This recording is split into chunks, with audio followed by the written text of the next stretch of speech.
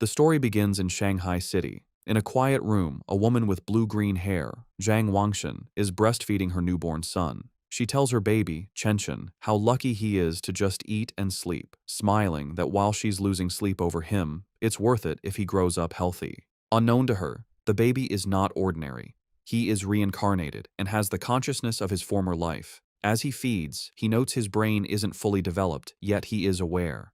A blue, game-like status screen appears, identifying him as Lin Zichen, 33 days old, with a biological level of ordinary Tier 1.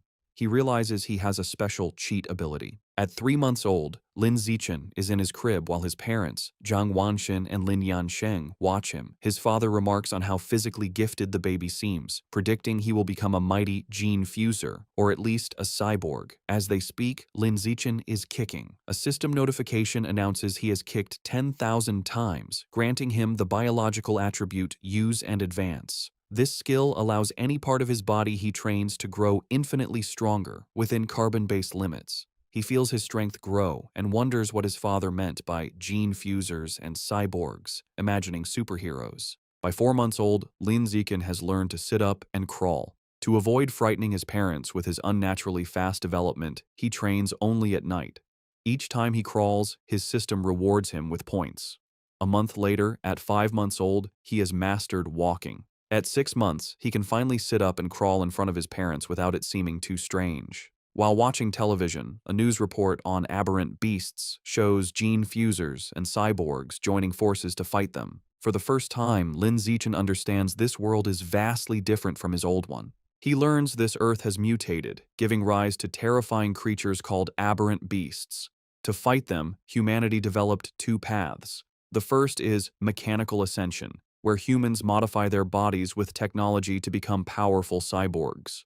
The second is gene modification, where humans fuse their genes with aberrant beasts, becoming gene fusers to fight monsters with their own power. Realizing the dangers, the reincarnated Lin Zichen resolves to use his system to grow up safely, evolve his abilities while laying low, and survive in this perilous world. One day, the doorbell rings. Zhang Wangshin opens it to a woman in a blue dress, Xu Ming, their new next-door neighbor. Xu Meng introduces her family, her husband, Shen Jianye, and their young daughter, Shen Qinghan, who clutches a doll. Lin Zichen looks at the little girl with purple hair. He acknowledges Shen Qinghan as his first friend in this new world, sensing their destinies will one day be tightly bound. Time passes, and Lin Zichen dedicates himself to training. At 7 months, thanks to his use and advanced skill, he has mastered running, jumping, and basic language by talking to himself, earning stat points for each activity. By 8 months, his training has progressed to doing sit-ups and push-ups in his crib. He is careful to practice only when his parents are not around.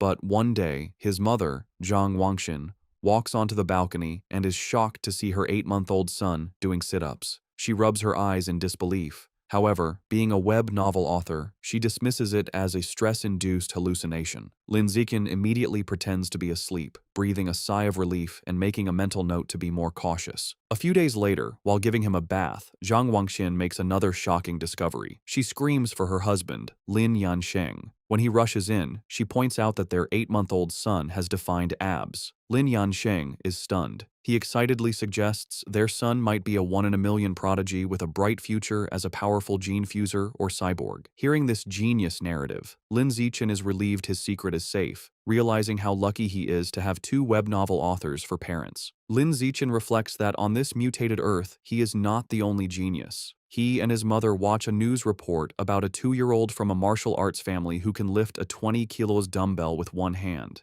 Zhang Wangshin pulls her son close, proudly stating that her Chenchen is just as amazing. Lin Zichen is touched by his mother's confidence and wonders if he'll also be able to lift 20 kilos when he turns 2. By the time Lin Zichen turns 2, his training has paid off. He has kept a low profile while secretly developing his strength, easily lifting a 20 kilos weight with one hand in the storage room.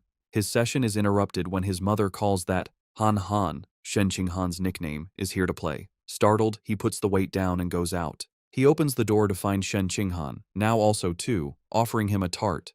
Lin Zichen internally remarks that due to their different mental ages, they don't play conventionally. While Han Han is a typical toddler, he uses every moment to train. He has found a unique way to spend time with her. Since she likes to stick close, she serves as a perfect custom-sized weighted vest for his exercises. There is, however, one recurring problem, which he is reminded of when he feels a warm wetness and cries out that Han Han has peed on him again. Another year passes. At age 3, Lin Zichen's strength has grown exponentially, and he can lift a 40 kilograms weight with one hand. While watching TV, he sees a report about a 4-year-old prodigy lifting a 30 kilograms dumbbell and notes with satisfaction that he is already stronger. Despite his progress, his system still shows his biological level as ordinary Tier 1. He wonders what it would take to reach Tier 2. With these questions in mind, he steps out of his house for the first time. The world outside is a stunning, futuristic cityscape with beastmen and cyborgs, which he assumes are the gene fusers and cyborgs he's heard about. Accompanied by his mother and their neighbors, Shumeng and Shen Qing'an, he heads to the library. Since his parents don't let him use electronic devices, books are his best source of information. At the library, his mother points him toward the children's section, but Lin Zichen heads for advanced encyclopedias, with a worried Shen Qing'an following.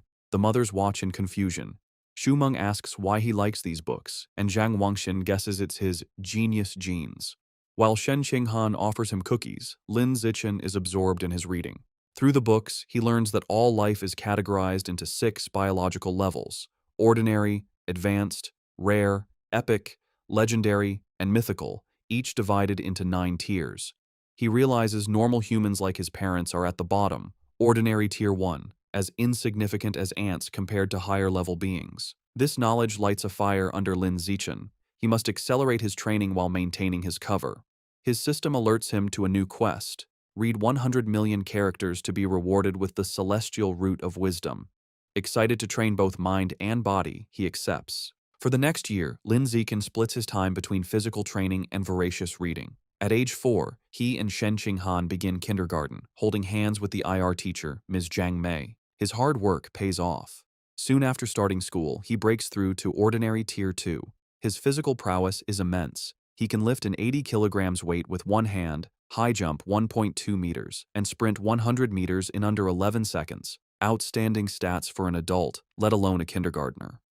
One day, he finds children surrounding a crying Shen Qing'an, calling her a bedwetter. Seeing his friend bullied, he knows he must act. He leaps dramatically into the center of the bullies. He glares and unleashes a terrifying threat. If anyone bullies Han Han again, he will pee on their bed every day. The childish but menacing threat works. The bullies burst into tears, vowing never to return to kindergarten. Shen Qing'an looks at her protector with admiration. This act unlocks a new achievement, the title of Kindergarten Kid King, and a new series of quests. He is delighted he can work on multiple quests at once. Half a year later, he completes his reading quest. Having read 100 million characters, he is awarded the Celestial Root of Wisdom, granting him a perfect eidetic memory and peak human learning ability. Time flies, and soon he and Shen Qing'an are almost 7, posing for their kindergarten graduation photo. Even during vacation, Lin Zichen does not rest, now strong enough to train with a massive 200-kilo barbell. During the vacation, his abilities reached new heights. He could leap over 2 meters high and had broken the 8-second barrier in the 100-meter dash with a time of 7.98 seconds. His mind was just as sharp.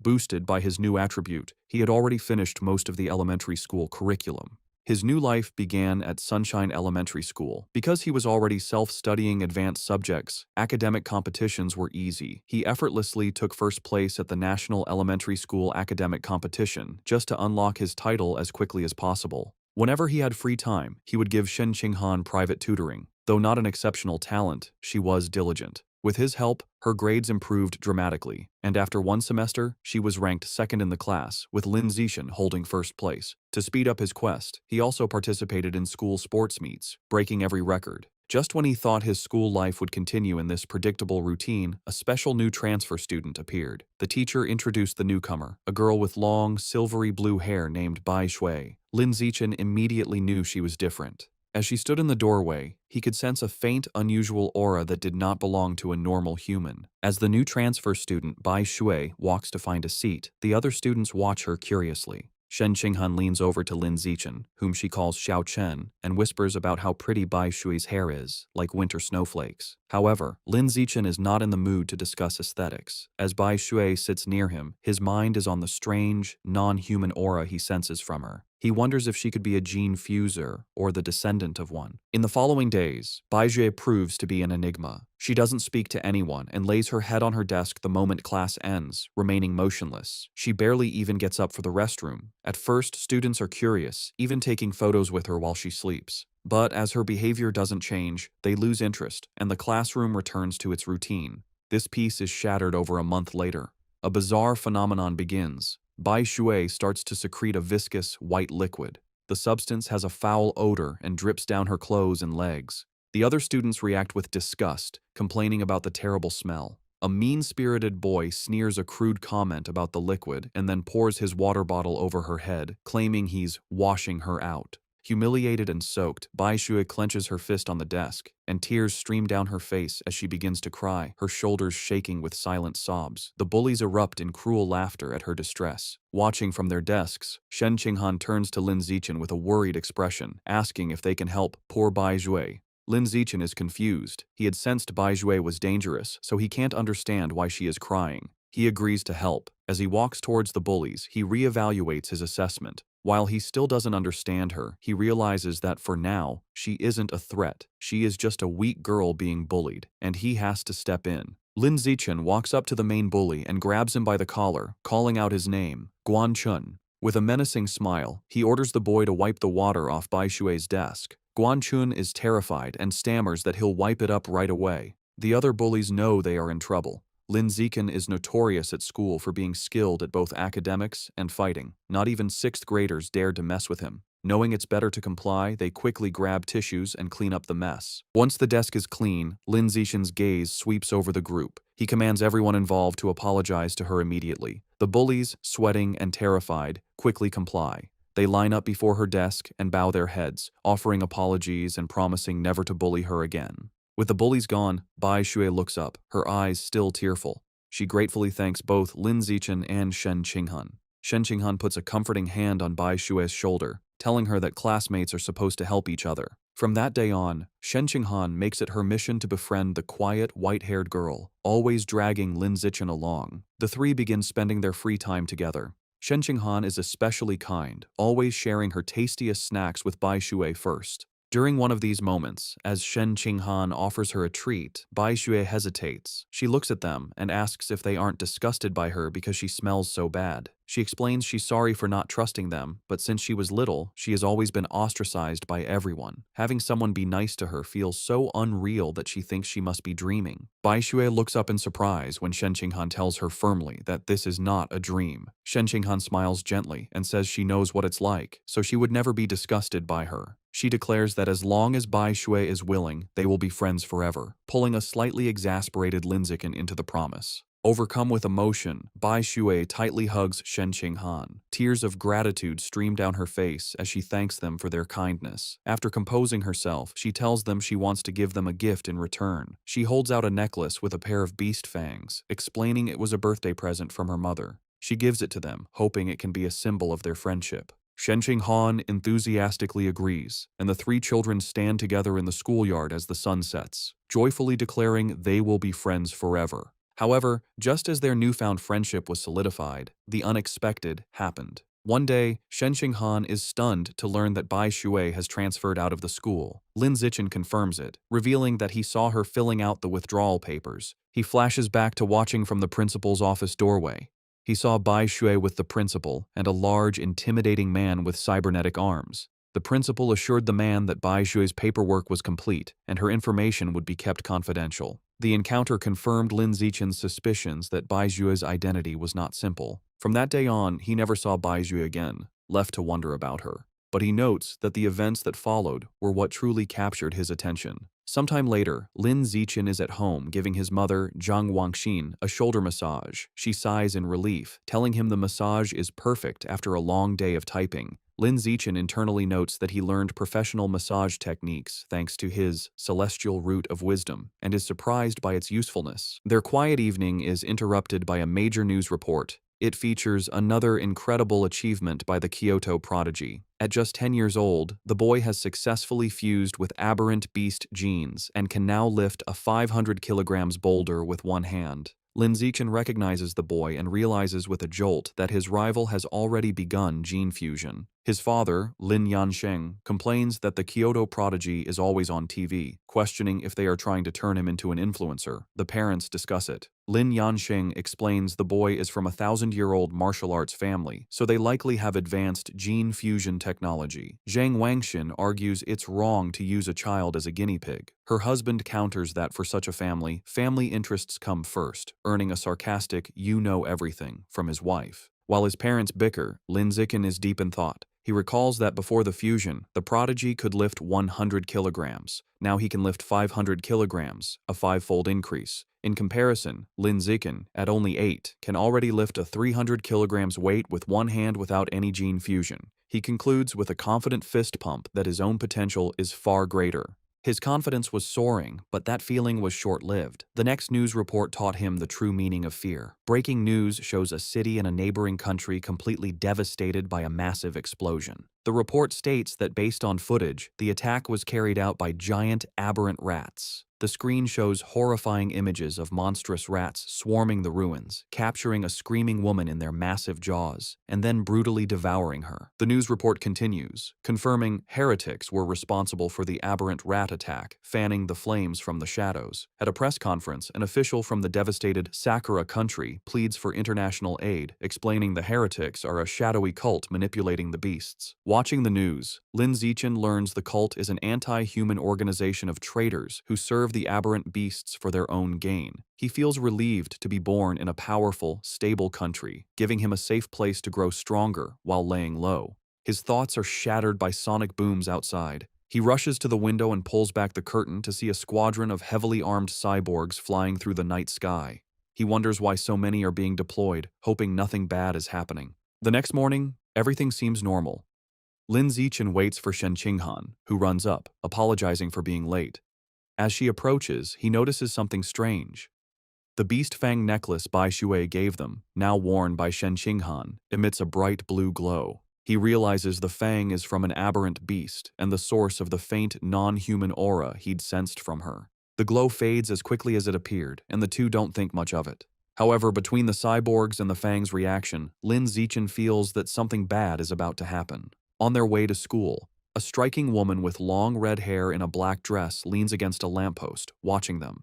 She comments on what adorable kids they are and steps in front of them, asking if they are brother and sister. Shen Qinghan proudly corrects her, explaining they are childhood best friends. The woman smiles wistfully, remarking how she wishes she had a childhood friend too. Then, her expression turns sinister. She leans in, eyes glinting, and asks why they're going to school alone and where their parents are. As Shen Qinghan begins to answer, Lin Zichen quickly grabs her hand, cutting her off. He pulls her along, stating they're going to be late, leaving the mysterious woman behind. Once a safe distance away, he gently scolds Shen Qinghan, reminding her not to talk to strangers. She nods. After school, Lin Zichen leads them through a deserted alleyway. Shen Qinghan nervously comments on how creepy it is. Lin Zichen explains the area is scheduled for demolition, and everyone has already moved out. Their walk is interrupted by a familiar voice. The red-haired woman from the morning appears, commenting on how they are finally out of school. She's not alone. A large, muscular man named Sheng is with her. The woman tells Sheng she's got the kids over here. Lin Zichen is alarmed. He had deliberately chosen a different route, but she had somehow followed them. The woman tries to lure them closer with a sweet voice, offering them treats. Her accomplice, Sheng, grows impatient. He tells her to stop talking and just knock the kids out so they can get it over with. Without another word, Sheng rushes toward them with a cloth, shouting he's in a hurry to sell them for cash. As he closes in, Lin Zichen shoves Shen Qinghan out of the way and squares up to face him. He clenches his fist and throws a powerful punch with all his might. The blow connects squarely with Sheng's face, stopping the larger man in his tracks. The immense force sends Sheng flying backward down the alley with a pained cry. The red-haired woman watches in utter disbelief, shocked that an elementary schooler could send a grown man flying. On the ground, Sheng coughs up blood, stunned. With Sheng down, Lin Zichen turns to the red-haired woman. Before she can react, he lands a solid punch to her midsection, followed by a powerful uppercut that knocks her unconscious. Standing over the defeated kidnappers, his expression hardens. He picks up a nearby brick, his intentions grim. He reasons that with no cameras in the deserted alley, he must finish them off. If they live, his superhuman powers will be exposed, ruining his plan to lay low and grow stronger. Just as he is about to deliver the final blow, the ground trembles violently. A powerful earthquake shakes the alley, catching them off guard. A moment later, a massive, clawed hand smashes through a nearby building wall. A monstrous giant aberrant rat emerges from the dust and rubble, towering over them. The beast ignores the children and looms over the unconscious woman, but instead of devouring her, it decapitates her with a swift swipe of its claws. The rat then picks up her severed head as Shen Qinghan screams in terror. Recognizing the danger, Lin Zichen scoops the horrified Shen Qinghan into his arms. He tells her it's a giant aberrant rat and they have to get to safety. He turns and sprints away, carrying her as they flee. As they escape, a flash of red and gold streaks through the sky. A female cyborg with blonde hair and rabbit ear attachments on her helmet dives into the alley. She moves with incredible speed, a blur of motion as she zips past the rat. Shen Qinghan, looking over Lin Zichen's shoulder, exclaims how unbelievably fast the cyborg is. The cyborg lands gracefully behind the monster. Facing the rat, the female cyborg prepares her attack. Her gauntlet glows as she charges her weapon and announces, "Anesthetic smoke." She fires projectiles at the monster, causing massive explosions that rock the alley. Lin Zichen shields Shen Qinghan from the blast. The aberrant rat is caught in the fiery explosions, roaring in pain, and is left dazed by the anesthetic smoke. Seeing her opening, the cyborg surges forward and finishes off the weakened beast in a flurry of strikes. Later, Lin Zichen watches a news report about the incident at home. He analyzes the fight, concluding the cyborg's power level probably isn't very high. He reasons she had to weaken the rat first, and it still took her 7 minutes to kill it. He reflects on the danger of giant aberrant rats, knowing they are tough creatures that can grow over 10 meters long and reach ordinary 5th tier. Fortunate that they escaped unharmed, the incident reminds him of the world's dangers. He resolves to increase his training to protect himself and those he cares about. He is later seen in his training space, doing weighted squats with a heavy barbell, his system rewarding him with points. Although the threat of aberrant rats looms, life continues. Soon, he and Shen Qinghan celebrate their 9th birthday with both families around a large cake. After making wishes, they exchange gifts. Thanks to his celestial root of wisdom, Lin Zichen had taught himself to carve in one night and crafted an intricate wooden hairpin for Shen Qinghan. She is overjoyed, placing it in her hair and exclaiming how much she loves it. Time passes quickly, and soon Lin Zichen and Shen Qinghan graduate from elementary school and start middle school. As they leave, his system notifies him that he has completed the Dominate 9 years of compulsory education achievement, unlocking the Kindergarten Kid King and Elementary School Top Dog titles. He becomes excited to unlock the Middle School Overlord title next, which will grant him the Survival of the Fittest attribute. During the break, he sticks to a high-intensity training regimen. His training includes 1,000 push-ups with a massive boulder on his back, granting him huge stat boosts. His hard work pays off. Just before school begins, after a 10 kilometers run, his system announces his biological level has broken through to ordinary 3rd tier. His physical attributes increase dramatically. He can now lift 700 kilograms with one hand, has a vertical jump of 4 meters, and can run the 100-meter dash in 6 seconds. As his power grows, he wonders what level the Kyoto prodigy has reached. Coincidentally, a news story airs on TV the night before school starts. The report reveals the now 14-year-old prodigy has fused with giant ant genes and can lift a 2,000 kilograms alloy block with one hand. Lin Zichen calculates that since giant ant genes increase strength by a factor of 4 to 8, the prodigy's true lift without the gene enhancement is only around 500 kilograms. This means Lin Zichen is still fundamentally stronger. He smiles, imagining how powerful he will become with future gene fusion. The next day, middle school begins. Because he was the city's top student, all the best middle schools tried to recruit him. He accepted the invitation from Shanghai Middle School, but only if Shen Qinghan could be in his class. During registration, they are welcomed by the principal and their new homeroom teacher, who express how much they are counting on him. After a few pleasantries, he makes an excuse and leaves with Shen Qinghan. The real reason he chose Shanghai Middle School was for its excellent athletic facilities. They had planned to play badminton on the school's court before classes officially started. On the court, an excited Shen Qinghan tells Lin Zichen, "Xiao Chen, they should start." She serves with a flourish, calling out her fairy's curveball. Lin Zichen easily catches the shuttlecock mid-air, but their game is interrupted. A group of upperclassmen approaches, and their leader, in a backward cap, snatches the shuttlecock, informing them the court is reserved. His friends mockingly offer to let Shen Qinghan stay and spar with them. Shen Qinghan stands her ground, telling them they have to follow the rules, and they were there first. Lin Zichen, seeing them get too close to Shen Qinghan, steps in with a cold expression. He tells them to get away from her and reminds them of the first come, first served rule. The leader scoffs, arrogantly declaring he is taking the court.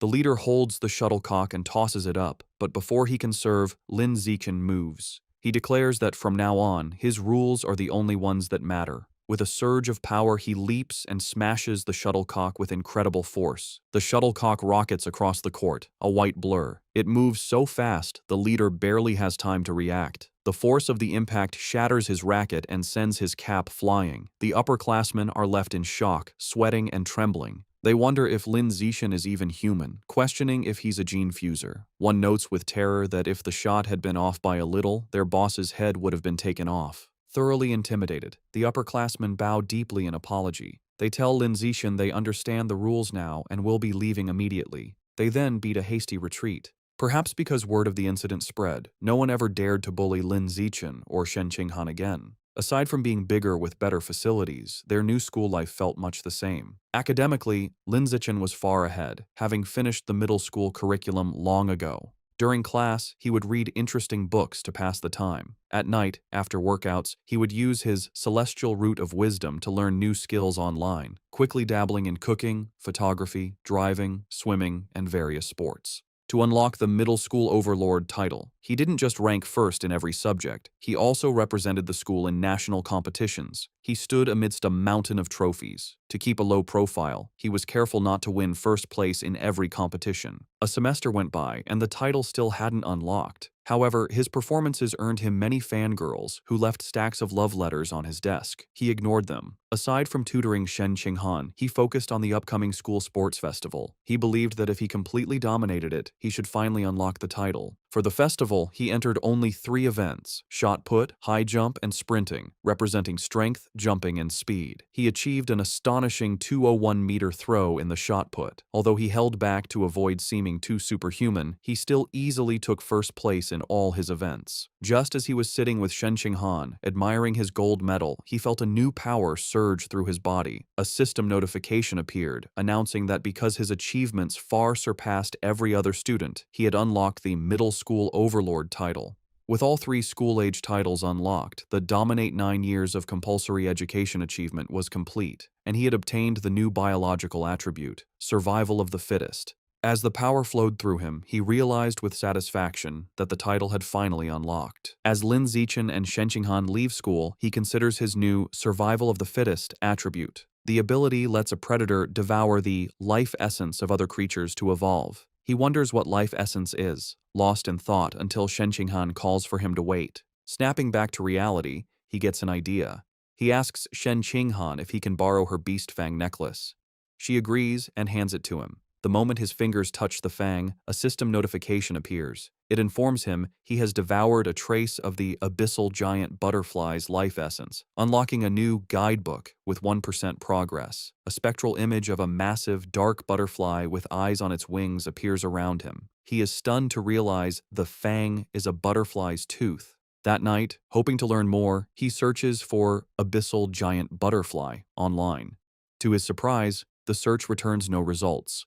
Realizing he'll have to study this exotic beast on his own, he remembers Bai Shui had given them a pair of fangs. He rummages through his bag and finds the second tooth. Holding the second fang, he once again absorbs its power. Another system notification confirms he has devoured a second trace of life essence, but the guidebook progress only increases to 2%. He looks at the fang with disappointment, realizing there isn't much life essence left in it. He concludes he must find another way to unlock the abyssal giant butterfly's full power. The next day after school, to boost his training and ensure a quick escape route from any aberrant beasts, Lin Zichen starts biking Shen Qinghan to and from school every day. As they leave the school grounds, a man calls out to him, "Zichen." The man, in a tracksuit, stops them and introduces himself as Coach Guo from the school's martial arts team. He praises Lin Zichen's performance at the sports meet as the best in school history.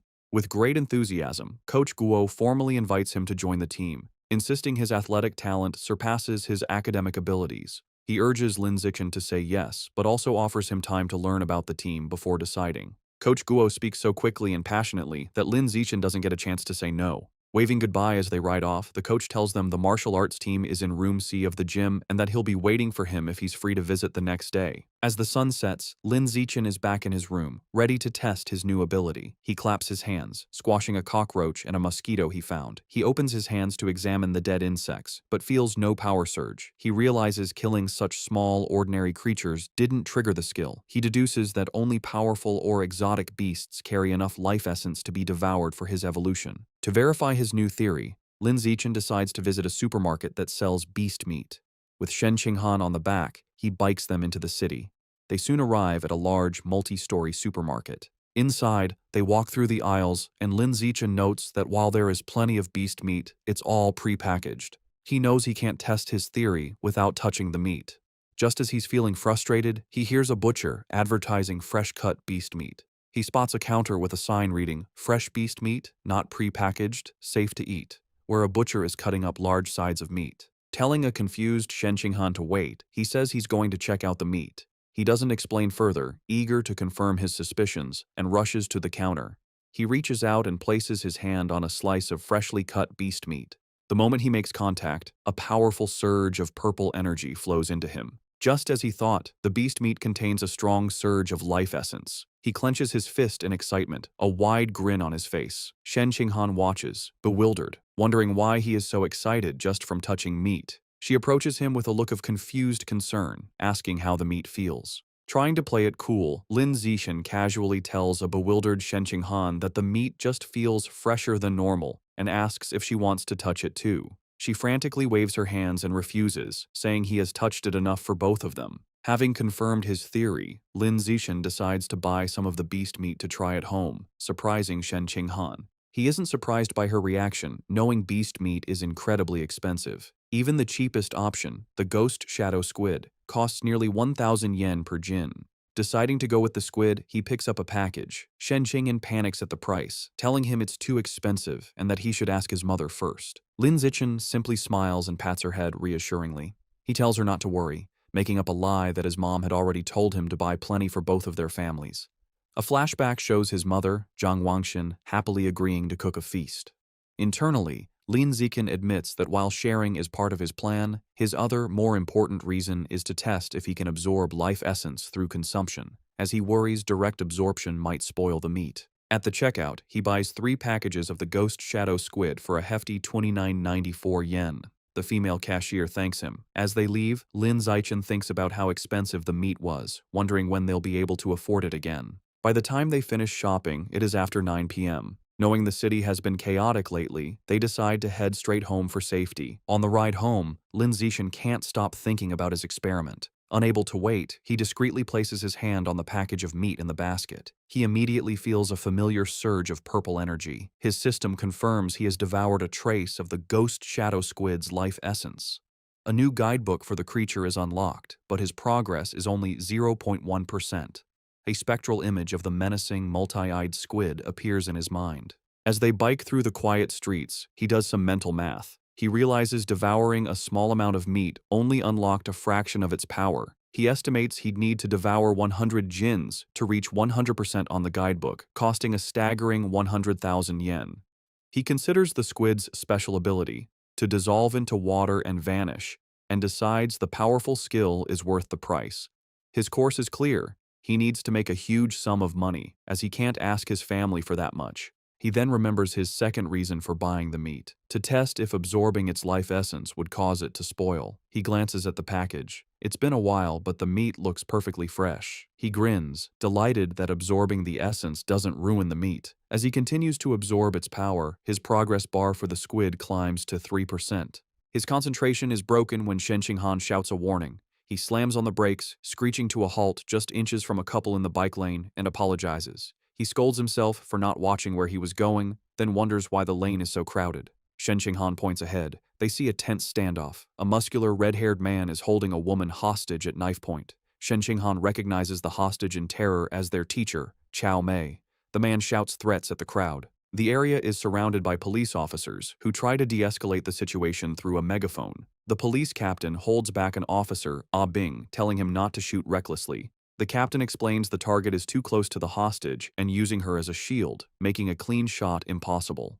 The officer suggests sleeping gas, but the captain rejects it, fearing it would provoke the suspect before it could take effect. While the police hesitate, Lin Zichen decides to act. He discreetly picks up a small rock from the pavement and flicks it with incredible speed and precision. The rock strikes Officer Ah Bing's gun, causing it to misfire. The stray bullet hits the hostage-taker's hand, forcing him to cry out and drop his knife, releasing Teacher Cao Mei. Seizing the opportunity, the police captain yells for his team to move in. The officers rush forward and swiftly arrest the disarmed suspect, while a female officer comforts the terrified but unharmed Teacher Cao Mei. As the situation is controlled, Lin Zichen quietly gets back on his bike. Shen Qinghan looks at him with wide, questioning eyes and asks if he threw the rock. He quickly shushes her, saying they should leave and talk later, and they pedal away. Just as they are about to get away, a voice commands them to stop. The police captain calls out, asking if Lin Zichen was the one who threw the rock. Panicked at being caught, Lin Zichen quickly denies everything with a nervous smile.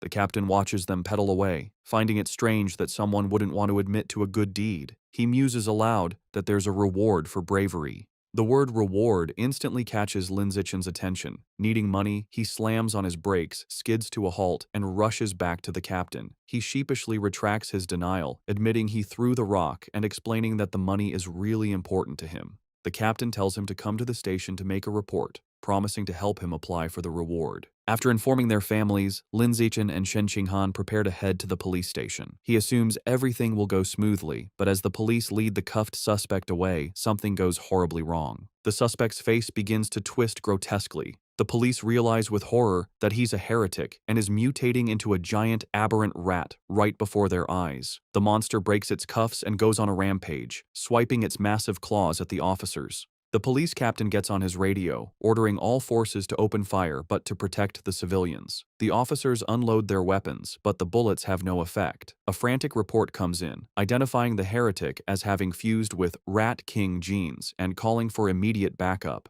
Realizing the danger, Lin Zichen apologizes, grabs both of them and pulls them away, urging them to run. He is relieved the monster isn't chasing them, but knows they need to get away fast. As they flee, a new figure streaks down from the sky in a purple aura. It's a female cyborg in sleek, futuristic armor. She lands a powerful blow on the giant rat, sending it staggering backward. Hovering in the air, the cyborg, a woman with short, dark purple hair, begins to charge a laser cannon in her chest. With a command to fire, she unleashes a massive, devastating beam of purple energy that engulfs the mutant rat. The creature roars in agony as it is completely disintegrated, leaving nothing but scorched remains. Lin Zichen watches, stunned by the cyborg's incredible power. With the threat gone, Teacher Cao Mei and Shen Qinghan breathe sighs of relief. Lin Zichen, however, is more concerned about his bike, noting with relief that the blast didn't hit it, which would have been a huge financial loss. Just as the tension subsides, he has a sudden realization. He looks into the bike's basket and sees the expensive ghost shadow squid meat has spoiled, giving off a foul smell. He now understands his initial theory was correct. Absorbing the life essence causes the meat to spoil, but there's a delay. Holding up a limp tentacle, he realizes he needs an excuse and decides to blame the fight and the now-deceased heretic. Putting on a dramatic show, he throws the spoiled tentacle down, loudly blaming the heretic and the cyborg's attack for roasting the meat. Teacher Cao Mei comforts him, saying what matters is that they're all safe. Although they plan to go home, at the captain's request, they end up riding with the security team to the station. They didn't expect to be transported in the same van as the heretic's remains. After the laser blast, all that was left was a pile of scorched flesh on a gurney, and the smell was intense. As he sits in the foul-smelling van, another thought strikes Lin Zichen. He remembers that the beast fangs from Bai Shui still contained life essence long after the creature was dead. A new possibility dawns on him. Could there be life essence left in this corpse as well? And if so, could he devour the corpse's Rat King gene for himself? Sitting in the police van, Lin Zichen wonders how much of the Rat King gene he can devour from the heretic's scorched corpse. Deciding to find out, he discreetly reaches his hand towards the remains. The moment he makes contact, he feels a powerful surge of red energy. His system confirms he has devoured a trace of the giant mutant rat's life essence, unlocking its guidebook with an impressive 5% progress. He is shocked by how much he absorbed and realizes the freshness of the source is directly proportional to the amount of life essence he can obtain. The escorting officer, Ah Bing, notices his movement and tells him to sit still. Lin Zichen quickly claims he just needed to stretch. Later, at the public security office, he knows that while Ah Bing was easy to fool, the security captain is sharper. The captain informs Lin Zichen that he has applied for his bravery reward, but then questions him more seriously. He asks how a middle schooler, at such a distance and in poor lighting, managed to so precisely hit the heretic's knife hand with a rock. Lin Zichen gives a vague answer, claiming it's because he often trains his right hand. The odd response leaves the captain speechless. Their conversation is interrupted when Shen Qinghan calls out that her auntie is here. Lin Zichen is surprised to see his parents rush into the station. His mother runs towards him in a panic, calling his name with a terrified expression. She throws her arms around him in a tight hug, asking if he's all right and telling him he scared her half to death. He tries to calm her, reassuring her that he's fine and even got a bravery reward. Holding him close, his mother makes him promise that next time there's danger, he will hide somewhere safe first. She tells him with tears in her eyes that all she wants is to see him grow up safe. Lin Zichen is visibly moved by his mother's heartfelt concern. As they leave, Lin Zichen reassures his mother he will always protect himself first. The police captain watches them go, still pondering the boy's strange abilities. On their way out, Lin Zichen passes two female police officers discussing the case. One remarks that perverts are getting more brazen, and her colleague reveals the heretic was a liberal arts student from Guangyuan University, brainwashed by the rat god cult. The first officer curses the cult, but the second points out they need to eliminate the root cause, the self-proclaimed Rat King. The name instantly catches Lin Zichen's attention. In the car home, he immediately starts researching the rat god cult on his phone. Surprised to find a ton of information, he learns the cult's main base is in Shanghai City, and most of its members are societal outcasts. He uncovers a shocking piece of information suggesting the Rat King wants to evolve into a higher life form and is forcing its followers to gather evolution materials. This leads him to a chilling question. Has the Rat King, an aberrant beast, already developed sentience? His thoughts are interrupted when he glances out the window and sees a giant rat, nearly the size of a cat, on the sidewalk. For a moment, he wonders if it's related to the Rat King, but quickly dismisses the idea, telling himself that in the South, cat-sized rats aren't that unusual. Shaking off the thought, he realizes how quiet Shen Qinghan has been. He looks over and sees her squirming uncomfortably, her knees pressed tightly together. He immediately understands. He recalls that ever since she was a child, whenever she gets nervous or startled, she can't control her bladder. While embarrassing for her, Lin Zichen has always felt this peculiar reaction might be linked to some hidden potential within her. When they get home, Lin Zichen's mother, Zhang Wangxin, is shocked that the nearly 3,000 yen worth of beast meat is gone. Lin Zichen quickly thinks of an excuse, sheepishly claiming that during the emergency, he must have dropped it while running away. His mother immediately puts his safety first, telling him to forget the meat and that all that matters is he is unharmed.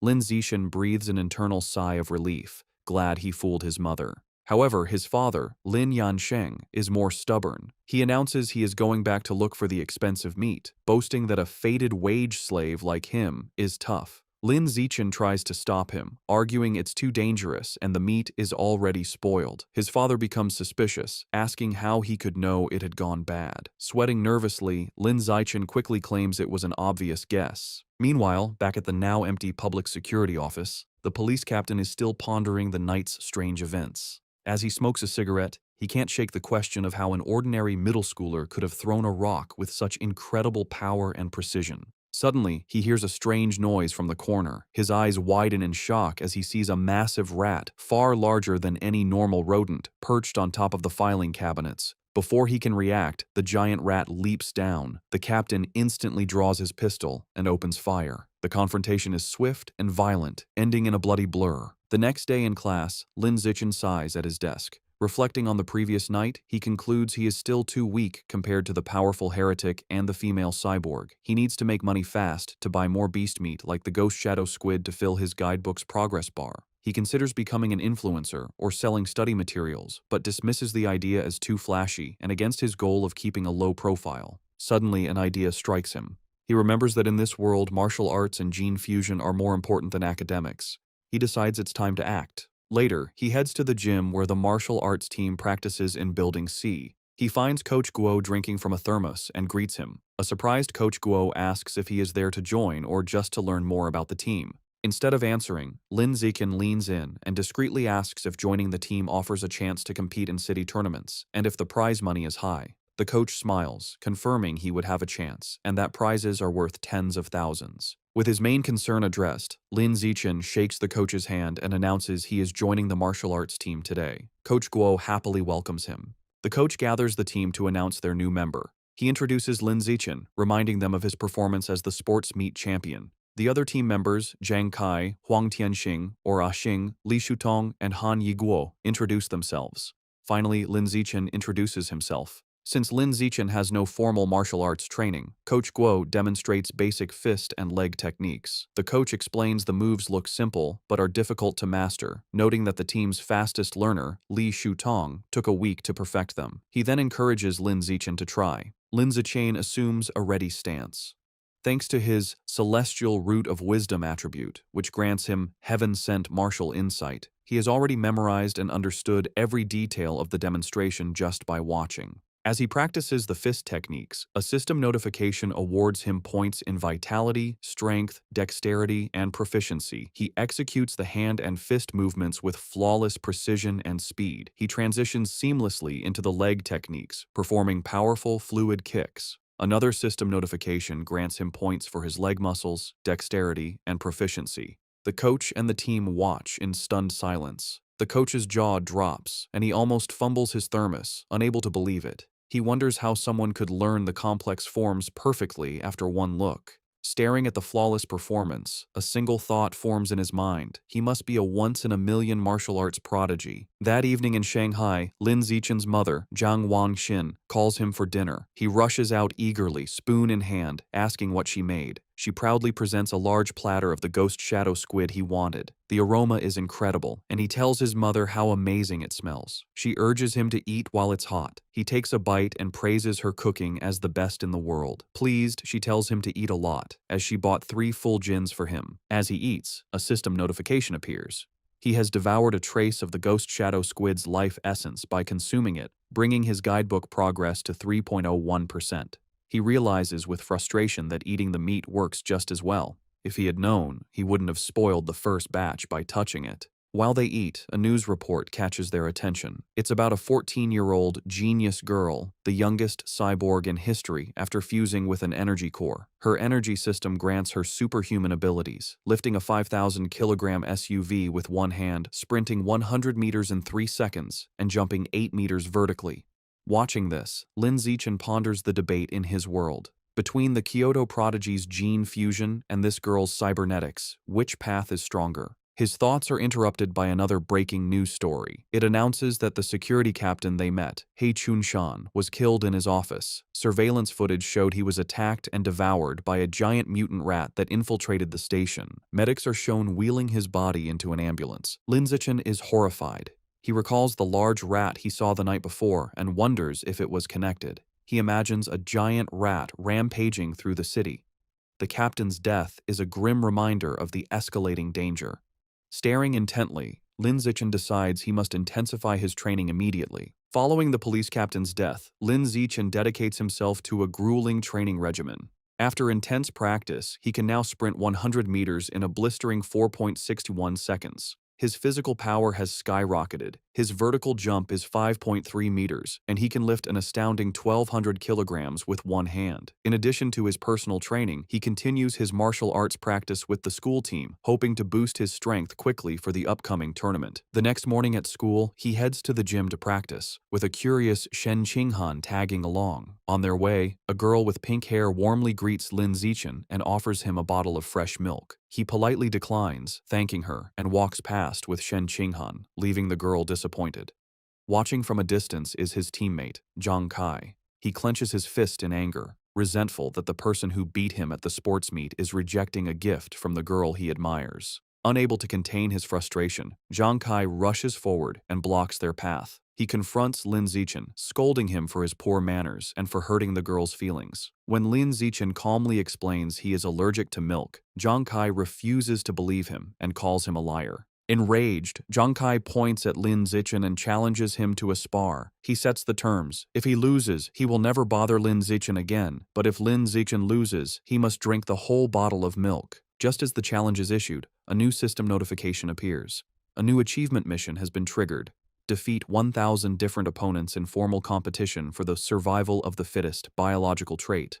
A sly grin spreads across Lin Zichen's face. This is the opportunity he has been waiting for. Surrounded by a menacing purple aura, he accepts the challenge, his eyes glinting with anticipation as he agrees to the spar. Word of the duel spreads quickly through the school. Two students excitedly decide to go watch the fight between the popular junior, Lin Zichen, and a senior. By the time they are ready, the gym is packed with onlookers in a large circle around the sparring area. The crowd is clearly on Lin Zichen's side. Many of his female fans cheer him on, telling him to teach his opponent a lesson, including the pink-haired girl from earlier who gets her phone ready. Zhang Kai scoffs, annoyed that everyone assumes he will lose. He internally admits Lin Zichen's talent has grown incredibly over the past month. He sees this duel as his last chance to put the rising genius in his place and show off his own strength. In contrast to his opponent's intensity, Lin Zichen seems unfazed. He casually states that he needs to go home for dinner and asks if they can make the fight quick. Taking this as an insult, Zhang Kai smirks and agrees to grant his wish. Coach Guo steps between them to officiate. He raises his hand to start, reminding them of the rules. However, before the fight begins, Zhang Kai shouts for them to wait. With a condescending grin, he offers Lin Zichen a handicap. He points out that he has trained for nearly 2 years, while Lin Zichen is a novice of only a month. To be fair, he declares he will let Lin Zichen have the first 3 moves. Lin Zichen simply agrees. The moment he agrees, Lin Zichen explodes into motion. He closes the distance in a blur, catching Zhang Kai by surprise. Before his opponent can raise his guard, Lin Zichen unleashes a single devastating punch. The blow connects with brutal force, sending blood flying from Zhang Kai's nose. He is knocked out instantly, collapsing unconscious on the gym floor. The entire gym is stunned into silence. Coach Guo's jaw drops as he stares in disbelief, shouting that the fight was over in one punch.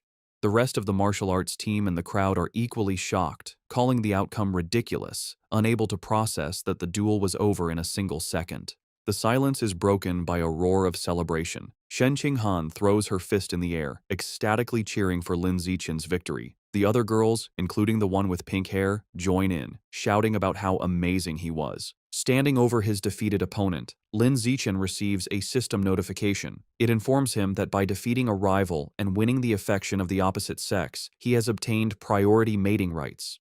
More importantly, his new mission progress is now 1,000. He reflects that he has a long way to go to unlock the natural selection attribute. To speed up his progress, he turns to the remaining, terrified members of the martial arts team. With a friendly but unsettling smile, he suggests they should all spar as well. The team members stare back, their faces pale with horror. Immediately, they all start making pathetic excuses. One has cram school, another's mother is waiting for dinner, while others pretend to feel sick. Before they can flee, Zhang Kai struggles to his knees. He refuses to accept his loss, furiously accusing Lin Zichen of a sneak attack and vowing to crush him in a rematch. Coach Guo steps in, telling Zhang Kai to accept his loss like a man. The coach then wonders aloud if the punch was just a lucky shot, deciding to test the theory on another team member named Xiao Lizi. Hearing his name, a spiky-haired boy freezes in terror. Though he assumes a fighting stance, he is clearly terrified, begging Lin Zichen for mercy and not to hit his face. 10 minutes later, the results are clear. Several martial arts team members are lying unconscious on the gym floor. Lin Zichen stands over them, noting he made sure not to go too hard on them and just exchanged a few blows. However, when he checks his system again, he is disappointed. Aside from the initial victory, none of the other spars counted toward his achievement. The rival count remains at 1,000. He realizes friendly sparring isn't enough. He has to defeat rivals in an official competition.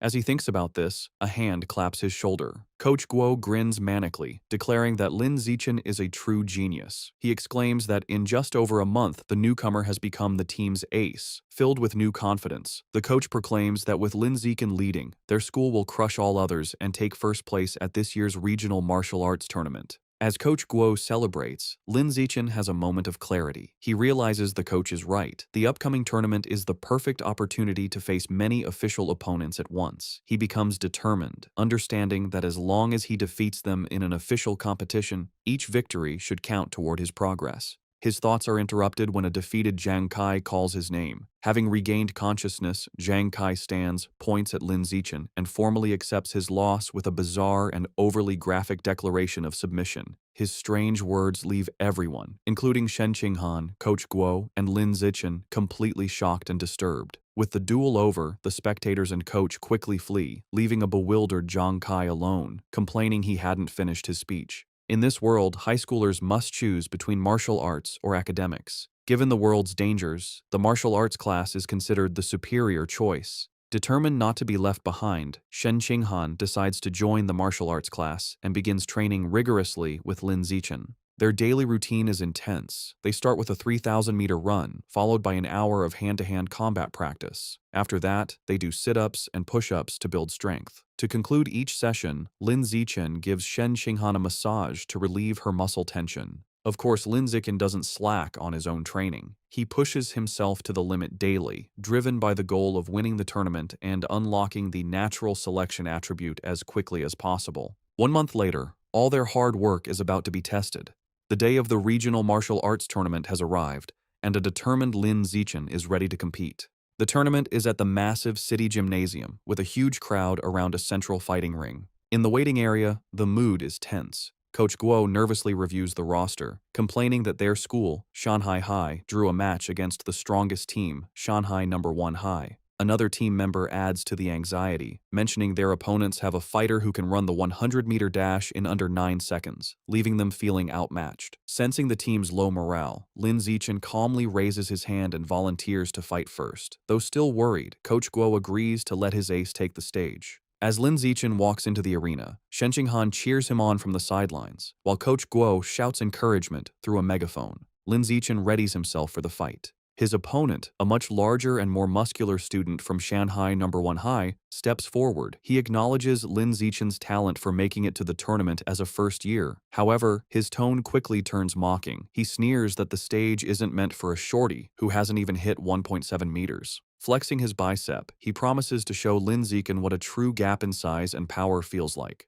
The referee signals for the duel to begin. The large opponent rushes forward, unleashing a powerful punch. To his shock, Lin Zichen doesn't retreat. He effortlessly sidesteps the blow and counters with a swift punch to his opponent's chest. The impact is devastating. The force sends the massive student flying backward across the arena, knocking him out cold. The announcer stares in stunned silence before stammering a victory for Lin Zichen. On the sidelines, Shen Qinghan jumps to her feet, cheering that her Xiao Chen was amazing. The rest of the Shanghai High team erupts in celebration, mobbing their coach and shouting that Lin Zichen is insane, dismissing his opponent's strength as dead muscle. Meanwhile, on the other side, the coach for Shanghai No. 1 High is furious. He berates his defeated student for charging in blindly without using his footwork. Back in the ring, Lin Zichen receives a system notification confirming he has defeated another tournament rival, improving his ranking and bringing his elimination count to 1,000. He clenches his fist, satisfied that these matches are what he needs to advance. The opposing coach, determined to stop this, calls his next fighter forward, a boy named Chen Feng, and orders him to crush the first year as quickly as possible.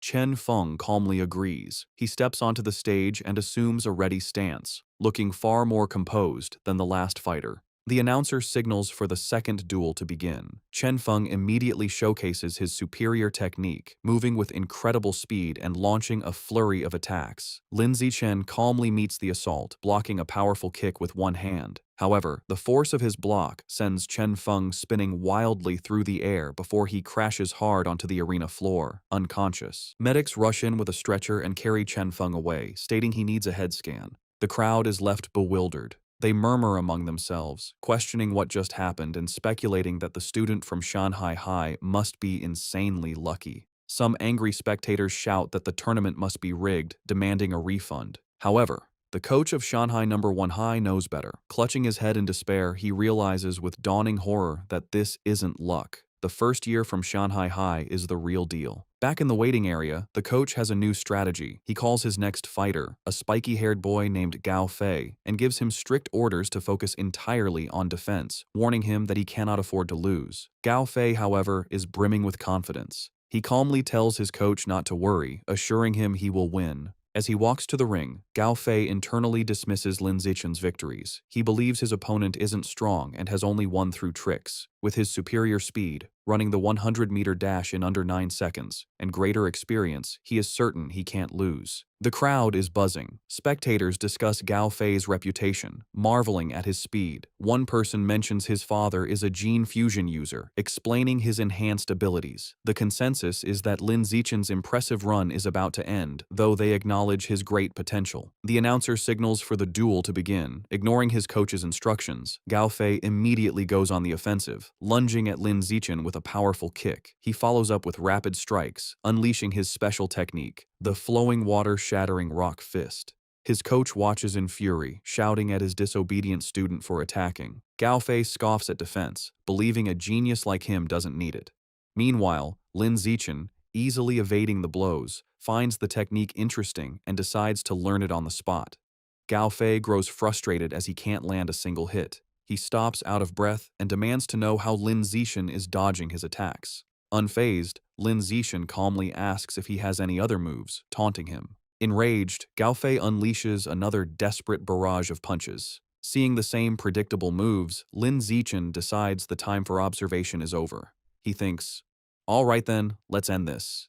He effortlessly dodges the final punch and counters with a single powerful kick to Gao Fei's midsection, ending the match instantly. The crowd is once again left in stunned, speechless silence. The silence is shattered by thunderous cheers from the Shanghai High supporters. Coach Guo and Shen Qinghan are ecstatic, shouting that their Xiao Chen is a beast and celebrating his third consecutive victory. The rest of the tournament proceeds just as easily. The next few opponents are even weaker. He effortlessly defeats each one, and soon he has single-handedly wiped out all 5 fighters from the opposing team. Over the next 2 days, the story is much the same. He continues his dominant performance, taking down 2 more schools by himself. Thanks to his incredible display, he successfully leads Shanghai High to win the championship. He and his team proudly pose with their medals and trophy.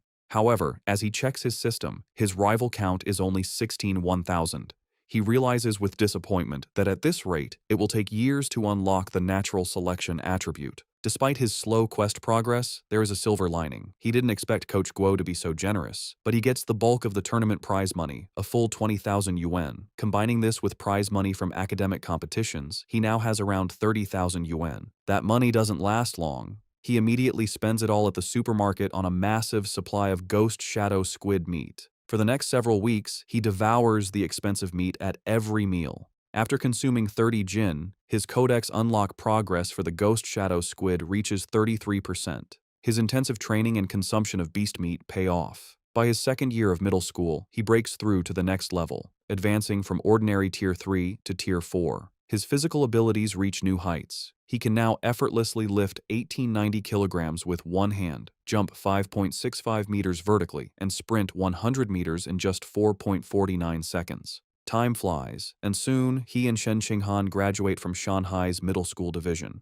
However, when the high school entrance exam results are released, their paths seem destined to diverge. A heartbroken Shen Qinghan sits in her room, crying. She asks Lin Zichen why, after all her hard work, they can't go to the same high school anymore. He explains that while he ranked first in both liberal arts and martial arts, and her academic scores were excellent, her martial arts score wasn't high enough for the elite class at Shanghai High. As he comforts the crying Shen Qinghan, she asks what will happen now. He tells her the principal of Shanghai High is coming to his house, likely to recruit him, and asks if she will come. Feeling hopeless, she tearfully replies that it has nothing to do with her, as the principal is obviously only coming for him. Taking her hand, Lin Zichen pulls her up and leads her out of the room. He tells her not to worry. He has a plan. He reveals his one condition for staying at Shanghai High. Shen Qinghan has to be his deskmate.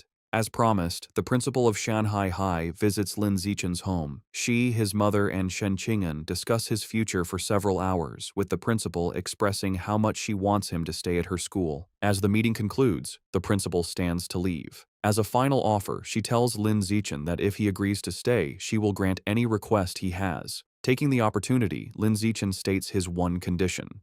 Shen Qinghan must be allowed to continue in the same class with him. The principal looks at the nervous Shen Qinghan and confirms her name. Without hesitation, she agrees. With a smile, she tells them both to report to Shanghai High together for the new school year. Overjoyed, Lin Zichen and Shen Qinghan thank her. With their high school future secured, Lin Zichen participates in his final junior high martial arts tournament. As expected, his overwhelming power easily leads his team to another championship. He decides to use the prize money to finally unlock the Ghost Shadow Squid Codex. He was only 20% away, and the new prize money was enough to max out the progress bar. Unsure what might happen, he travels to a secluded forest outside Shanghai for safety. Deciding not to waste time, he begins devouring the life essence from the last of the squid meat. A powerful blue energy surrounds him as a system notification confirms he is absorbing a large amount of essence. His eyes widen as he feels a final surge of power, and the Codex progress bar hits 100%. A new notification announces he has unlocked the Ghost Shadow Squid Codex and obtained a new biological attribute, Blessing of Liquid Affinity. The ability enhances his affinity with water, allowing him to move freely and even vanish in aquatic environments. However, as the power settles, he stands in the quiet forest holding the limp squid tentacles and feels his new ability is kinda underwhelming. Still feeling underwhelmed, Lin Zichen tests his new ability in a nearby pond. He finds his Blessing of Liquid Affinity has some benefits. He can soak for long periods without his skin wrinkling, and swimming is much easier with reduced water resistance. However, there are no other noticeable effects. He sits in the water and rationalizes that since the Ghost Shadow Squid is a low-tier beast, it's fair the ability isn't very powerful. He resolves that to get better attributes, he will either have to save up for higher-grade beast meat or become strong enough to hunt powerful wild mutant beasts himself. The memory of the terrifying giant mutant rats strengthens his resolve, and he clenches his fist, determined to grow stronger. With less than a week before school begins, Lin Zichen's mother and Shen Qinghan's family decide to go on a trip. To better study his new liquid affinity, Lin Zichen suggests they go to the beach. As they stand in the ocean, Shen Qinghan shivers and complains the seawater is cold. Lin Zichen, however, feels perfectly at home. He tells her to ease into it and then dives into the water, swimming with incredible speed. As he moves, his system rewards him with stat points for swimming and diving. From the shore, a nervous Shen Qinghan calls out, asking him to teach her how to swim. Lin Zichen pops his head out of the water, suddenly remembering his childhood friend doesn't know how yet. He begins patiently teaching her the basics. Given her average athletic talent, he assumes she will struggle. However, Shen Qinghan proves him wrong. She excitedly exclaims that swimming is surprisingly easy and that she learned it right away, diving effortlessly. She swims gracefully and surfaces with a look of shock, surprised she can dive without any instruction. Lin Zichen watches in shock as a strange blue aura of water seems to emanate from her. After she surfaces, she excitedly tells him how amazing it feels. She notes that while opening one's eyes underwater usually stings, she feels no discomfort. In fact, she finds it cool and pleasant. Her words leave Lin Zichen deep in thought. He watches her swim away, finding the situation unusual. He reasons that even with a natural talent for water, there's no way she could have mastered all the skills so instantly. Her rapid learning is simply not normal. Suddenly, a realization dawns on him. He recalls her lifelong problem with bedwetting when nervous. He wonders if this weakness is actually a sign of a powerful, innate water affinity she was born with. The idea excites him. He becomes convinced she might possess some kind of special cultivation body, like a character from his parents' Xianxia novels. To test his theory, they continue diving. Her performance shocks him even more as they explore the underwater world. He notes they have been holding their breath for over 10 minutes, an incredible feat for a beginner like Shen Qinghan. As they swim, Shen Qinghan's expression suddenly changes. A strange, swirling sound begins to vibrate through the water around her. Both look up, trying to find the source. They surface abruptly, and Shen Qinghan cries out as the glowing blue water swirls around her. Later that night, as they walk along the beach, Lin Zichen asks what happened. Shivering, she explains that underwater, she kept hearing strange and creepy sounds right by her ear. He comforts her and asks what kind of sounds. She tells him she couldn't understand the language, but it was a female voice that echoed non-stop until she surfaced. To help a frightened Shen Qinghan calm down, Lin Zichen brings her back to their hotel room. Later, he searches online for information about the strange female voice, but finds no results. Unsettled and unable to sleep, he uses his restless energy to train. As he performs 1,000 weighted sit-ups, he feels a sudden surge of power. A system notification announces his hard work has paid off. He has advanced to ordinary Tier 5. Surprised but pleased, he considers his new strength. He realizes that at Tier 5, he is powerful enough to rival a fully grown giant mutant rat. A determined glint appears in his eyes as he clenches his fist, confident that tearing the beasts apart with his bare hands is no longer impossible. Eager to test his new limits, he goes to the empty beach at night. The stat boost is immense. His 100-meter dash time has dropped to a mere 3.64 seconds, and his vertical jump has increased to an incredible 6.98 meters. To test his strength, he finds a nearby car and discovers he can now lift the 1,600-kilogram vehicle with one hand. With this new progress, his life moves forward. The vacation ends, and he and Shen Qinghan begin high school at Shanghai High. On their first day, they arrive early for class duty. Two new female classmates immediately recognize him, whispering excitedly about how handsome he is and how lucky they are to be on duty with him. While he is surprised his classmates know him, something even more unexpected happens. Simply performing class duty triggers a new system quest. The achievement requires completing 1,000 cooperative tasks for a new biological attribute, social animal. As he cleans the classroom with Shen Qinghan, he wonders what this new attribute will do. Since the school year has just begun, he takes the opportunity to visit the Mammoth supermarket after school. Now that he has unlocked the Ghost Shadow Squid Codex, he knows it's time to choose a new target for his ability. As he browses the expensive beast meat section, his eyes lock onto a new item. In one of the refrigerated cases is the packaged head of a savage giant eagle, priced at 1998 yuan per jin. An eager grin spreads across his face as he picks up the package, making his decision. This will be his next target. The savage giant eagle is a higher-tier aberrant beast than the ghost shadow squid. It has incredibly powerful vision, 30 times stronger than a normal human's, making it a formidable hunter that can precisely capture even the fastest prey. Back in his room, Lin Zichen examines the eagle meat. He concludes that unlocking its guidebook is a worthy goal, as its enhanced vision would provide a massive combat advantage. He also notes its price of 1,998 yuan per jin makes it one of the more affordable options. He places his hand on the meat, and a blue energy surrounds him as his system confirms he has devoured a trace of the savage giant eagle's life essence, unlocking 1% of its guidebook. After some calculations, he realizes that since 1 jin of meat provides only 1% progress, he will need to spend over 200,000 yuan to fully unlock the guidebook. He understands that high school tournament prize money is much higher than in middle school. With renewed determination, he decides he must work harder in competitions to earn the money to unlock the Savage Giant Eagle's codex before his second year. With the end of summer vacation, Lin Zichen's high school life at Shanghai High begins. On the first day, the teachers introduce themselves: the martial arts and homeroom teacher, the mechanical modification teacher, the gene fusion teacher, and the wilderness survival teacher. After their introductions, they ask the students to introduce themselves. Several students go first. A girl with long purple hair, Chu Yutong, says her specialty is in the arts. She is followed by an energetic pink-haired girl, Zhong Yijia, who shares her love for anime, cosplay, and sports. Next, a boy named Peng Huoguang says he likes to play video games at home. Soon, it is Shen Qinghan's turn. Being the center of attention makes her extremely nervous. With a blushing face, she manages to say her name is Shen Qinghan, that she enjoys drawing, and asks everyone for their future guidance. Finally, it is Lin Zichen's turn. His introduction is the shortest and most direct. He simply stands and states his name, asking for everyone's support. After introductions, time passes quickly. A new female classmate with brown hair approaches Shen Qinghan, who looks surprised. The girl asks Shen Qinghan for her entrance exam score. Shen Qinghan nervously replies that she scored 709 points, and then asks the new girl, Chu Rui, for her score. Chu Rui is impressed, exclaiming that Shen Qinghan's score is more than 10 points higher than her own 698. Chu Rui then asks about the physical fitness portion, admitting she only scored 95 out of 100. This question makes Shen Qinghan extremely uncomfortable. She stammers that her score wasn't as good, internally panicking because her score of 79 was so low she almost didn't make it into the elite class and feels too embarrassed to say it out loud. Not getting the hint, the persistent Chu Rui continues to guess if Shen Qinghan scored 94 or 93. Shen Qinghan, looking down in shame, quietly tells her it was even lower.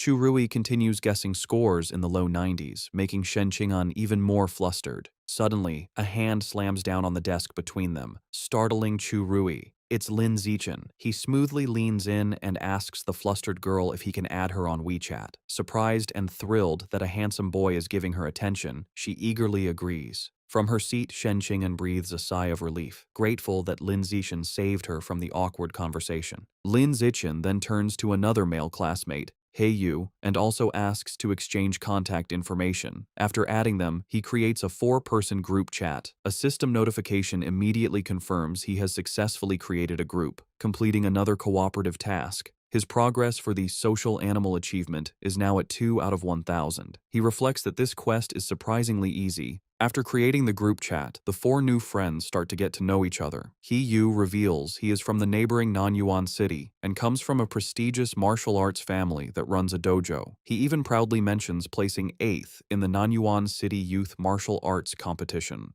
Chu Rui shares that her family owns a chain of clothing stores, making her wealthy. After Lin Zichen and Shen Qinghan also share their backgrounds, the 4 quickly become a close-knit group. Just as they are getting comfortable, He Yu asks the others to guess who the strongest student in their class is. Chu Rui immediately points to Lin Zichen, guessing it must be him since he was the top scorer on the entrance exam for their entire district. This shocks He Yu, who had no idea his new friend was so accomplished. However, Lin Zichen humbly suggests that being the top scorer doesn't necessarily make someone the strongest. He reveals a surprising fact. The principal had spent a lot of money to recruit 2 exceptionally powerful students from Nanyuan City for their class.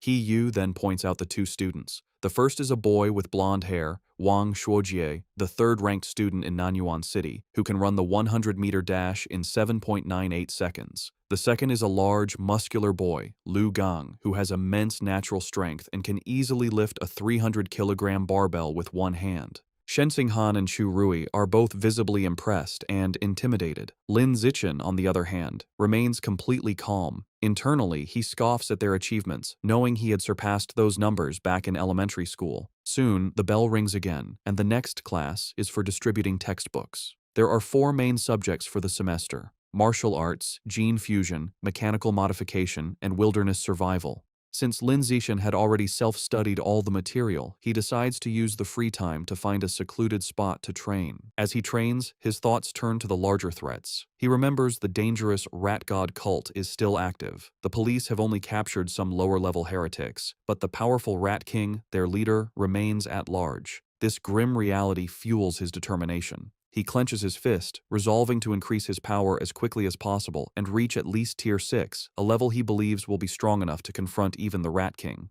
The first practical class is Wilderness Survival. The teacher, Xu Chungbei, gathers the students in a wooded area and asks if any know how to make a fire by drilling wood. He Yu mutters, "It's a useless skill." To everyone's surprise, both Wang Shuojie and Lu Gang step forward and successfully start fires using the primitive method. The teacher is impressed and asks how they learned. Lu Gang explains he learned at a summer camp, while Wang Shuojie says he taught himself by watching videos online. After they are done, Lin Zichen easily teaches the same technique to his own small group, and they quickly master it. Later, in martial arts class, the teacher, Yao Yuanfeng, announces he will teach them a special breathing and cultivation technique. Once again, Wang Shuojie and Lu Gang loudly declare they have already learned it, showing off for the class. Though their demonstration is a bit clumsy, they manage. Lin Zichen, who already knows these skills, decides to maintain his low profile. In this way, over a month passes uneventfully. One day in mechanical modification class, the teacher, Kai Yuanfei, announces a test to check their progress. To motivate them, he reveals cash prizes for the top 3, 888 yuan for first, 666 for second, and 333 for third. Lin Zichen's eyes light up when he hears about the prize money, realizing the first-place reward is almost enough to buy half a jin of the expensive savage giant eagle meat. With everyone motivated, the class begins the exam. Coincidentally, the gene fusion teacher, Liu Duren, has the same idea and also springs a surprise exam with the same prize structure. After the 2 difficult exams, the students are drained. He Yu collapses onto his desk, groaning. The other students complain about how difficult the questions were. One girl laments that she was hoping for a 90, but would be lucky to get a passing grade of 60, While everyone else complains, Wang Shoujie and Lu Gong begin to casually brag. Lu Gong asks Wang Shoujie how he did. Wang Shoujie confidently replies that he should score a 95, as he only struggled with the last part of the final question. Lu Gong nonchalantly agrees, stating he is in the same boat and also expects a 95. Listening to their arrogant exchange, He Yu glares at them, clenching his fists in fury and thinking about how badly he wants to punch them. The teacher announces the results of the mechanical augmentation test. He reads the scores, revealing that Guo Yunling received 52 points, while Shen Qinghan passed with 61. Shen Qinghan excitedly tells Lin Zichen she passed, and he congratulates her on her hard work. The teacher continues, announcing, He Yu scored an impressive 88 points. His friends praise him, and he humbly replies he was just lucky, promising to treat them to a meal with his third-place prize of 333 yuan. Next, the teacher confirms Lu Gang and Wang Shuojie both scored 95 just as they predicted, complimenting them for being only one question away from a perfect score. Wang Shuojie confidently claims that with 10 more minutes, he could have solved the final problem, and Lu Gang agrees. Listening to them brag, He Yu is frustrated, but comforts himself with the thought that third place is still his. However, the teacher then reveals a shocking result. Despite the test's difficulty, one student achieved a perfect score, Lin Zichen, with 100 points. Wang Shuojie and Lu Gang are stunned, shouting the result is absurd. The rest of the class erupts in cheers. Even a defeated He Yu joins in. Recognizing Lin Zichen is on another level, Shen Qinghan and Chu Rui celebrate his victory as the glory of Shanghai. Ignoring the praise, Lin Zichen's focus is on the prize. He raises his hand and asks Teacher Kai when the 888 yuan prize for first place will be distributed. The teacher promises to send it later, internally finding Lin Zichen's intense focus on money strange. An hour later, the gene fusion exam results are announced. The teacher, Kai Yuanfei, reads the scores. This time, the non-Yuan duo did not perform as well. Lu Gang scored 81 and Wang Shuojie 83. Though still good scores, they are clearly disappointed. In contrast, Shen Qinghan achieves an excellent 78, placing her in the top 5, and she celebrates with Chu Rui. To the shock of his classmates, Lin Zichen once again secures a perfect score, effortlessly winning another prize. This second crushing victory deals a huge blow to the confidence of He Yu, Wang Shuojie, and Lu Gang, who are left demoralized. Unable to accept their defeat, Wang Shuojie and Lu Gang question how anyone could get full marks on such a difficult test, openly suggesting Lin Zichen must have known the answers in advance. The teacher, Kai Yuanfei, immediately shuts down their accusation, stating firmly that it is impossible. He explains that he personally designed every question, and the answers are not available online, making cheating impossible. The two are left speechless. Their classmates are not so kind. He Yu and Chu Rui laugh, mocking Wang Shuojie and Lu Gang for being sore losers. He Yu calls them a disgrace to Nanyuan City, and Chu Rui adds that uncultured, ugly people always cause the most trouble. After lunch, the practical exam for wilderness survival begins. The teacher, Xu Chengbei, explains the rewards are the same, with cash prizes for the top 3. The exam has 3 parts: climbing, swimming, and making fire by friction. Having been beaten in the academic tests, Wang Shuojie tells Lu Gang they must redeem themselves in the practical exams. Lu Gang agrees, and both glare at Lin Zichen, vowing to crush him and wash away their shame. The exam begins with climbing, where speed determines the winner. As expected, Lin Zichen's superior physical abilities allow him to easily dominate. He scales the rock wall with incredible speed, leaving the Nanyuan duo far behind to secure first place. The tree climbing event ends the same. Lin Zichen again takes first, while a defeated Wang Shuojie complains he couldn't even see his shadow. While Lin Zichen excels, he notes his real concern is for Shen Qinghan. As he expected, she struggles with the climbing and finishes last. However, he isn't worried, knowing her true talent is in the water and confident she will regain her confidence during the swimming segment. Next is the fire-starting segment. With his eyes on the prize money, Lin Zichen knows he must continue to crush the Nanyuan duo. He starts the task with intense focus and speed, successfully creating a fire in just 58 seconds. Wang Shuojie and Lu Gang watch in utter disbelief, wondering how he can be so fast at everything, bewildered by his insane hand speed. The final part of the wilderness survival exam was swimming. This time it was Shen Qinghan's turn to shine. Tapping into her natural affinity for water, she swam with incredible speed, easily crushing the Nanyuan duo and delivering another heavy blow to their shattered confidence. Wang Shuojie was left in disbelief, unable to understand how Shen Qinghan could suddenly exhibit such explosive power in the water, concluding he must be hallucinating. After the exam, a defeated Wang Shuojie and Lu Gang were completely silent for a long time. However, their silence only lasted through lunch. In the afternoon, the final exam for martial arts began. The teacher, Yao Yuanfeng, announced it was time to test their progress with a sparring competition. The top 3 would receive prizes, motivating the class. For Wang Shuojie and Lu Gang, this reignited their hope. Filled with determination, they resolved to reclaim their pride. They reasoned this was martial arts class, where physical fitness and combat technique truly mattered. They believed if Lin Zichen was weak in martial arts, his other scores were meaningless. Before sparring, the teacher had everyone do a physical test as a warm-up, measuring their 100-meter sprint, one-hand barbell lift, and vertical jump. Lin Zichen, holding back to avoid being too flashy, still gave an incredible performance. He ran the 100-meter dash in 7.78 seconds and lifted a 330-kilogram barbell with one hand. His vertical jump was 2.18 meters, and he easily took first in all 3 events, making sure to only slightly beat the Nanyuan duo. They were once again left in utter shock. Wang Shuojie couldn't understand how Lin Zichen could be faster, while Lu Gang was baffled by how someone who didn't look muscular could be so strong. Trying to rally, Wang Shuojie reminded Lu Gang that failing the physical test didn't mean they would lose in sparring, as real combat also required technique. They convinced themselves their superior technique gave them a chance. After the test, everyone moved to the dueling area for the sparring matches. Eager to complete his survival of the fittest achievement, Lin Zichen stepped into the ring first. However, after his overwhelming display, no one dared to challenge him. Even Wang Shuojie and Lu Gang held back to observe first. Seeing the stalemate, the teacher intervened. He called out a student named Lu Wei and ordered him to spar with Lin Zichen. The two faced off, but the match was over before it began. To save time, Lin Zichen ended it instantly with a single devastating punch that sent Lu Wei flying. He then speed ran through the rest of his opponents, taking down every student in the class with the same brutal efficiency. Watching this, Wang Shuojie and Lu Gang are left in utter despair. Wang Shuojie realizes with horror that Lin Zichen is far stronger than they imagined and probably wasn't going all out during the physical test. He wonders how anyone could compete with such a monster. Just as their spirits are crushed, He suddenly leaps into the ring, shouting Lu Gang's name. He points at Lu Gang, declaring he's warmed up and at his peak, and challenges him to a fight. Eager to vent his frustration, Lu Gang readily accepts. He reasons that while he may not be confident against Lin Zichen, he can certainly defeat He and vows to flatten him in 30 seconds.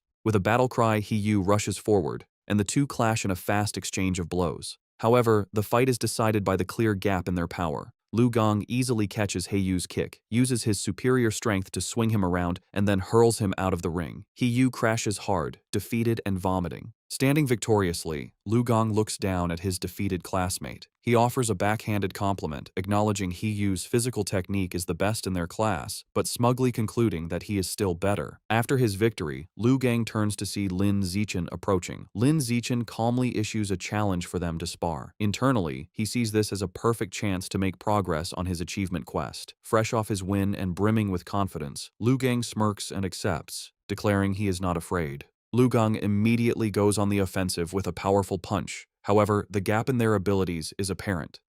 Lin Zichen moves with blinding speed, effortlessly dodging the attack and leaving afterimages.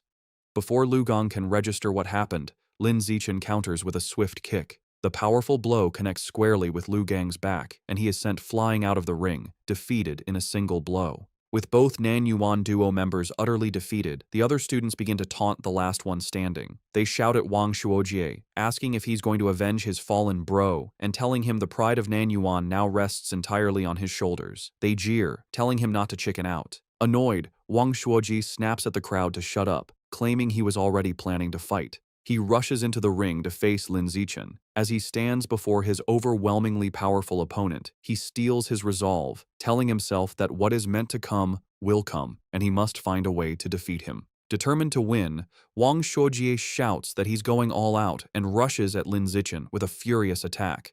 However, his effort is futile. Lin Zichen effortlessly stops the punch with one hand and counters with a single devastating blow that sends Wang Shuojie flying upside down. He crashes hard onto the gym floor, knocked out and foaming at the mouth, defeated as easily as everyone else. With the Nanyuan duo taken care of, Lin Zishan proceeds to systematically take down the rest of the boys in the class one after another with the same effortless efficiency. After defeating all the male students, he checks his system. He notes that according to the survival of the fittest achievement rules, defeating the same person multiple times only counts once. This means his only remaining opponents in the class are the girls.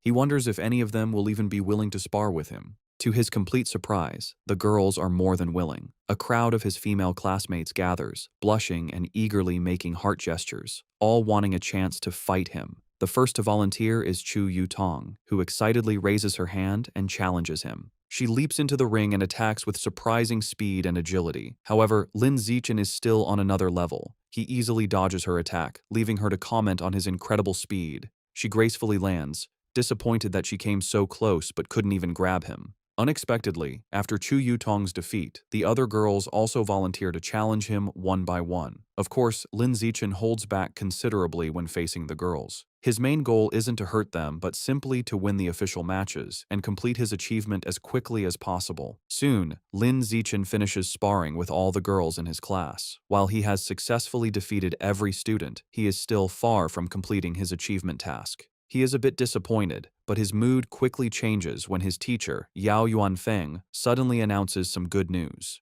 The teacher praises the class and tells them that as elite students, they must learn to challenge those above them. He then announces that in 1 month, their class will challenge the strongest regular class in the second year, and he expects them to be ready. Lin Zichen, who was just feeling frustrated about the lack of opponents to speed up his survival of the fittest achievement, is overjoyed. A new match has been delivered right to his door, a true blessing. After the teacher dismisses the class, a newly humbled Lu Gang approaches Lin Zichen. He admits he had underestimated the school and declares that from now on, he will consider Lin Zichen his rival for the next 3 years. Lin Zichen realizes that with the teacher's plan to constantly challenge other classes, completing his achievement within a year might not be impossible. Wang Shuojie also confronts him, vowing to wash away the humiliation of his defeat before they graduate. Lin Zichen, however, is more focused on the practical benefits. He calculates that he has earned over 3,000 yuan from the exam prizes alone. This excites him, as he can now use this money to buy more beast meat. He clenches his fist, completely ignoring the non-yuan duo, who are left fuming at his arrogant dismissal. That night, back in his room, he considers his financial situation. Although he earned some money from the rewards, it is still far from enough to buy all the beast meat he needs. To earn more money, he decides to follow in his parents' footsteps and registers as a web novel author, beginning his writing journey. Thanks to his celestial root of wisdom, his writing is exceptional. The next morning, he finds a contract invitation from the Yuiwen platform in his messages. After signing the contract, a piece of news from that very day catches his eye. The report is about a terrifying incident just 2 hours ago. A giant mutant rat had attacked a frozen meat cold storage facility on the outskirts of the city. The news report details the horrific attack. The mutant rat was over 5 meters long and so powerful that it bit a responding cyborg in half. In a final, desperate act, the captured cyborg activated its hidden backup energy core to self-destruct, taking the enemy with it. The resulting explosion was massive, blowing the giant mutant rat to pieces on the spot. Reading the news, Lin Zichen is horrified. He stares at an image of a monstrous rat, wondering with growing dread how many more of these giant mutant rats are hidden in Shanghai City. He also questions where such enormous creatures could possibly be hiding. The day of the sparring session against the strongest regular class of the second year arrives, and the students gather at the Shanghai High Gymnasium. Before the match, the teacher, Yao Yuanfeng, holds a strategy meeting with his top fighters. He warns them that while their top fighters are strong, the opposing class is stronger overall and will likely use defensive tactics to wear them down. He orders them to finish their fights as quickly as possible. The moment the meeting is over, Lin Zichen rushes towards the ring. Eager to defeat as many new opponents as possible to complete his survival of the fittest achievement, he volunteers to go first. His opponent, a tall girl with long blonde hair from the second-year class, steps into the ring. Seeing who she's up against, she immediately complains to her teacher, pointing out that the elite class has sent their strongest fighter out first. She claims she is the weakest student in her own class, and questions how she is supposed to fight him. Hearing this, teacher Yao Yuanfeng storms over to the opposing teacher, an older man he calls Brother Feng. He angrily accuses him of breaking the unspoken rules of class sparring, which dictate that the weakest students should fight first. He demands to know why the other teacher sent his strongest student to fight in the first match. To settle the dispute, Teacher Yao orders Lin Zichen down from the stage, telling him he can go later and to let the weaker students go first. Lin Zichen reluctantly agrees and steps down. The teacher then points to Zhong Yijia and tells her to go first, but she is caught off guard and protests that she isn't ready. Seeing an opportunity, Shen Qinghan steps forward. She volunteers to fight, telling Teacher Yao that since she is the weakest, she should be the one to go first. Shen Qinghan nervously enters the ring to face the tall blonde girl, clearly intimidated. From the sidelines, her classmates, including Chu Rui and He Yu, begin to cheer loudly, shouting encouragement for their friend, Han Han. However, the sudden pressure only makes Shen Qinghan even more nervous. The match begins, and the blonde girl immediately attacks with a powerful punch, which Shen Qinghan manages to block. Despite being outmatched, Shen Qinghan is determined. She knows she can't win, but resolves to hold on for as long as possible, adopting a purely defensive strategy to drain her opponent's stamina. Her plan proves surprisingly effective. 3 minutes later, the blonde girl is breathing heavily, surprised by Shen Qinghan's endurance. She realizes that if the fight continues, she will run out of stamina and decides she must finish the match quickly. She rushes forward with a final decisive punch. The blow lands, and Shen Qinghan is knocked to the ground, defeated. As she gets back on her feet, she is visibly embarrassed. The teacher, Yao Yuanfeng, praises her performance. He gives her a thumbs up, telling her she did great and that her defensive strategy was very smart. Lin Zichen also comforts her, patting her head gently. He tells her she did well, lasting over 3 minutes against a senior with an extra year of training, and that she has made big progress. Reassured, Shen Qinghan looks up at him with a happy smile. Following Shen Qinghan's defeat, another female classmate with brown hair from the elite class steps into the ring. Seeing that her senior opponent is running out of stamina after the previous match, she sees an opportunity and rushes in to attack. She throws a powerful kick, but the more experienced senior easily dodges the blow and counters with a swift punch to the face. The brown-haired girl is quickly overpowered and pinned to the ground, where she cries out in pain and is forced to surrender. Standing over her defeated opponent, the senior mockingly asks if she was looking down on the regular class by charging in so recklessly. She continues to taunt the girl, telling her that while she may not have her talent, she has trained for a whole year longer. She dismisses her, telling her to come back and fight again after she's trained for another year. Just then, Chu Rui steps forward. Filled with determination, she declares that she will avenge Shen Qinghan and crush the senior. Chu Rui proves to be a formidable fighter. She easily defeats her senior opponent with a single, powerful punch. From the sidelines, Shen Qinghan cheers enthusiastically, calling out how amazing Chu Rui was. Lin Zichen tells Shen Qinghan that she was amazing too, explaining that Chu Rui's victory was easy only because Shen Qinghan had drained the senior's stamina first. Shen Qinghan smiles happily. 2 hours later, the sparring session continues, and the elite class has evened the score. Teacher Yao Yuanfeng approaches the second-year teacher, Brother Feng, and taunts him, pointing out that his class only has 4 fighters left and that he is confident his class will win the bet. However, he then turns to his students and warns them not to get complacent. He declares that the true strength of their class lies with their 4 top fighters, Lin Zichen, Wang Shuojie, Lu Gong, and He Yu. The real showdown is just beginning. Following his teacher's declaration, He Yu is ordered to go up next. He cracks his knuckles with a determined look and enters the ring with a dramatic, ground-pounding pose. He strikes a fighting stance and theatrically asks his senior opponent if he is prepared to face his fists, which he claims are thirsty for battle. The senior, a boy with brown hair, smirks and tells He Yu not to be so childish and overly dramatic. Annoyed, He Yu immediately attacks with a swift kick, sending the senior crashing to the ground in defeat. Standing over his fallen opponent, He Yu mocks him, questioning where he got the confidence to act so tough with such a low skill level and calling him trash. Just as He Yu celebrates his victory, another, more formidable senior with purple-tinged hair stomps into the ring. He glares at He Yu, calling him arrogant for his taunts. The senior immediately lunges with a powerful punch, vowing to teach his junior opponent some intensity. To the senior's shock, He Yu moves with incredible speed, effortlessly dodging the attack. He Yu then counters with a powerful kick that sends the senior flying, knocking him out. Seeing his impressive victory, Chu Rui and Shen Qinghan erupt in cheers, shouting encouragement for He Yu. Fueled by his success, He Yu goes on an incredible winning streak, defeating several more opponents in quick succession.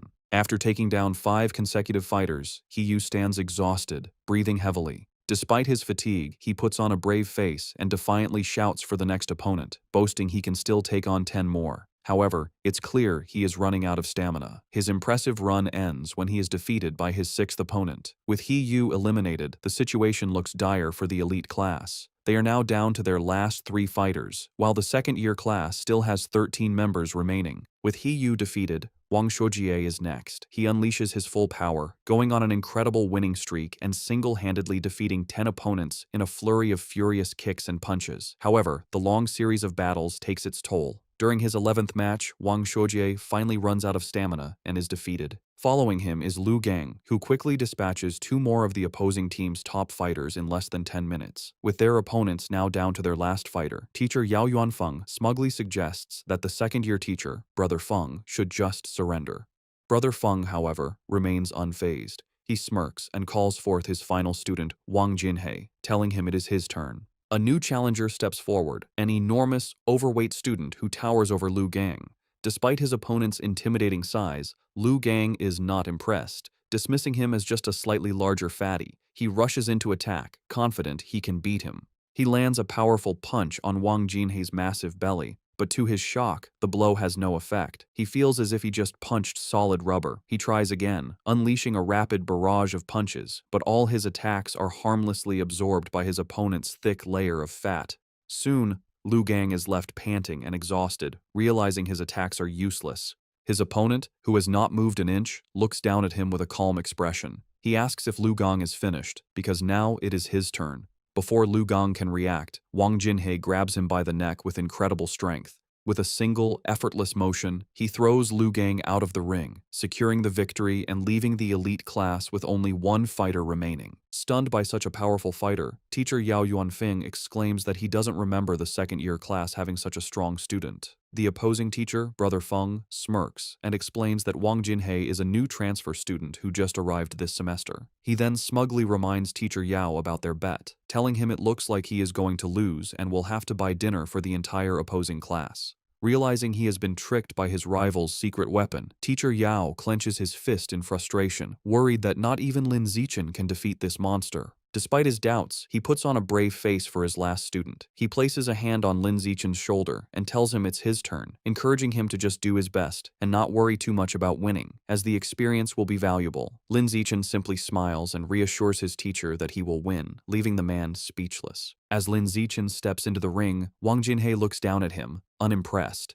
He dismisses his opponent as looking rather weak to be his class's final ace. From the sidelines, Shen Qinghan, Chu Rui, and the other girls from the elite class shout insults at Wang Jinhei, calling him an arrogant fatty and cheering for Lin Zichen to teach the dead pig a lesson. Annoyed by the taunts, Wang Jinhei decides to offer a handicap. He tells Lin Zichen he will stand still and allow him 10 free hits. He explains that he doesn't want Lin Zichen and his little fangirls to complain later that he was just bullying a smaller opponent. Lin Zichen happily accepts the offer. Wang Jinhei tells him to come at him with his full power. Without hesitation, Lin Zichen unleashes a single, devastating punch to his opponent's massive stomach. The force of the blow is so immense that it sends the enormous Wang Jinhei spinning through the air before he crashes hard onto the floor, knocked out cold. Both classes are left in stunned silence, which is quickly broken by a massive, tearful cheer from the elite class as they celebrate Lin Zichen's incredible victory. A few moments later, Wang Jinhei slowly begins to regain consciousness, completely disoriented. He groggily wonders where he is and what just happened, muttering that the outcome was completely illogical and unscientific. After Lin Zichen's victory, the second-year teacher approaches Yao Yuanfeng, the elite class's teacher. He remarks on how powerful Lin Zichen was, comparing his one-punch victory over Wang Jinhei to a former prodigy named Wu Tiancheng. Yao Yuanfeng replies that while Lin Zichen is strong, he isn't at Wu Tiancheng's level yet, explaining that Wu Tiancheng was a monster who terrified the principal as a first year. Overhearing the name, Lin Zichen walks over and asks his teachers who Wu Tiancheng is. Yao Yuanfeng excitedly explains that Wu Tiancheng was a legendary student from a few years ago. As a first year, he single-handedly defeated the entire third-year elite class, shocking the school leaders. The teacher continues by listing Wu Tiancheng's incredible stats as a first year, a 100-meter dash in 6.12 seconds, a 3.96-meter vertical jump, and a 650-kilogram one-handed barbell lift.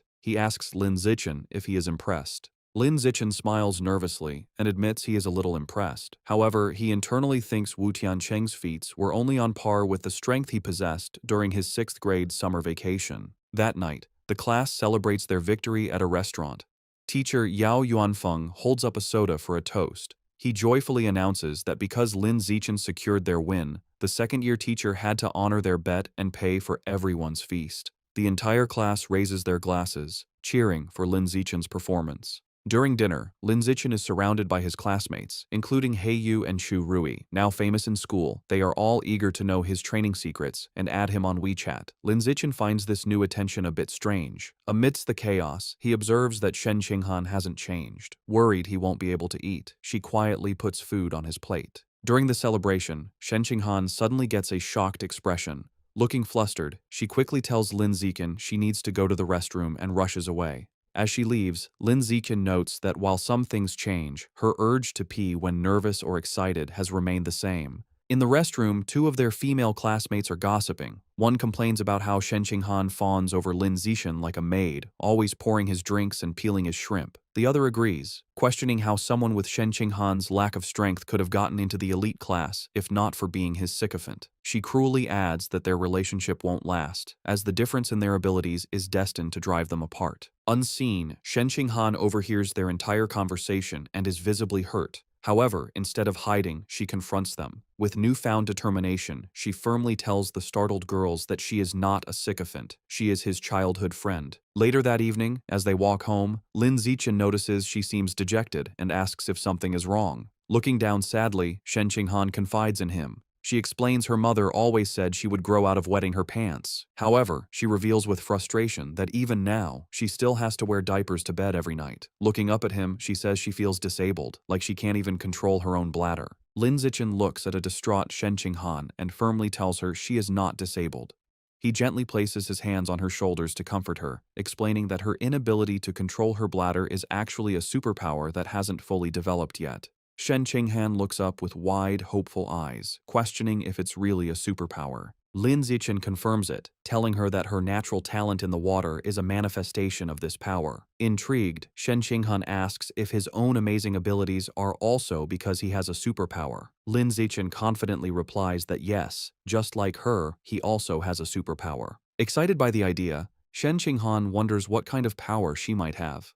Lin Zichen reassures her it will definitely be a very powerful one. However, their path is blocked. A special team in protective gear is cordoning off a building, and an officer with a megaphone instructs the public to stay back while they exterminate rats. Their attention is drawn to the chaos inside. A man in an apron frantically swings a broom at a swarm of large rats, trying to fend off the exterminators. He screams at the officers to stop, pleading with them not to kill his brothers. His face twists in agony and rage as he continues to scream. Consumed by fury, the man charges at the officers, yelling that he will fight them to the death. Watching the scene, Shen Qinghan asks Lin Zichen if the man has gone crazy. Lin Zichen agrees, suggesting he might be mentally ill, though he finds the situation pitiful. He tells her that's just how some people are and that they should go home. Later that night, at Lin Zichen's house, he and his parents are watching a troubling news report. The anchor announces that a young female teacher went missing last week and is still not found. His mother, Zhang Wangshan, expresses her alarm, noting this is the 4th young woman to disappear this month. His father, Lin Yansheng, corrects her, stating it is the 5th. The report continues, showing photos of the missing women, all young and attractive. It issues a public warning for young women to avoid going out alone at night. Worried, Zhang Wangshan tells her son he must not let Shen Qinghan go anywhere by herself. Lin Zichen smiles and promises to look after her. Meanwhile, at a public security office in Shanghai City, the man from the market has been taken into custody. A doctor in a lab coat is speaking with a police officer. The officer asks for the doctor's opinion, wondering if the man is mentally ill. The doctor replies he isn't certain, explaining that he has tried to communicate with the suspect, but the man has remained completely silent. The officer finds this strange, saying the man was screaming non-stop at the market earlier. Suddenly, the officer's eyes widen with a terrifying realization. Both he and the doctor whip their heads around to look at the man, who is now hunched over, surrounded by a dark, menacing aura. Before their horrified eyes, the man begins to transform, mutating into a monstrous, giant, aberrant rat. As the creature grows, the terrified officer screams into his radio, frantically calling for backup and requesting a cyborg team, yelling that the person in the interrogation room is turning into a giant, aberrant beast. The giant, aberrant rat rampages. A police squad opens fire, but the bullets barely slow it down. As the officers retreat, a female officer reports that headquarters confirmed all cyborgs are deployed on other missions. The director adds grimly that support won't arrive for 10 minutes and their ammunition won't last that long. Realizing they can't fight it head-on, the director orders his team to their car. Their new plan is to lure the monster into the suburbs to buy time. The female officer jumps into a police van and starts the engine, while another officer braces himself inside. They speed through the city with the giant rat in hot pursuit, leaping between buildings. The female officer urges them to go faster to give the cyborgs more time. The van races up a mountain road and into a tunnel, but the beast is relentless. It closes the distance with a terrifying roar, its massive tooth-filled maw open. The monster slams into the back of the van, causing it to lose control, flip violently through the air, and crash. Inside the overturned van, the female officer hangs upside down, injured. With a look of despair, she thinks that in the end, they still couldn't make it. Just as the giant aberrant rat roars in triumph over the wrecked van, a massive explosion engulfs it. Help has arrived. A female cyborg with short purple hair and sleek armor. Hovering in the air, she locks on and unleashes a barrage of powerful purple missiles. The projectiles slam into the monster, creating a series of fiery explosions as she gives the command to kill. After the smoke clears, the cyborg lands on the crater-filled road. She finds a large tunnel and realizes the rat escaped by digging its way out, noting the beasts seem to be getting smarter. However, she sees shredded flesh and blood on the ground and concludes the creature is seriously injured and couldn't have gotten far. She decides she has a good chance to track it down. The scene shifts to the city skyline at 3 a.m. In his room, Lin Zichen is at his computer, not training, but writing. He reflects on his progress as a web novel author. He has written daily for over half a month, and his novel is now nearly 200,000 words.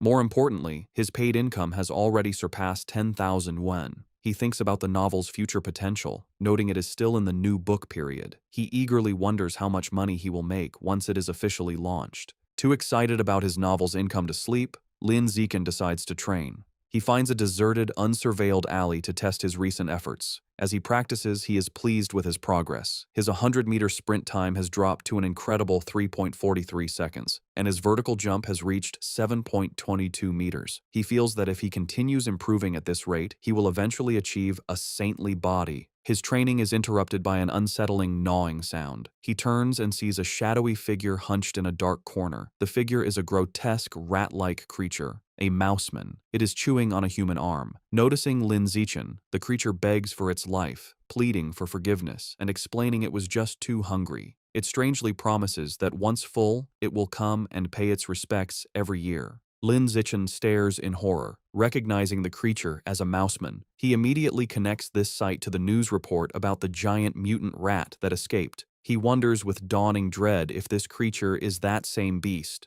now in a more humanoid, but no less monstrous form. Realizing the extreme danger, Lin Zichen decides he must inform the police. However, as he turns to leave, the mouseman panics, thinking he is its next meal. It stammers that it doesn't have to eat him and can go find others to devour instead. Before Lin Zichen can react, the creature springs into action. It leaps off the alley walls with blinding speed, ricocheting from side to side in a series of lightning-fast jumps. The mouseman lunges at him, screaming it wants to eat human meat as hunger overrides its fear. The attack is so fast that Lin Zichen realizes there is no time to dodge. With no other option, he faces the monster head-on. As the creature closes in, Lin Zichen meets its charge with a single, devastating kick to its jaw. The impact sends the mouseman spinning through the air before it crashes hard to the ground. The beast struggles to its feet, clutching its bleeding chest. It stares at Lin Zichen in disbelief, wondering how a weak-looking student could possess such overwhelming strength. Stunned and injured, the mouseman stares back at Lin Zichen, shocked by his unexpected power. Before it can recover, a rock suddenly flies through the air and slams into its head. Seizing the advantage, Lin Zichen gives the monster no chance to retaliate. He unleashes a furious storm of rocks, throwing them with incredible speed and precision. The mouseman is completely overwhelmed by the relentless assault, unable to defend itself as the rocks pummel its body. After a few moments, the onslaught stops. Lin Zichen stands at the end of the alley, breathing heavily. He watches the spot where the creature fell, noticing it is no longer moving. He approaches cautiously and finds his attack was more devastating than he imagined. The Mouseman is obliterated, reduced to a steaming pile of skeletal remains. Wondering if the creature was truly dead, Lin Zichen touches the pile of bones. A surge of blue energy flows into him, and a system notification confirms he has devoured a trace of the giant mutant rat's life source, increasing his codex progress to 7%. He is disappointed to only absorb 2% this time, compared to the 5% from the scorched corpse. He theorizes the difference is due to the varying amount of Rat King gene each heretic had consumed.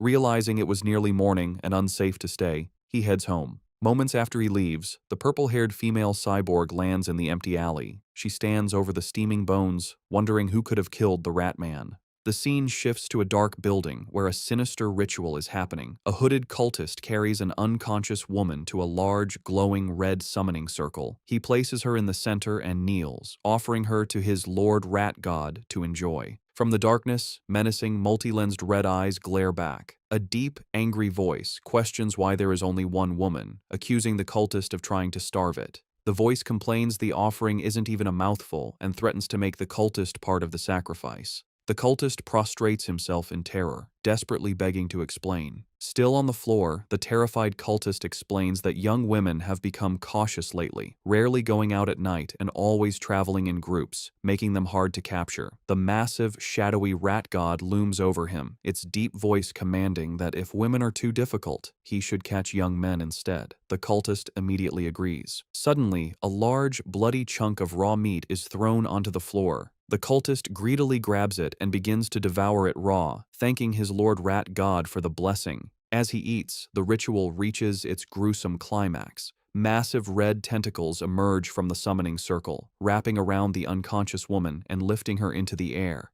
The monstrous, multi-eyed maw of the rat god opens wide and devours her whole. Sounds of chewing and crunching echo through the building. After its meal, the Lord Rat God gives one final, chilling order. It tells the cultist not to capture ordinary people next time, complaining their meat is too bitter. The entity declares it wants to eat nobles who live in luxury, believing their meat will be more tender. To help Shen Qinghan improve her martial arts grades, Lin Zichen holds special training sessions with her at her house. During one session, he acts as her personal coach, correcting her form. He adjusts her arm, stance, and shoulders, explaining how to generate more power and maintain better balance. Once her posture is corrected, he tells her to attack him with her full strength. She lunges at him with a determined punch. Lin Zichen easily catches her fist, praising her for the precise angle and improved power. He also catches her follow-up kick, pointing out a flaw in her form and demonstrating the correct technique by physically moving her leg into the proper position. After the intense session, an exhausted and sweaty Shen Qinghan collapses onto the floor. She catches her breath, telling him that even though she is exhausted, she can feel her martial arts strength has genuinely improved. Still kneeling on the floor, a motivated Shen Qinghan tells Lin Zichen that training 3 times a week isn't enough and asks if they can do it every day. Lin Zichen tells her that isn't necessary, explaining her body couldn't handle a daily high-intensity regimen.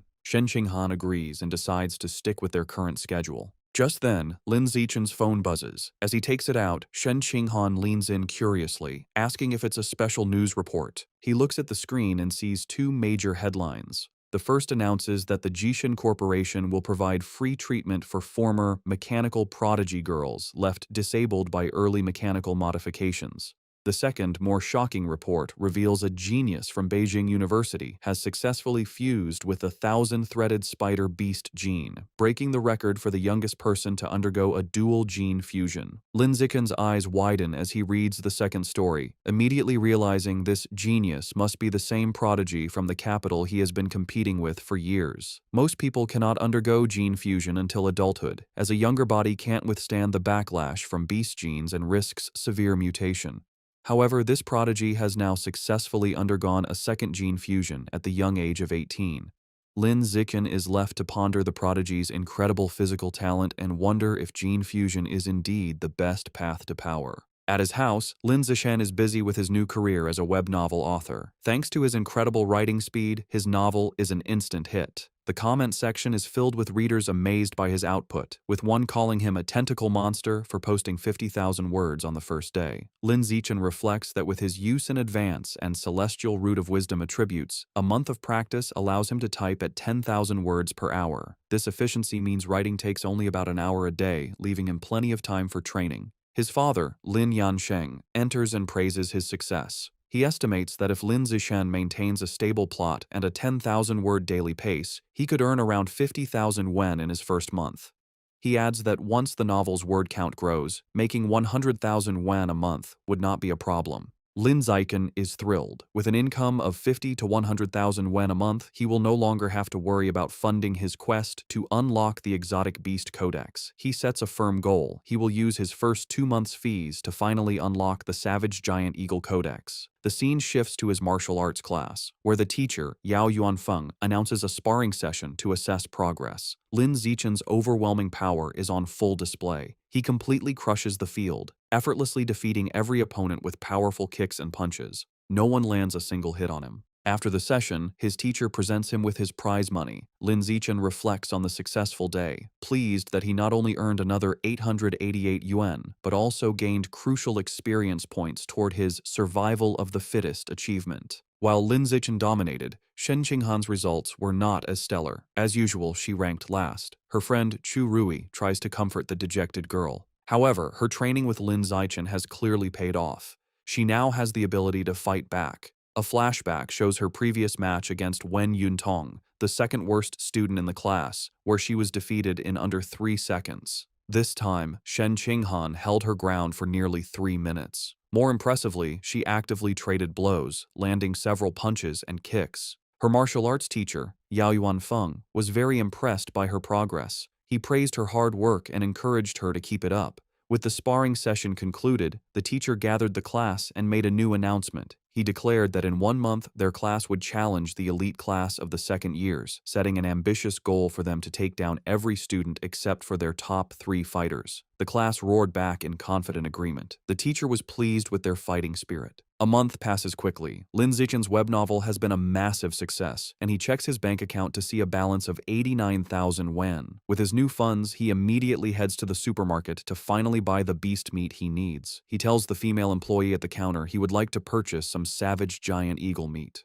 The employee informs him of a special promotion. If he buys 100 jin all at once, he will receive a 5% discount. After a moment of thought, Lin Zichen decides to hold off on the purchase for now. He concludes it would be more strategic to wait until he has saved up enough to buy all 100 jin at once to take advantage of the discount, figuring he will likely have enough by the following month.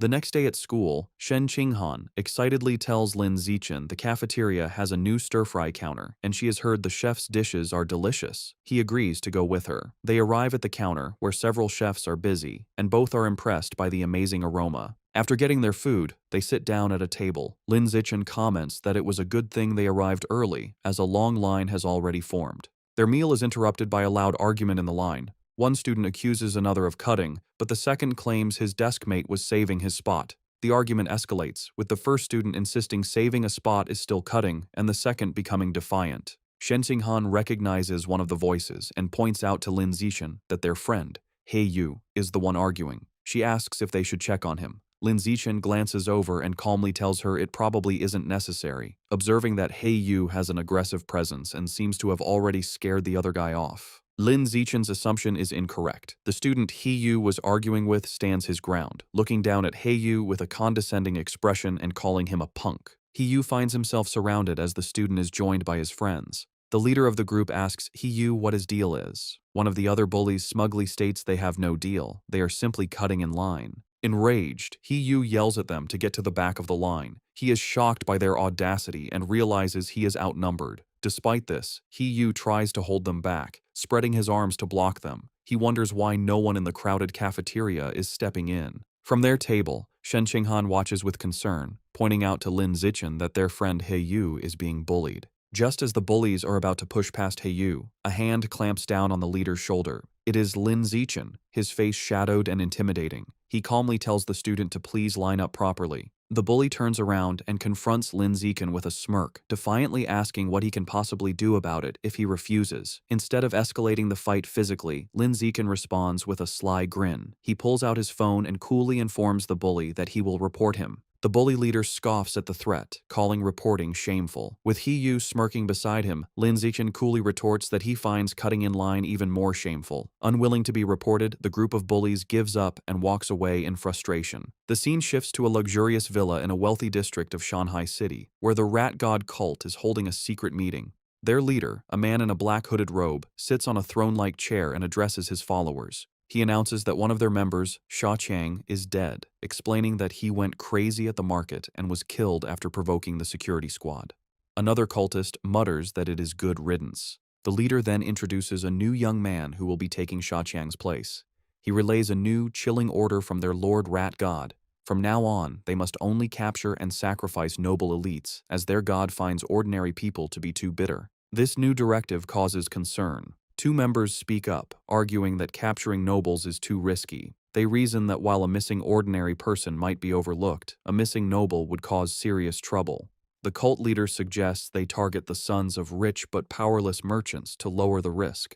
He then turns his attention back to the newcomer. He instructs him that, as he is new, he should not go after nobles yet. Instead, he is to practice by capturing a handsome young man as a sacrifice to one of the rat god's subordinates. The newcomer, his face hidden in the shadows of his hood, confidently accepts the mission, promising he will not just find any handsome man, but will offer the most handsome man in the entire city to the divine child. In the classroom, Yu is still fuming about the cafeteria. He tells Lin Zichen he investigated the students who cut in line and discovered they are from Class 3 of the second year, the same top honors class they are scheduled to challenge. Yu can't believe students from an elite class could be so rude. Leaning against the lockers, Lin Zichen looks at his phone and remarks that good grades don't mean a person has good manners. His expression shifts as a news alert catches his eye. He reads that another wealthy heir has gone missing, the fifth recently. Knowing the kidnappers haven't asked for ransom and remembering the rat god cult's order to capture nobles, Lin Zichen grimly concludes the cult is behind these disappearances.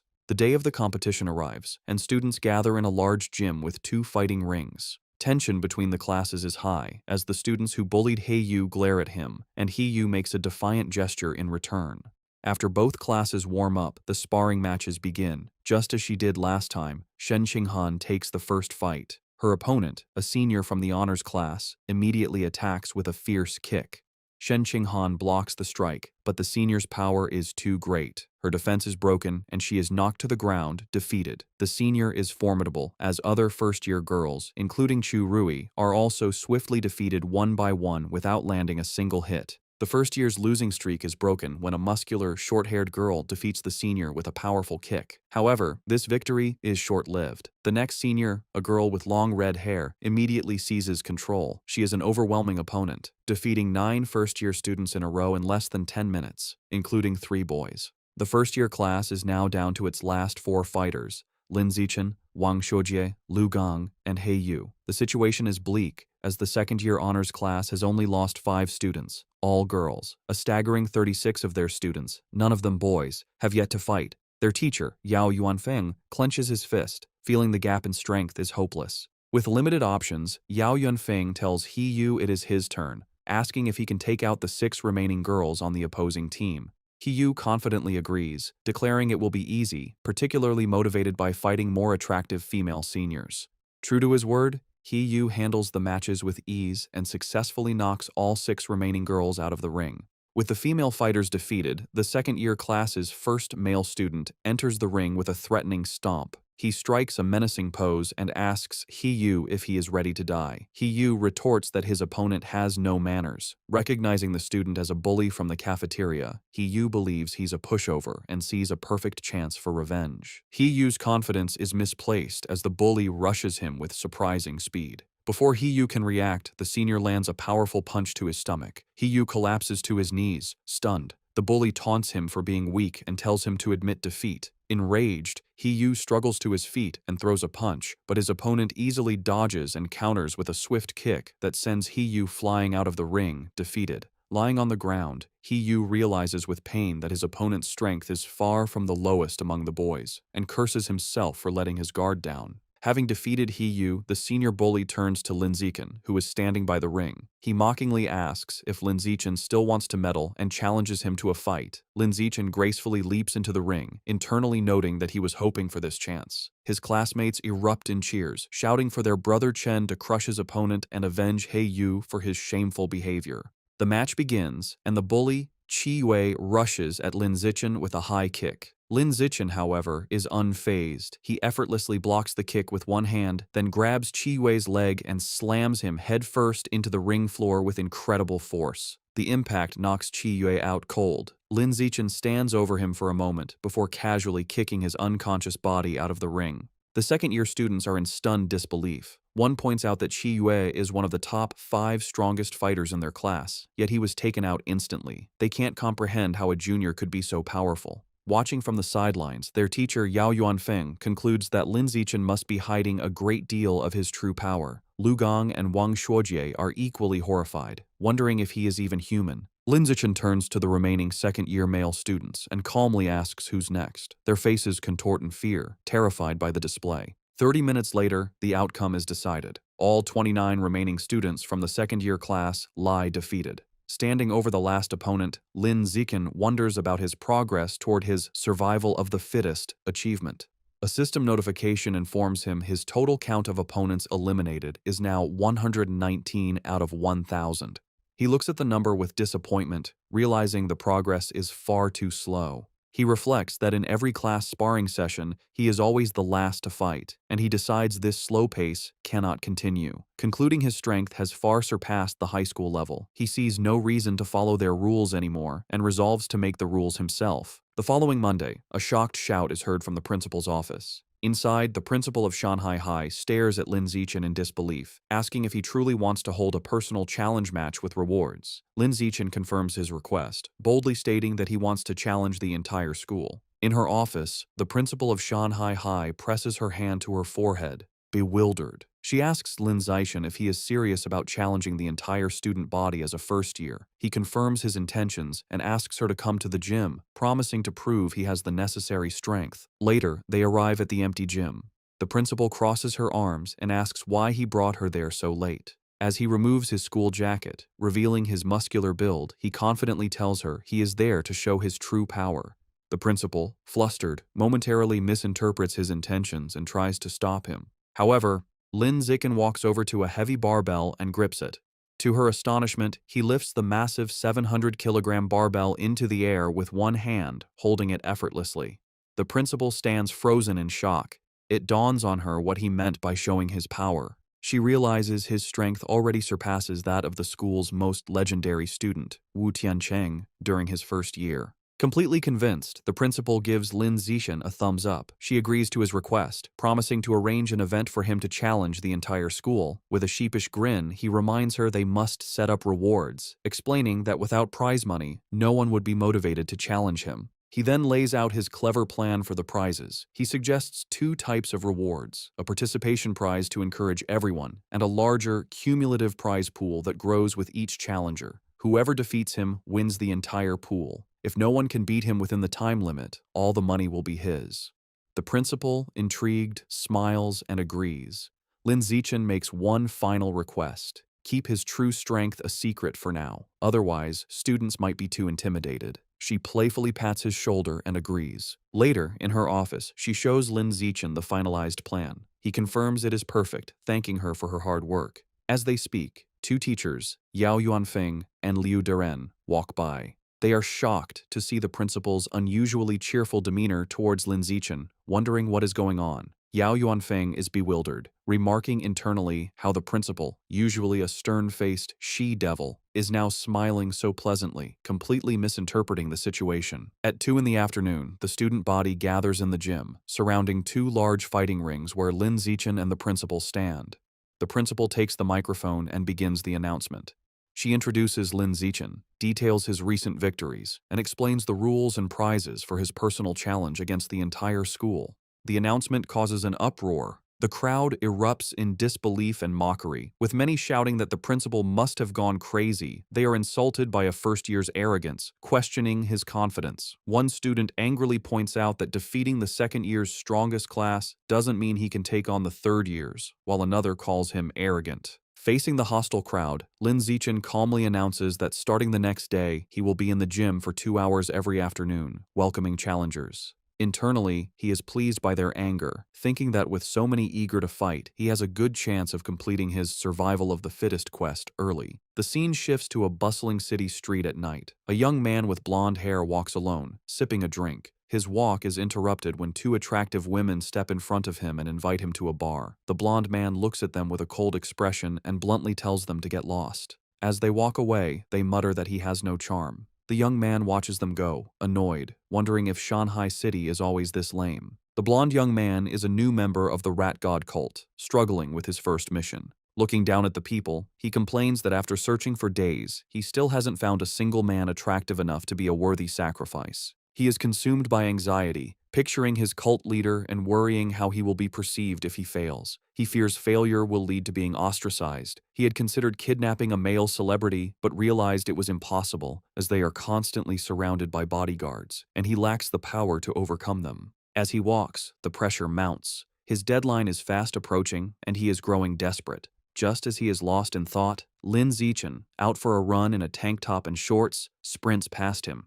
The blonde man turns, and his eyes widen. He is immediately struck by Lin Zichen's appearance, thinking he has finally found an incredibly handsome man. He has found his target. The blonde cultist watches Lin Zichen run, feeling triumphant relief. After searching for so long, he has found the perfect target without even trying. A wide, sinister grin spreads across his face as he confirms his decision. Lin Zichen will be his sacrifice. He begins to follow his target, watching as Lin Zichen turns down a deserted industrial alleyway. Seeing the secluded area, the cultist's face twists into a horrifying black-eyed grin. He knows this is the perfect opportunity. Deciding it is time to strike, he unleashes his power and undergoes a grotesque transformation, his body contorting into a monstrous beast with a massive, tooth-filled maw. However, just as the transformed cultist is about to attack, a brick comes flying out of nowhere and smashes directly into its head with a sickening, bloody impact. The transformed cultist stumbles, clutching its head in pain and confusion after being struck by the brick. From the shadows, Lin Zichen emerges, holding the brick he just threw. He calmly remarks to himself that he didn't expect to find a rat person while out for a run, seeing it as a fortunate chance to increase the unlock progress for his guidebook. The monster trembles in terror, thinking that this human is horrifying and is speaking words it cannot comprehend. It feels incredibly unlucky to have run into him. Before it can react further, the monster collapses to the ground, dead. Lin Zichen looks on in surprise, finding it hard to believe that he killed the creature just by picking up and throwing a single brick. He wonders how a follower of the Rat God cult could possibly be so weak. Deciding not to dwell on it, he quickly kneels beside the dead monster to absorb its life essence before anyone else arrives. A system notification appears, confirming he has devoured a trace of the giant mutant rat's life essence and that his guidebook progress has increased to 8%. He looks at the result with disappointment, noting that it only went up by 1%. He concludes that the pathetically low amount of essence is why this particular rat person was so weak. Thinking about his safety, Lin Zichen decides that he won't be coming out for night runs for a while. He knows that not all of the cult's followers are this weak. Some of the more powerful members have incredibly strong bodies after transforming, durable enough to even withstand firearms. The next morning, Lin Zichen is at home when he sees a shocking news report on television. He learns that at 3 o'clock that morning, the Municipal Public Security Bureau, in cooperation with a chemical tutor from Shanghai University, successfully wiped out the Rat God cult. The report explains that the tutor is a high-level gene fuser who single-handedly defeated the monstrous Rat King. The broadcast shows footage of the incredible battle, where the massive, multi-eyed beast unleashes a terrifying barrage of sharp spikes at the winged, red-haired gene fuser. The tutor endures the powerful attack but ultimately emerges victorious. The entire fight lasted only 30 seconds, ending with the colossal Rat King collapsing in defeat as the gene fuser lands, securing a swift and decisive victory. Watching the display, Lin Zichen is left in deep thought, his expression grim. He contemplates the immense power he just witnessed, wondering if this is the true strength of a high-level being and acknowledging how truly formidable it is. In a modern, well-lit room, two men in tactical gear are having a conversation. A blue-haired man, sipping from a cup, asks his companion, a man with spiky orange hair named Tiancheng, if he has been able to contact their teacher yet. Tiancheng confirms that their teacher is still out of contact. He adds that the entire group of powerful individuals who went to suppress a riot at a place called Source Site 36 remain missing. The blue-haired man then asks about the current situation at the site. Tiancheng replies that it is relatively stable, explaining that if it weren't, he wouldn't have been free to come and clean up the little shrimp that escaped during the initial chaos. The blue-haired man seems to question his dismissive term. The blue-haired man reflects on the immense power of the Rat King, a monster that the entire Public Security Bureau was helpless against. He then internally acknowledges that in the face of a genius high-level being like Tiancheng, the monstrous Rat King was indeed just a little shrimp. Changing the subject, the blue-haired man playfully puts his arm around Tiancheng's shoulders, suggesting that since he is already there, he should visit their old school to give a lecture. Tiancheng resists, stating that he isn't an idle person and has a real job to do. The blue-haired man playfully insists, telling him that providing some ideological guidance to their cute junior students is also a form of work. Deep within a dark cavern under the light of the full moon, it is revealed that the Rat King survived its battle with Wu Tiancheng. The creature explains its recent actions, stating that at first, it only ate beggars, then it moved on to eating young people. Now, it kneels in submission, admitting that it eventually developed a taste for the pampered elite. The Rat King is not alone. It prostrates itself before a new, far more terrifying monster. A colossal, green-skinned being with glowing red eyes and immense power. This new monster scolds the Rat King, angrily telling it that it went to great trouble to bring the Rat King there to have its clan dig tunnels. Instead, the Rat King went around eating people and caused a huge commotion that drew unwanted attention. The giant monster glares down and menacingly asks the Rat King if it believes it deserves to die for its failure. Terrified, the Rat King begs its master for another chance. The giant monster considers the plea and agrees that it can give the Rat King another chance, but it clarifies that there will be a price to pay. Without another word, the monster's clawed hand strikes the Rat King, and a spray of blood fills the air. Deep in the cavern, the giant green monster continues punishing the Rat King. Having ripped out one of its eyes, the monster holds the bloody orb and remarks that while the sewer rat's eyes smell foul, they taste delicious. The monster then grabs the cowering Rat King, acknowledging its cleverness for hiding and sending a subordinate to pose as the Rat King to be defeated by the authorities. This reveals the creature Wu Tiancheng fought was merely a decoy. However, the monster delivers a final, chilling warning. If the Rat King fails to dig tunnels as commanded, it will still die. Meanwhile, back at Shanghai High, the day of Lin Zichen's personal challenge has arrived. As he walks toward the gym, he is the subject of intense gossip. Students point him out as the arrogant first year who dared to challenge the entire school, with many eager to watch. Lin Zichen, however, is focused on his phone, where he is looking at a wanted notice for the 9 fugitive members of the Rat God cult, noting the 500,000 yuan reward for their capture. He thinks of them as a walking fortune, but his practical nature takes over, and he reminds himself that if he ever encounters one, his first priority is to stay safe before thinking about the bounty. He arrives at the gym to find it packed with students surrounding the fighting rings, just as he had hoped. Looking at the sea of potential opponents, he knows the large turnout is not just due to his challenge, but also because of the final part of his plan, the participation prize. To motivate the crowd, Shen Qinghan stands on the sidelines with a megaphone, announcing that every participant will receive a lottery ticket for a chance to win generous prizes.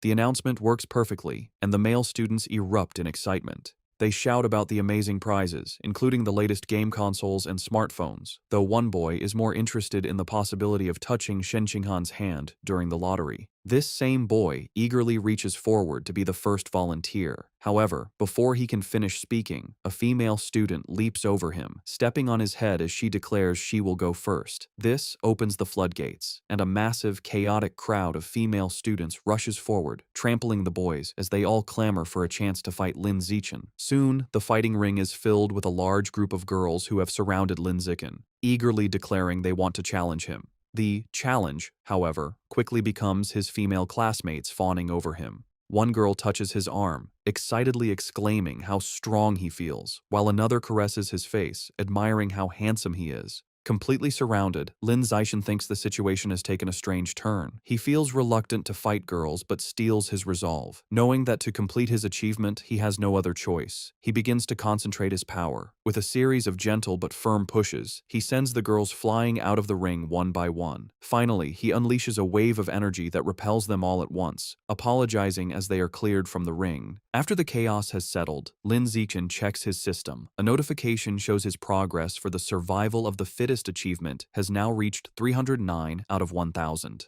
Despite being defeated, the female students are undeterred. One girl with pinkish hair eagerly raises her hand, shouting she wants to challenge him again. However, Lin Zixin stands firm and coldly announces that according to the rules, defeated challengers may not re-challenge. The girls are crestfallen, with one complaining about the unfair rule. A large, muscular student and his friends step forward, and their leader cracks his knuckles, angrily declaring it is now his turn to teach the arrogant junior a lesson. This proves to be an empty threat. Lin Zixin effortlessly defeats opponent after opponent with single punches, and his system shows his survival of the fittest progress has climbed to 419 out of 1,000. Soon, he stands triumphantly atop a massive pile of unconscious students and calmly asks who is next. Just then, a new, more formidable challenger steps forward, declaring he is still there to fight. He leaps into the ring, and the other students immediately recognize him as Yan Xiaoxuan, the overlord of the second year's top honors class. They begin to murmur, wondering who will win.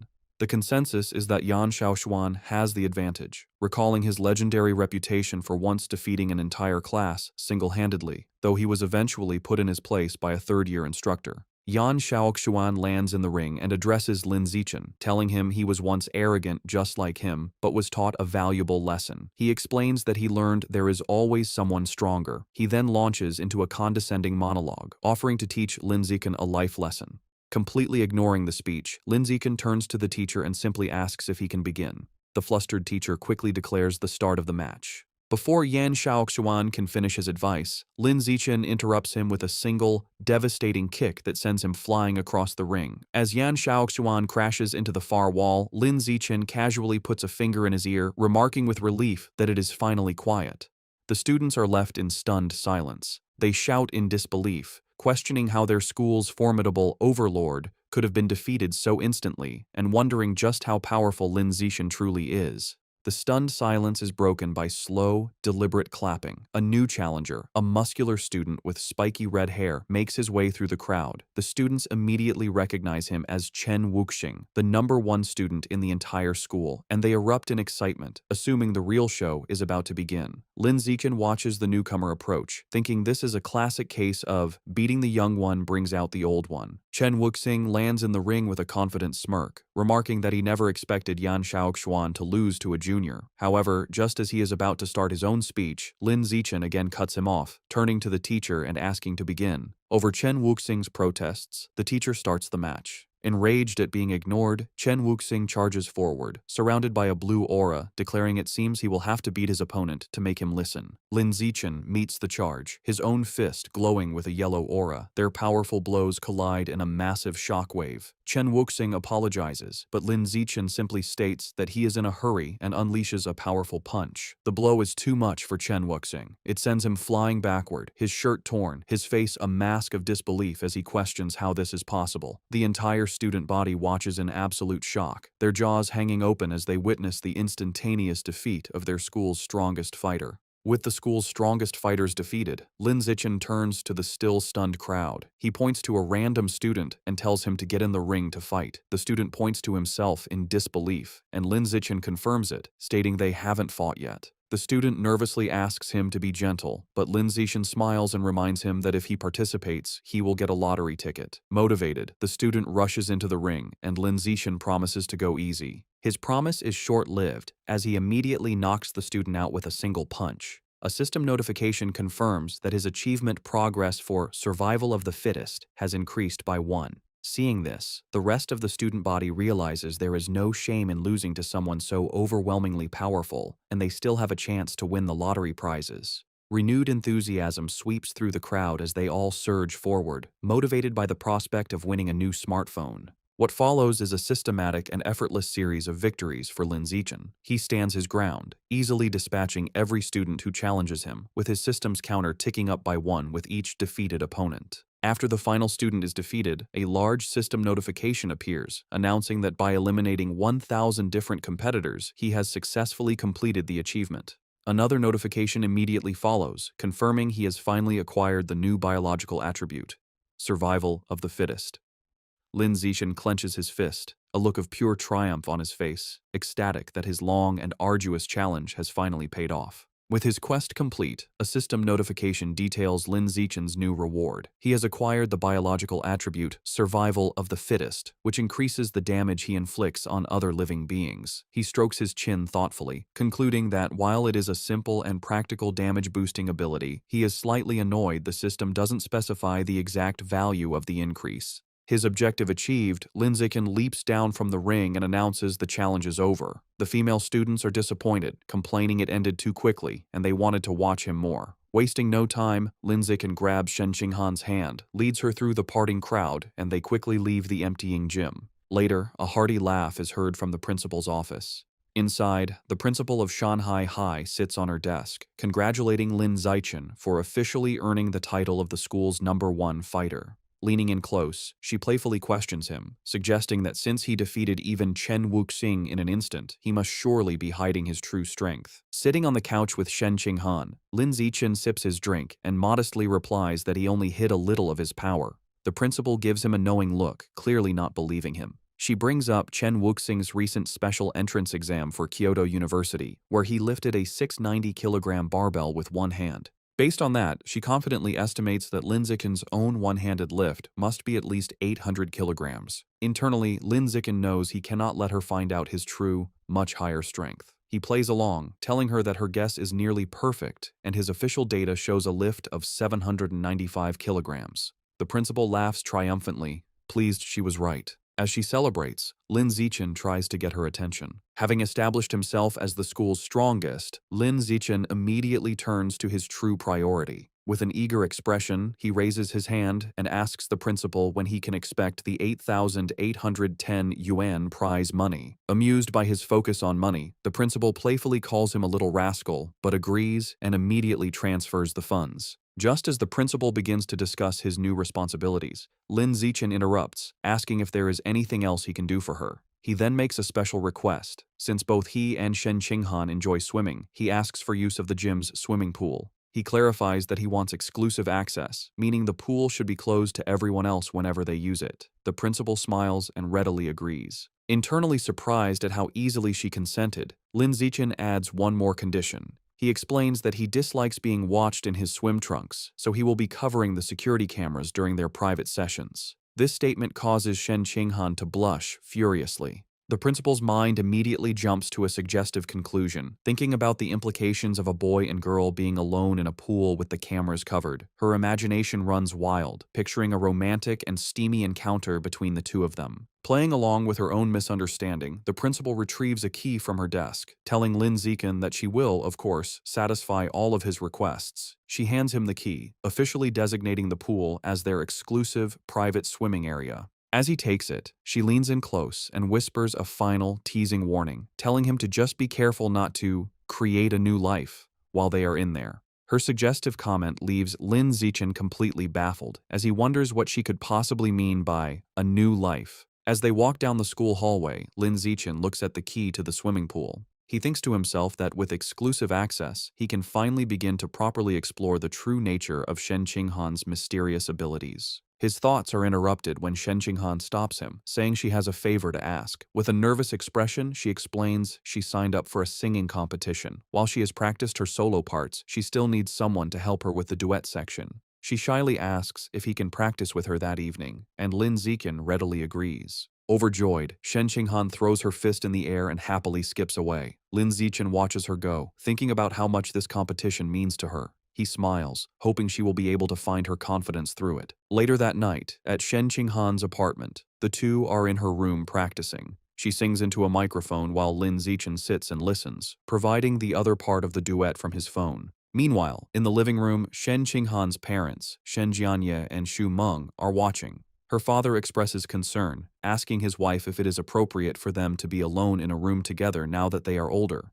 His wife quickly scolds him, retorting that they are childhood friends and questioning what right he has to object. She angrily tells him not to meddle, causing him to quickly back down. After overhearing her parents' conversation, Lin Zixin decides it's a good time to wrap up. He tells Shen Qinghan they've been at it for half an hour and it is time to focus on their studies. As he gets ready to leave, he reminds her about their plan for the next day, to go to the school's private pool so she can get more comfortable with her water abilities. He tells her not to forget her swimsuit and she happily agrees. They say their goodbyes, and Lin Zixin heads home. Once alone, Shen Qinghan's thoughts are consumed by the upcoming trip to the pool, and a deep blush spreads across her face. She nervously goes to her closet, wondering what swimsuit to wear. She lays out two options on her bed, a modest blue one-piece and a more revealing black bikini. She picks up the black bikini, her blush deepening as she worries it might be too revealing. Her imagination runs wild for a moment as she pictures a scene of her and Lin Zixin splashing each other playfully in the water.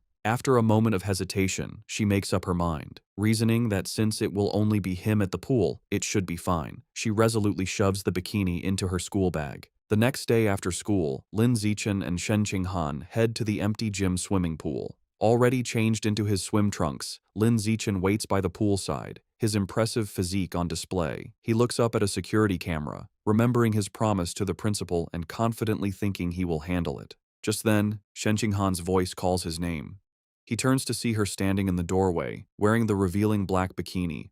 With a bright smile and a slight blush, she walks toward him, apologizing for making him wait. Outwardly, Lin Zixin appears calm, simply telling her to slow down and be careful. Internally, however, he is completely flustered, thinking how incredibly cute she looks. After regaining his composure, he tells her it is time to get in the water and begin their training, to which she happily agrees. The two enter the water and begin to swim gracefully.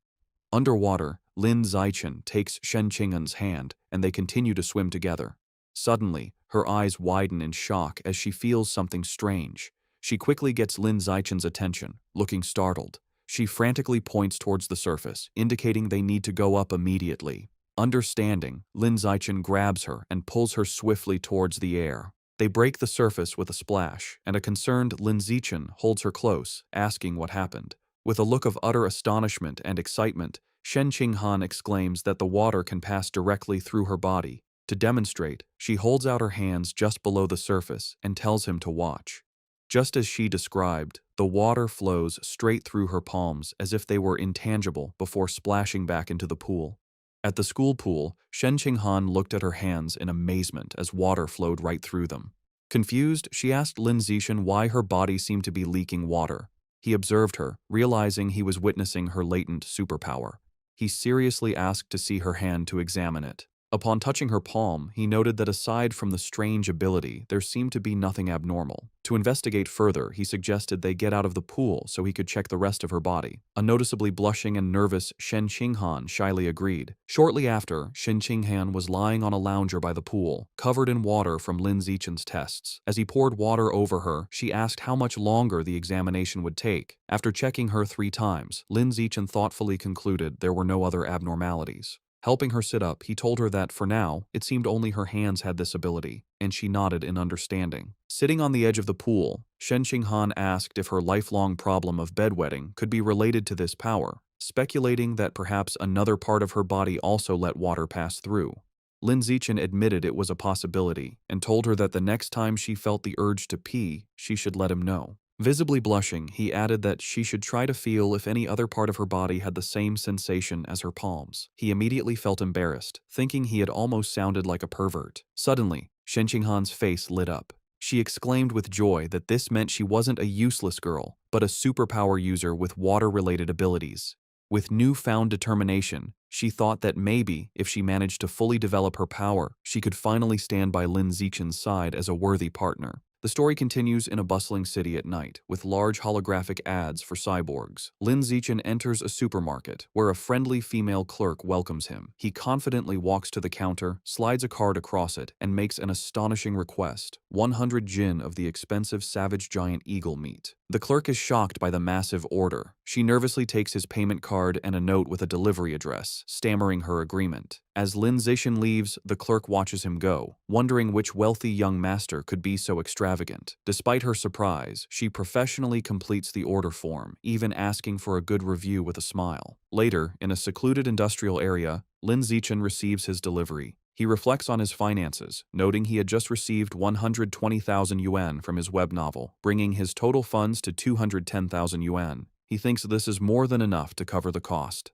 Looking at the large box of beast remains, he prepares to unlock its power, telling himself it's time to see what surprise the codex will give him as he places his hand on the meat. Immediately, a powerful vortex of white energy erupts and surrounds him. A blue system notification confirms he is devouring the savage giant eagle's life source, and the codex unlock progress has reached 100%. He then receives a vision of the eagle's power, the magnificent white bird soaring high, diving into the water, and hunting a massive purple squid-like creature with its powerful talons. As the vision fades, Lin Zichen stands in a radiant blue light. A final system notification announces he has successfully unlocked the Savage Giant Eagle Codex and acquired a new biological attribute, Eye of the Sky. A system notification explains his new ability, Eye of the Sky. It informs him that his field of vision and ability to track moving objects are greatly enhanced.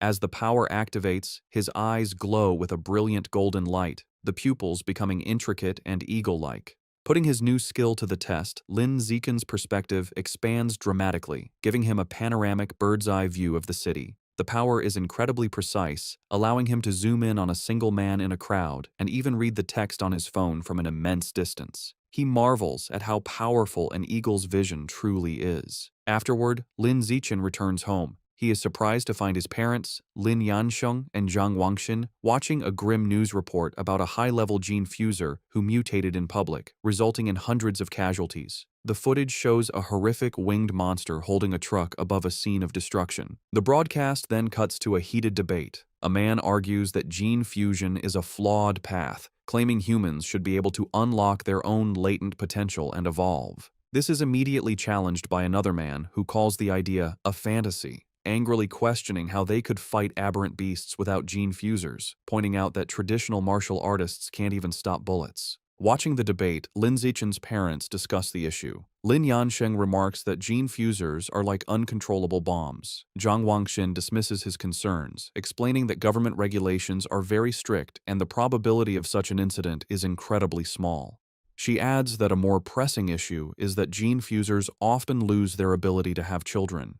Lin Yansheng agrees, suggesting it's best to save their genetic material or have a child before the fusion process. As they were talking, Zhang Wangxin suddenly noticed her son had returned. She became flustered, realizing they had been having a conversation not meant for his ears, and greeted him with an embarrassed blush. Seeing their awkwardness, Lin Zichen suggested they all have dinner. While the family ate, Lin Zichen announced that his school would hold a campus singing competition the next day, and Shen Qinghan had signed up. His parents were thrilled. Lin Yansheng declared the entire family had to go cheer her on, and Zhang Wangxin enthusiastically agreed, adding that Shen Qinghan was like a daughter to her. Lin Zichen calmly agreed. The night of the competition was a massive event with a large, brightly lit stage and an energetic crowd. True to their word, Lin Yansheng and Zhang Wangxin were in the audience, cheering wildly for Shen Qinghan with supportive headbands and a large, glowing sign. Before the show, in an empty classroom, Lin Zichen was helping Shen Qinghan prepare.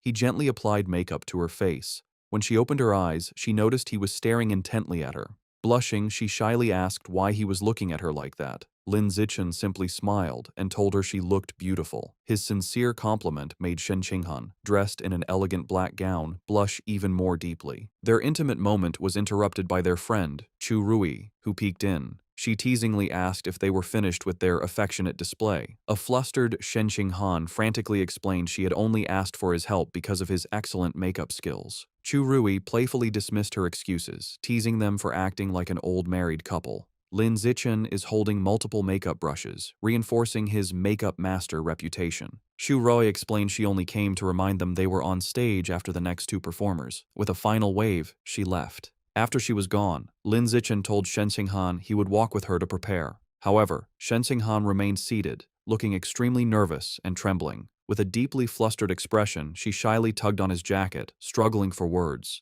A moment later, she blurted out that she had lost control of her bladder again, revealing her nervousness had triggered her unusual condition, leaving a wet stain running down her elegant dress and onto the floor. Overwhelmed with despair, Shen Qinghan cries hysterically. She tells Lin Zichen their performance is about to start and worries she has ruined everything. She fears everyone will hate her if they find out she wet her pants. Lin Zixin calmly approaches her, holds her face, and tells her to stop crying or her makeup will be ruined. As they stand alone in the empty classroom, an idea strikes him. His gaze falls on the large white curtains. Wasting no time, he grabs scissors and rips a curtain from the wall. He spreads it on a table and skillfully begins cutting the fabric. Shen Qinghan watches in amazement, her tears stopping. In a moment, he transforms the curtain into an elegant, multi-layered white dress. Moved by his ingenuity, she whispers his name. Lin Zichen presents his creation and tells her to hurry to the bathroom to change. Blushing, Shen Qinghan says that's not necessary and asks him to turn around so she can change right there. Lin Zichen is visibly flustered by her request, a deep blush spreading across his face. Despite his embarrassment, he agrees and turns his back so she can have some privacy.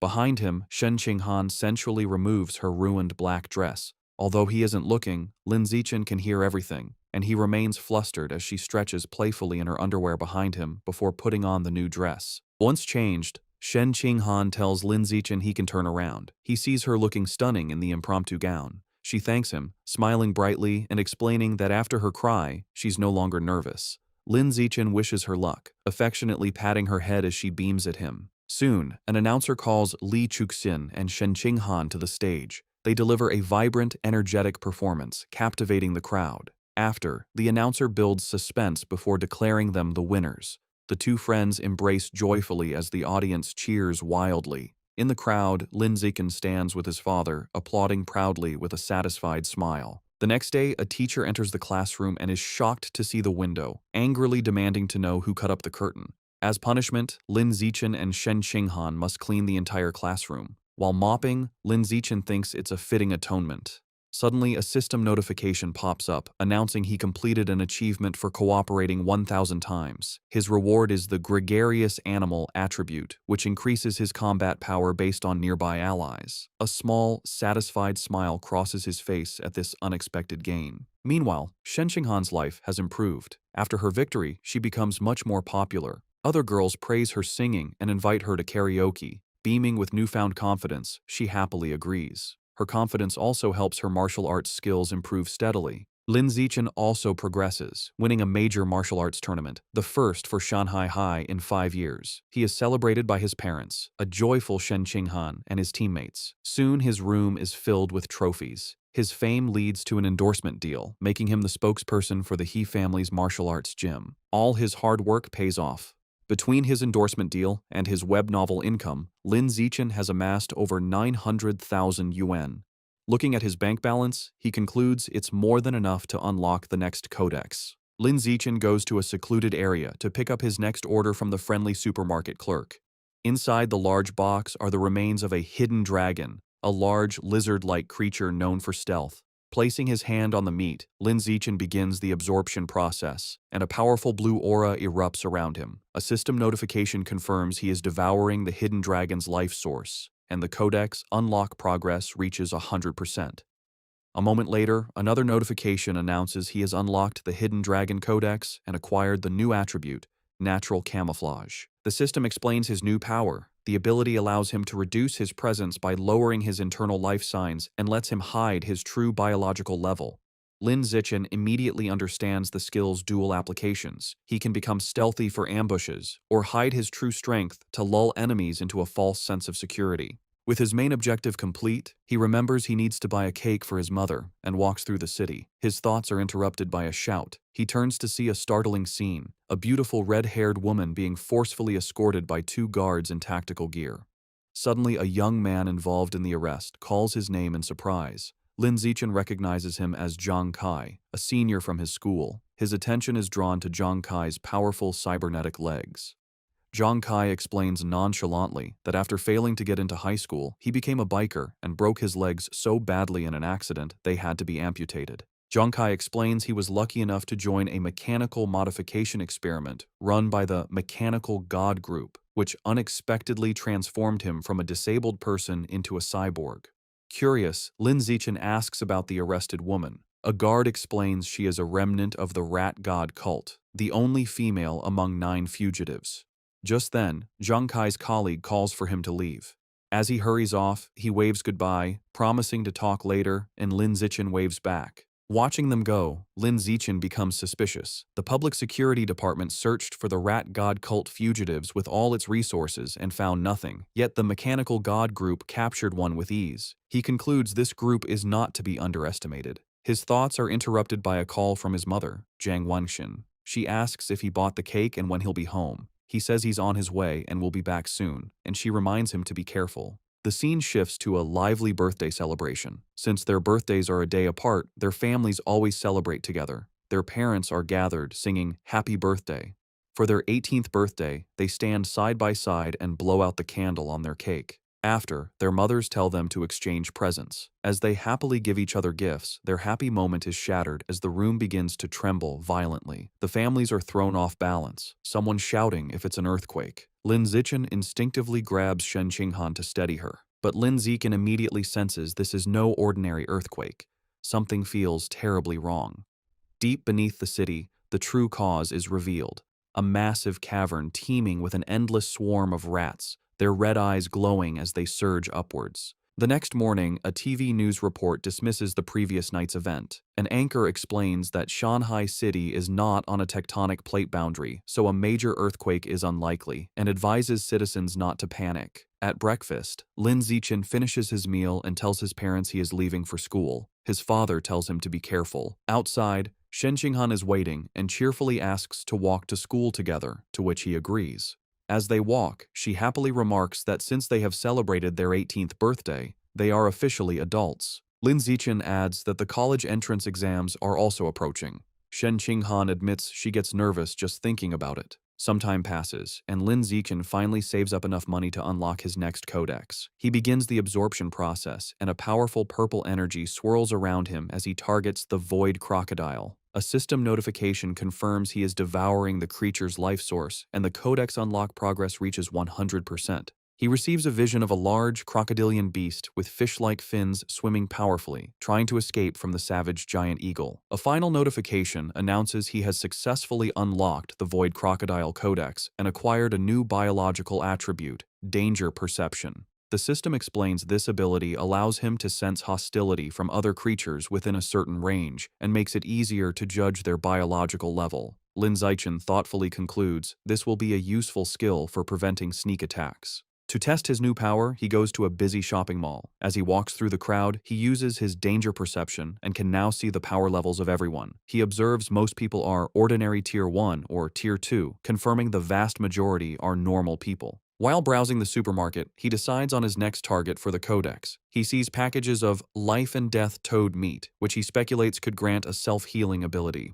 However, his enthusiasm fades when he sees the price, a staggering 100,000 yuan per jin. He realizes his monthly income from his web novel isn't enough to afford it. With a determined look, he concludes he must find a way to increase his income after the exams. The story moves to the Nanjiang Provincial Education Department, inside the minister's office.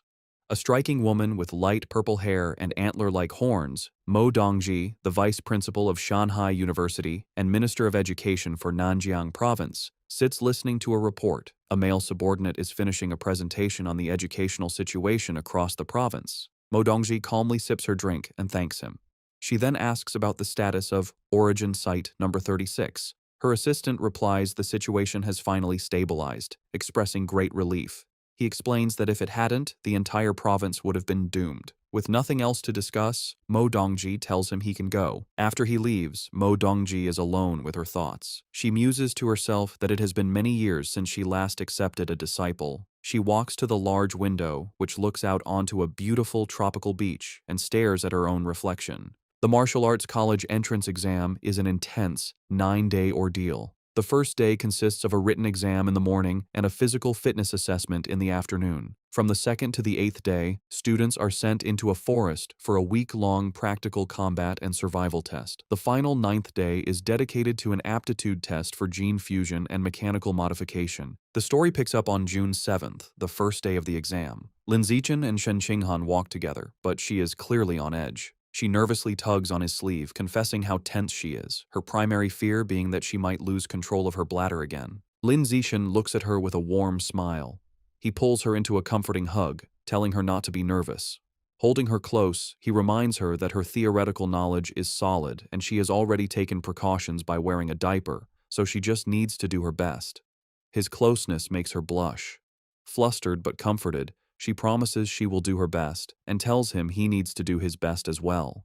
He agrees. During the written exam, Lin Zixin sits with a confident expression, easily filling out the test paper. He finishes long before time is up. With nothing else to do, he rests his head on his hand and brainstorms new plot ideas for his web novel. After the exam, he notices Shen Qinghan walking with her head down, looking upset. He worries she might not have done well. He approaches to comfort her, putting a hand on her shoulder and reminding her they only need to pass the written portion. However, Shen Qinghan quickly tells him she did very well and doesn't need his comfort. Confused, Lin Zixin asks why she looks so unwell. Blushing furiously, Shen Qinghan quietly confesses she had an accident and wet her pants again. She quickly tells him to wait while she runs to the restroom. Lin Zixin reminds her to be quick, as the physical fitness assessment is about to begin. Later, during the weightlifting portion, Lin Zixin demonstrates his overwhelming power. An announcer declares his final score as he effortlessly lifts a massive 950 kilograms barbell with one hand, leaving the other students speechless. His classmates erupt in shouts of disbelief, recalling his other incredible results, a 5.12-second 100-meter dash and a 4.91-meter vertical jump. After completing her own tests, a tired Shen Qinghan, in her gym clothes, approaches Lin Zixin. He asks how she did. With a weary but proud smile, she reports her impressive scores: a 9.32-second 100-meter dash, a 1.62-meter vertical jump,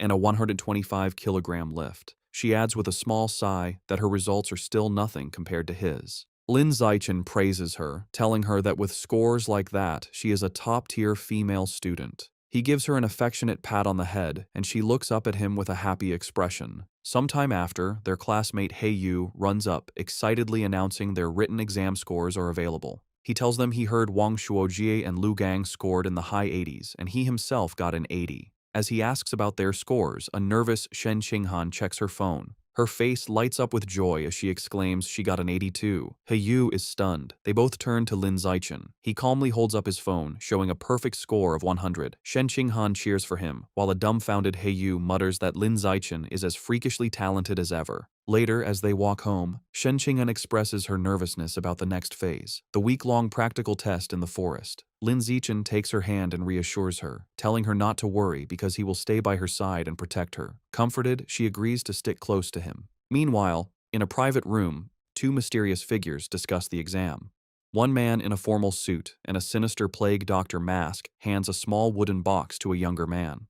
The masked man instructs his subordinate to make good use of his position as a safety officer. The young man takes the box. Inside are 10 dark, seed-like objects, which the masked man calls demon seeds, that will aid him in his mission. The masked man promises that if the young man succeeds, he will be recommended to become a full member of their organization. The young man seems more interested in a different reward, stating he would prefer a rare, different fruit. The masked man scoffs, calling him short-sighted. He explains a single fruit could only help him evolve to a mid-tier rank, whereas joining their organization opens the door to evolving into a truly advanced being. After a moment, the young man is convinced, agreeing that becoming an official member is the more valuable prize. A convoy of buses travels through a dense, foggy forest. An announcement informs students they are about to arrive at the practical exam location. Inside a bus, Shen Qinghan is sleeping on Lin Zixin's shoulder. He gently wakes her, letting her know they have arrived. An automated voice directs students from entrance 9 to get off the bus and proceed to the assembly point.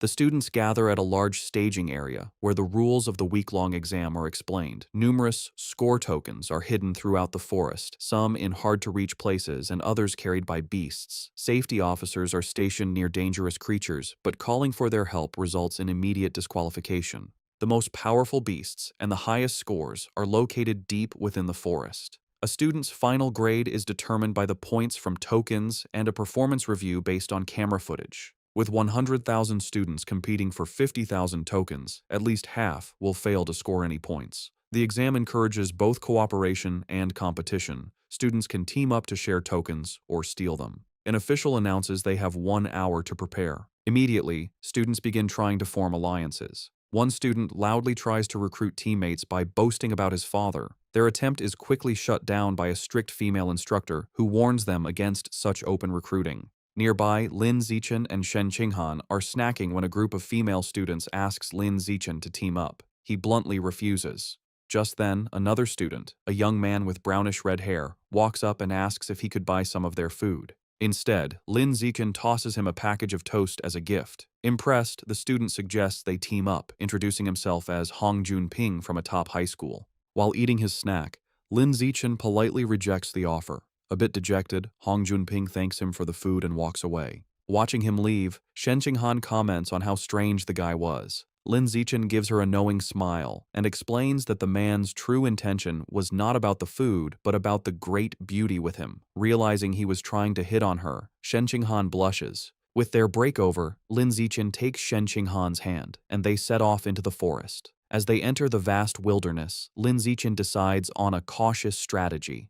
To help Shen Qinghan acclimate, they begin by searching for score tokens in the safer, outer regions. To aid their search, Lin Zichen activates his Eye of the Sky ability, his eyes glowing with golden light. His enhanced vision lets him instantly spot a target. He tells Shen Qinghan he has found a token at the top of a nearby tree and instructs her to get it. Eagerly, Shen Qinghan leaps high into the air with incredible agility. A moment later, she triumphantly holds up a token with the number 1 on it, happily shouting to Lin Zichen that she got it. With his Eye of the Sky active, Lin Zichen systematically scans the area, directing Shen Qinghan from one hidden token to the next. Soon, she has collected a small handful of 1-point tokens. Overjoyed, Shen Qinghan throws her arms around Lin Zichen in an excited hug, exclaiming how amazing he is. Their celebration is cut short as they are surprised by an unexpected arrival. It is Hong Junping who greets them with a smile. He holds up a large score token, stating he has already gathered 28 points. He claims he wants to repay Lin Zichen, but internally, his motive is to get to know the incredibly cute Shen Qinghan. He formally offers to team up, suggesting they split all points evenly among the three of them. Lin Zichen flatly rejects the offer. He tells Hong Junping that if he is serious about repaying them, he can simply hand over all his score tokens. Hong Junping is visibly shocked and angered by this outrageous demand. His friendly demeanor vanishes, and surrounded by a surging aura, he charges forward, shouting that they have chosen the wrong path. As Hong Junping charges, yelling they have chosen the wrong path, Lin Zichen calmly smirks, agreeing that Hong Junping is the one who has chosen wrongly. The fight is over in an instant. Lin Zichen lands a single, devastating punch to Hong Junping's stomach, causing him to double over in agony and spit up blood. With their opponent defeated, Lin Zichen and Shen Qinghan walk away arm in arm, with Lin Zichen now casually holding Hong Junping's score token. Behind them, their attacker lies unconscious. A concerned Shen Qinghan asks if he will be all right, but Lin Zichen nonchalantly reassures her that he didn't even use any real force. Over the next few days, Lin Zichen continues to guide and train Shen Qinghan. He helps her find more score tokens, pushes her to improve her strength by having her lift massive boulders, and teaches her practical survival skills like hunting wild boars. Their time is not all work. They also enjoy simpler moments, like gathering fresh fruit. They work as a perfect team, easily fending off other students who try to ambush them. When tired, they rest together under a makeshift roof. As Shen Qinghan sleeps on his shoulder, Lin Zichen looks at her fondly, wishing the peaceful moment could last longer. Finally, they arrive at the central area of the forest. Shen Qinghan points out a wooden sign that ominously reads, "Danger, Aberrant Beast Zone." However, as they venture deeper, they find it eerily quiet. Shen Qinghan observes that they might have arrived too late, as there are no aberrant beasts in sight. The only evidence that anything was ever there are large, unsettling bloodstains splattered across the path. As they walk through the forest, Shen Qinghan is disappointed, lamenting that if they'd arrived earlier, she could have earned the genius title by killing aberrant beasts. Lin Zichen comforts her with a pat on the head, telling her the title doesn't mean much, and it's time to go back. He reflects that with cameras everywhere, hunting beasts is impossible, so it's more practical to focus on training Shen Qinghan's survival skills. After the combat assessment, the students are taken to the next phase, the gene fusion compatibility test. They are bused to a high-security facility on an island, the Island Gene Research Institute, where they are told to get in line for the test. Inside the lab, the students wait to have their blood drawn. Shen Qinghan asks Lin Zichen if the reagents in the test tubes are for the test. He confirms they are flowing cloud jellyfish genetic reagents. This jellyfish's genes have a high affinity with the human body and easily cause a special chemical reaction with human blood, making them the ideal reagent. The procedure involves injecting the student's fresh blood into the jellyfish reagent to observe the chemical reaction, which determines if a student is suitable for gene fusion. While waiting, a nervous Hiyu expresses his hope to pass the gene fusion test, not wanting to go through the mechanical modification test. Chu Rui adds that the mechanical test is rumored to be painful, like being burned, as it involves implanting special metal alloys into the body. This thought terrifies Hiyu, who begins praying. After their blood is drawn, the students wait about an hour for the results. As scores come in, a girl celebrates her 8% compatibility, which qualifies her to be a gene fuser, while another is dejected over a 4% score. Another classmate is relieved to have barely passed with 6%. The students discuss the grading scale. 6% is passing, 8% is excellent, and 10% is required for top universities. They also mention the famous Kyoto prodigy has a compatibility of 16%. Hearing this, Lin Zichen silently wonders what his own score will be, thinking that since his physical attributes are superior, perhaps he could reach 20%. Shen Qinghan, growing anxious, grabs Lin Zichen's arm for support. He calmly takes her hand, telling her it's normal to be nervous, while thinking she might not be able to continue with him if her compatibility is too low. Suddenly, their friend Chu Rui exclaims in joy that she scored 10%, high enough for the top universities. Yu, however, seems slightly disappointed with his 11% score, feeling it should have been higher. Seeing that others have results, Lin Zichen turns to check his phone. Shen Qinghan, too scared to look at her own score, asks him to check his first and then hers. He agrees and looks at his phone. The result is an impressive 15%. Overjoyed, Shen Qinghan immediately throws her arms around Lin Zichen in a celebratory hug, exclaiming that with a score like that, he is surely the top scholar in the province. Despite Shen Qinghan's joy, Lin Zichen is internally disappointed his 15% compatibility is lower than the Kyoto prodigies, leading him to conclude that physical strength isn't the only factor determining aptitude for gene fusion. He then gently tells Shen Qinghan it's her turn to check her results, and she nervously agrees. He tries to reassure her, saying that if someone like him can get a good score, she certainly can too. However, as he brings up her results, his expression turns to shock. Shen Qinghan and Chu Rui, looking over his shoulder, mirror his astonishment. The phone screen displays an unbelievable result. Shen Qinghan has a gene fusion compatibility of 21%.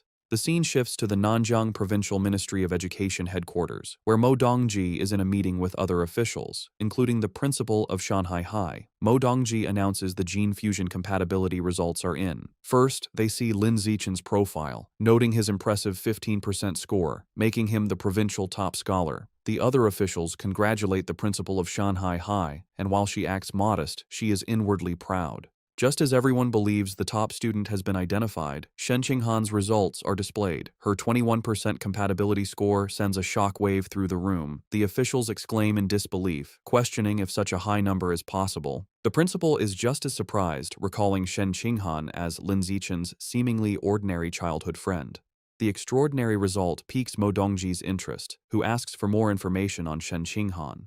The principal of Shanghai High nervously suggests to Mo Dongji that Shen Qinghan's result must be a mistake, as her school performance has always been ordinary. With a sigh, Mo Dongji decides there's no other way and that she must go see for herself. Back at the testing facility, students are in an uproar over the 21% result, questioning if the test was wrong. Shen Qinghan herself turns to Lin Zichen in disbelief, asking if there was a mistake. Lin Zichen calmly tells her he doesn't think it's an error. He leans in close, explaining she has a natural high affinity for water, and since the test used a reagent from a water attribute beast, like the flowing cloud jellyfish, her result makes sense. Shen Qinghan's eyes light up with understanding. She excitedly realizes this means her body is highly compatible with water attribute beast genes, making her a natural genius. With newfound confidence, she looks at Lin Zichen, thinking she is finally worthy of standing by his side. Lin Zichen smiles warmly, happy for her. Their moment is suddenly interrupted when someone shouts for everyone to look outside. As they turn, they witness a massive whirlpool of water rising from the ocean, and standing atop it is Mo Dongji. The students watch in awe as she stands powerfully on the surging wave. The other students panic, wondering if she is a heretic, and fearing she is about to destroy the entire facility.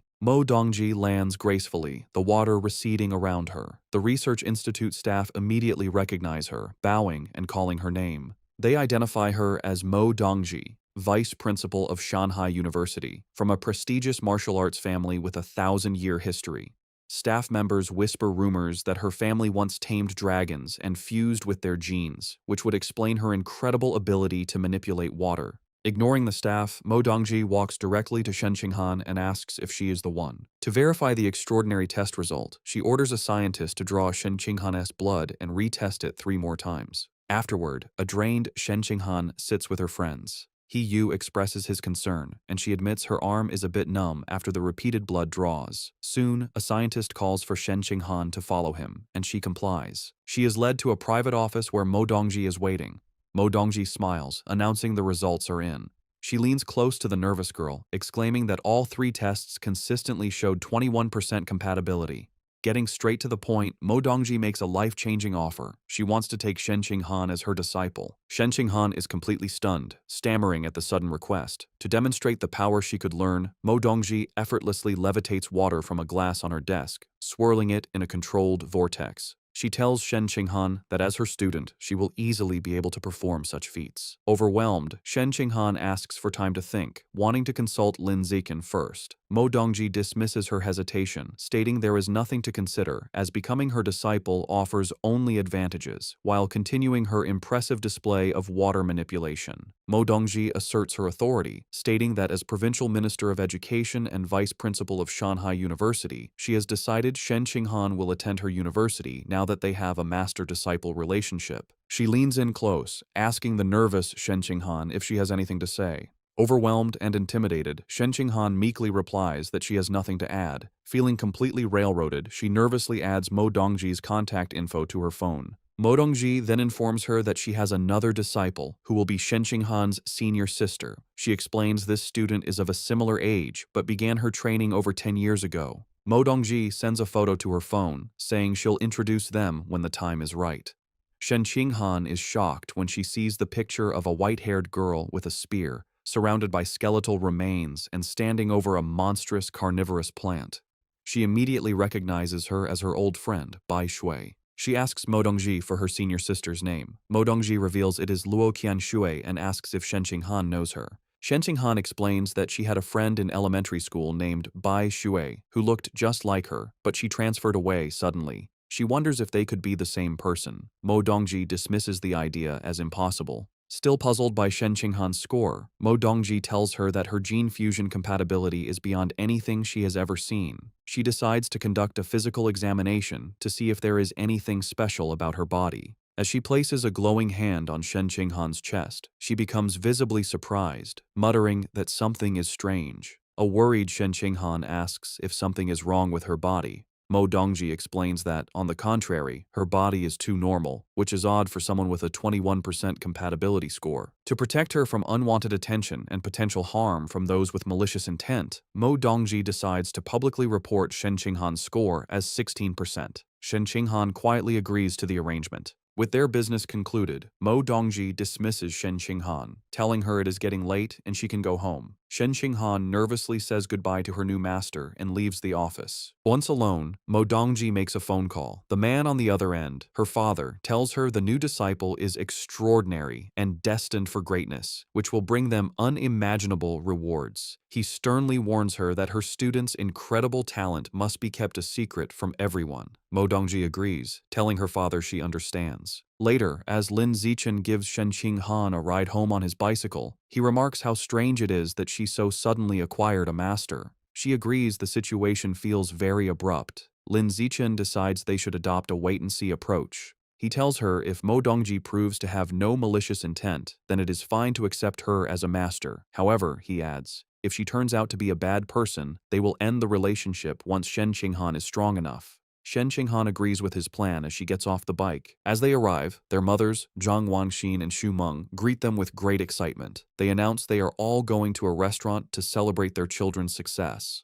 They are overjoyed that Shen Qinghan is the provincial top scholar and that she and Lin Zichen can attend the same university together. At the restaurant, both families raise their glasses in a toast, celebrating Shen Qinghan and Lin Zichen for achieving the top 2 scores in the province. After the joyful dinner, the families part ways, wishing each other a safe trip home. That night, under a full moon, there is a knock at Lin Zichen's door. His mother, Zhang Wangxin, opens it to find Shen Qinghan standing there in her pink pajamas, looking flustered. Zhang Wangshan smiles and teasingly asks if she has come to sleep with Lin Zichen again. Flustered by Zhang Wangshan's teasing, Shen Qinghan quickly denies any romantic intentions, insisting she has something very important to discuss with Lin Zichen in person. She tells Zhang Wangshan she's going to find him and rushes into his room. Amused, Zhang Wangshan watches her go, wondering to herself if the important matter is a love confession. Shen Qinghan knocks on Lin Zichen's door, telling him she has something important to say. When he opens the door and asks what's wrong, she explains it is about the matter with her new master from earlier that day. Inside his room, she sits on his bed, hugging a pillow for comfort. She tells him that her master, Mo Dongji, performed a full physical examination on her, but found nothing out of the ordinary, concluding that her body was no different from a normal person's. Shen Qinghan reveals the crucial detail. Even with her power, Mo Dongji was unable to detect her strange ability to let water pass through her body. Lin Zichen is internally stunned by this revelation. He reflects on Mo Dongji's immense power, capable of controlling massive waves, yet she was unable to uncover the secret of Shen Qinghan's body. He concludes that her physical constitution is far more mysterious than he had ever imagined. He places a reassuring hand on her shoulder, advising her that they must keep this ability a secret from everyone for now, as they cannot predict the consequences if it were to be revealed. He suggests they can slowly study it later when they are stronger and more experienced. Shen Qinghan agrees, telling him she will follow his lead. She then brings up another topic, remembering that her master mentioned she has a senior sister. Shen Qinghan explains that she saw a photo of this senior sister and was shocked by how much she looks like her old friend, Bai Shui. She then shows the picture on her phone to Lin Zichen. He takes the phone and examines the photo of Luo Qianshu. He acknowledges the resemblance, but notes that her aura is completely different from the Bai Shui he remembers. His attention, however, is drawn to the strange, forested background of the image. He asks Shen Qinghan if she has any idea where the photo was taken. Shen Qinghan tells Lin Zichen she doesn't know where the photo was taken, but she will ask her master. She sends a text to Mo Dongji, asking about the location. Mo Dongji gives a one-word reply: source site. When Shen Qinghan asks for more details, her master cryptically responds that she will find out when she becomes stronger. Shen Qinghan relays this information to Lin Zichen, telling him she couldn't get any more details. Lin Zichen decides they should put the matter aside for now and revisit it in the future.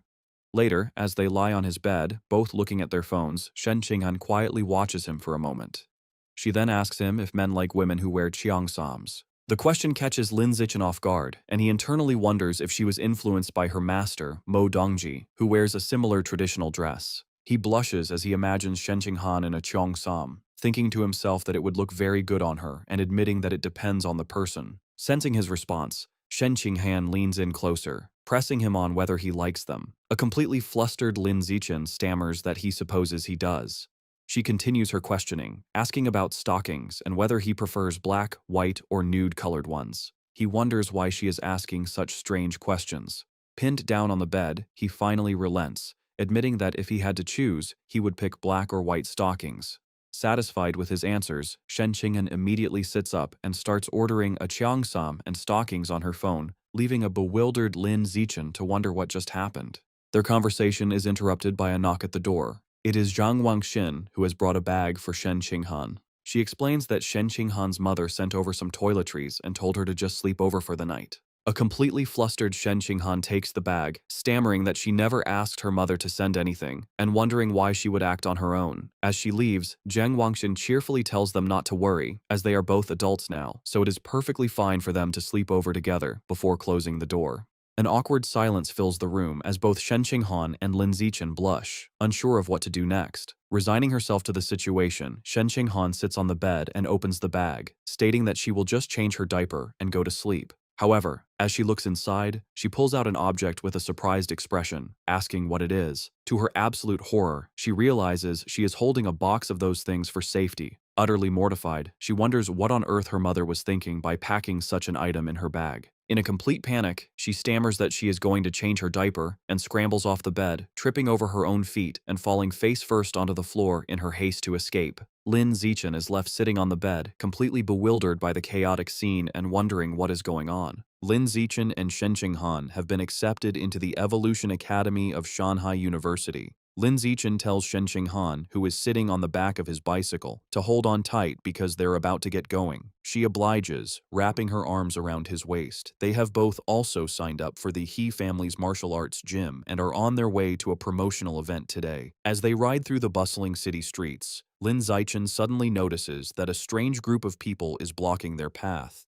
A man in black and gold robes, accompanied by several men in white karate uniforms, stands before them and asks if he is Lin Zichen. Surprised, Lin Zichen stops the bike and asks them who they are. The man introduces himself as Liu Chuanwu, the dean of Shanghai University's Budo Academy. However, he clarifies that he is not there in his official capacity, but as a representative of an organization called Tianren-Ge. Tianren-Ge is a conservative organization that opposes gene fusion and mechanical modification, preferring to fight threats with traditional martial arts. Lin Zichen recalls hearing about them, but internally dismisses them, thinking their ideology is misguided and deludes its followers. Liu Chuanwu formally invites Lin Zichen to join Tianren-Ge. Ignoring him, Lin Zichen simply asks them to get out of his way. As Lin Zichen tries to pass, Liu Chuanwu places a hand on his shoulder to stop him, asking for a moment to talk. Attempting to persuade him, Liu Chuanwu offers him a new phone as a gift, but Lin Zichen is clearly made uncomfortable by the insistence.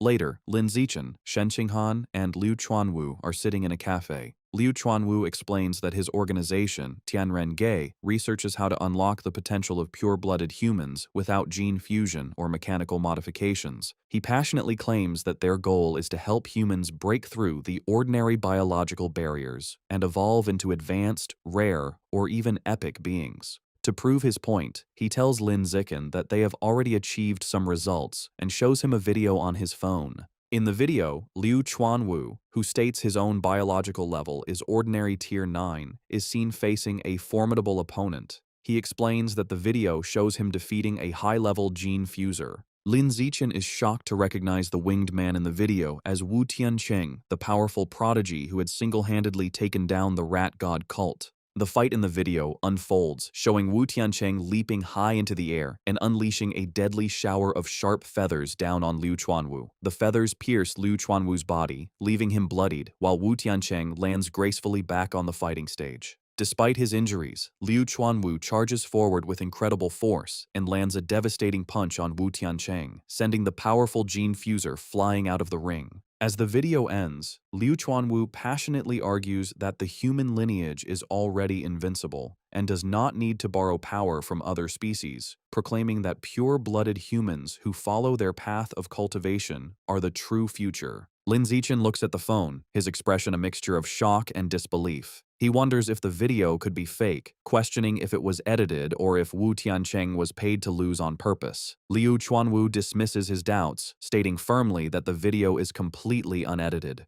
He adds that he will continue to challenge other high-level gene fusers and invites Lin Zichen to come and watch any time. Lin Zichen then asks why they don't just post the video online to better promote Tianren-Ge.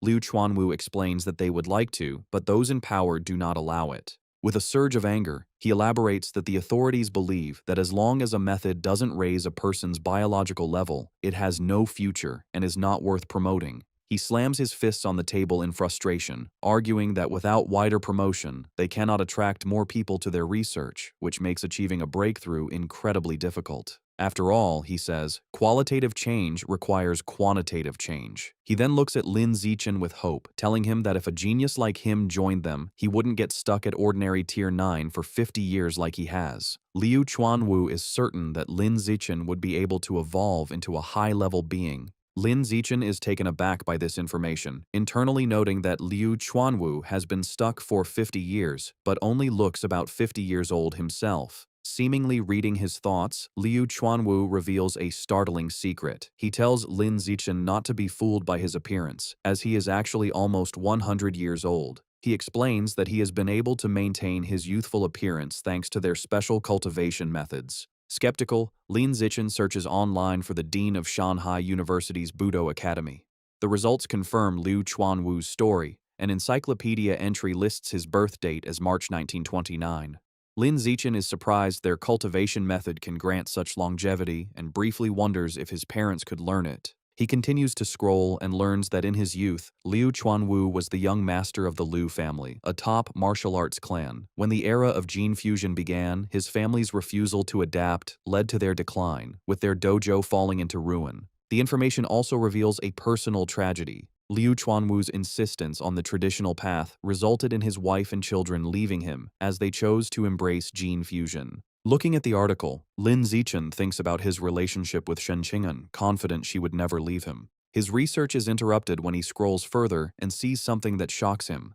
Under the relationships section, it lists his ex-wife as Yuan Dongji, which Lin Zichen recognizes as another name for Shen Qinghan's new master, Mo Dongji. He also sees that the profile pictures for his son, Yuan Shusheng, and daughter, Yuan Xiaoyi, are grayed out, making him wonder if they have both died. Lin Zichen looks up from his phone at Liu Chuanwu, concluding this man should not be underestimated. Noticing the intense stare, Liu Chuanwu smirks. He proudly states that maintaining his youthful appearance at nearly 100 years old is proof of the great potential of pure-blooded humans, and it is for this reason that Tianrenge exists. He passionately declares that Tianren means humanity will conquer the heavens. He argues that those who rely on gene fusion will never surpass the beasts they take their power from and will eventually be destroyed by them. He makes the same argument for mechanical modification, stating that because many materials come from aberrant beasts, it is also a path that can never truly surpass its origins. He slams his fists on the table, clarifying that Tianrenge is not completely against these methods, but is against humanity betting its entire future on them. He believes they should be used as an early-stage solution while they research a better long-term path.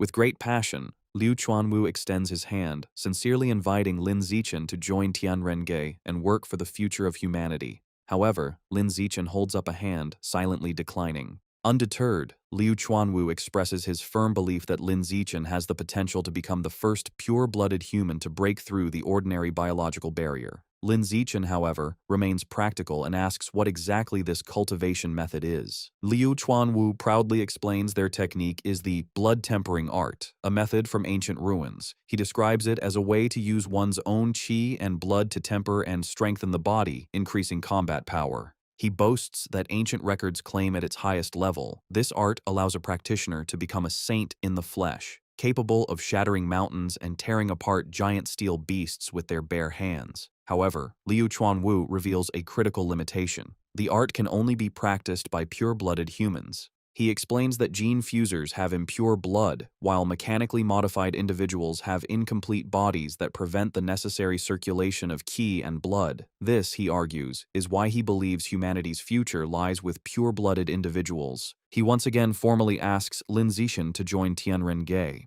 Lin Zichen thoughtfully replies that he feels he knows too little about this path and would prefer to just observe for now. Becoming more insistent, Liu Chuanwu leans forward, telling Lin Zichen he can take his time learning, but it would be a great shame to waste his incredible physical talent. Leaning in close, Liu Chuanwu tells him that from Tianrenge's perspective, the supposed top scholar with 16% gene fusion compatibility is nothing compared to him. He goes so far as to say she can't even compare to a single hair on Lin Zichen's head, causing a shocked Shen Qinghan to spit out her drink. Surrounded by a fiery aura of conviction, Liu Chuanwu declares they have always believed that Lin Zichen, with his #1 physical test data, is the true top talent in the province. He tells Lin Zichen that if he chooses their path, he will undoubtedly be able to crush Shen Qinghan in the future. This leaves Shen Qinghan looking dejected, wondering why she is being dragged into the conversation. Lin Zichen raises his hand to interrupt Liu Chuanwu's speech. He points directly at the downcast Shen Qinghan, clarifying that she is the top scholar with the 16% gene fusion compatibility he was just talking about.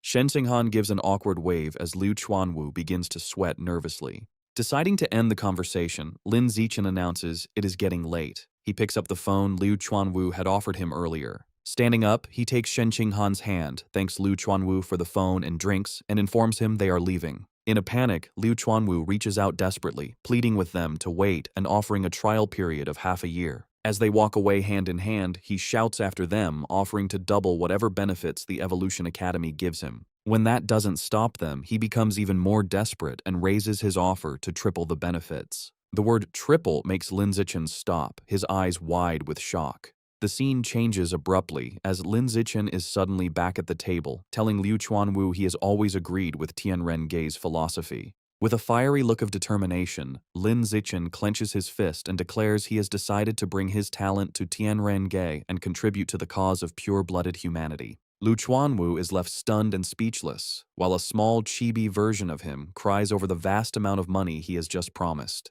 Having made his decision, Lin Zichen tells Liu Chuanwu he has a question. He asks if he knows what the source site is. Liu Chuanwu is visibly surprised, wondering how a young student could know about such a place. His expression turns solemn as he explains that the source site is believed to be the origin of all life. He elaborates that all the aberrant beasts in the world originate from there. Lin Zichen reflects on the information, realizing the source site is the origin of all aberrant beasts. He asks Liu Chuanwu if the beast meat sold in markets also comes from there. Liu Chuanwu confirms this, explaining the meat on Earth isn't enough to feed the general population. Lin Zichen then asks about videos of the place. Liu Chuanwu shakes his head, explaining that no electronic devices function there, so the only way to record anything is through realistic drawings. This triggers a memory for Lin Zichen.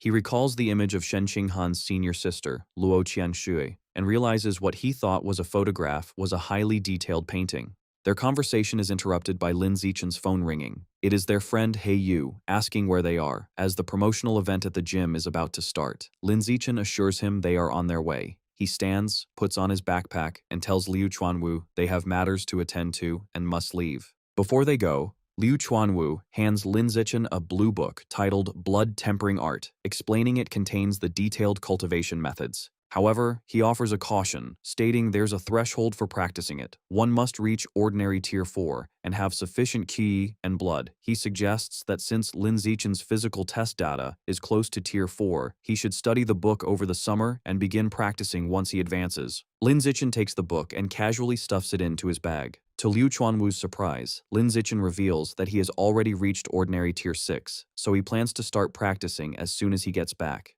The scene shifts to a high-rise building. Inside, a young woman with a ponytail is training intensely, delivering a powerful kick to a heavy bag that sends it swinging. She stops when she hears someone whistling happily. Turning, she sees Liu Chuanwu walking in with a spring in his step. Curious, she asks the dean what has made him so happy. Liu Chuanwu boasts to the young woman with a proud expression. He claims that thanks to his charisma, he recruited the student with the top physical test scores in the province into Tianren-ge.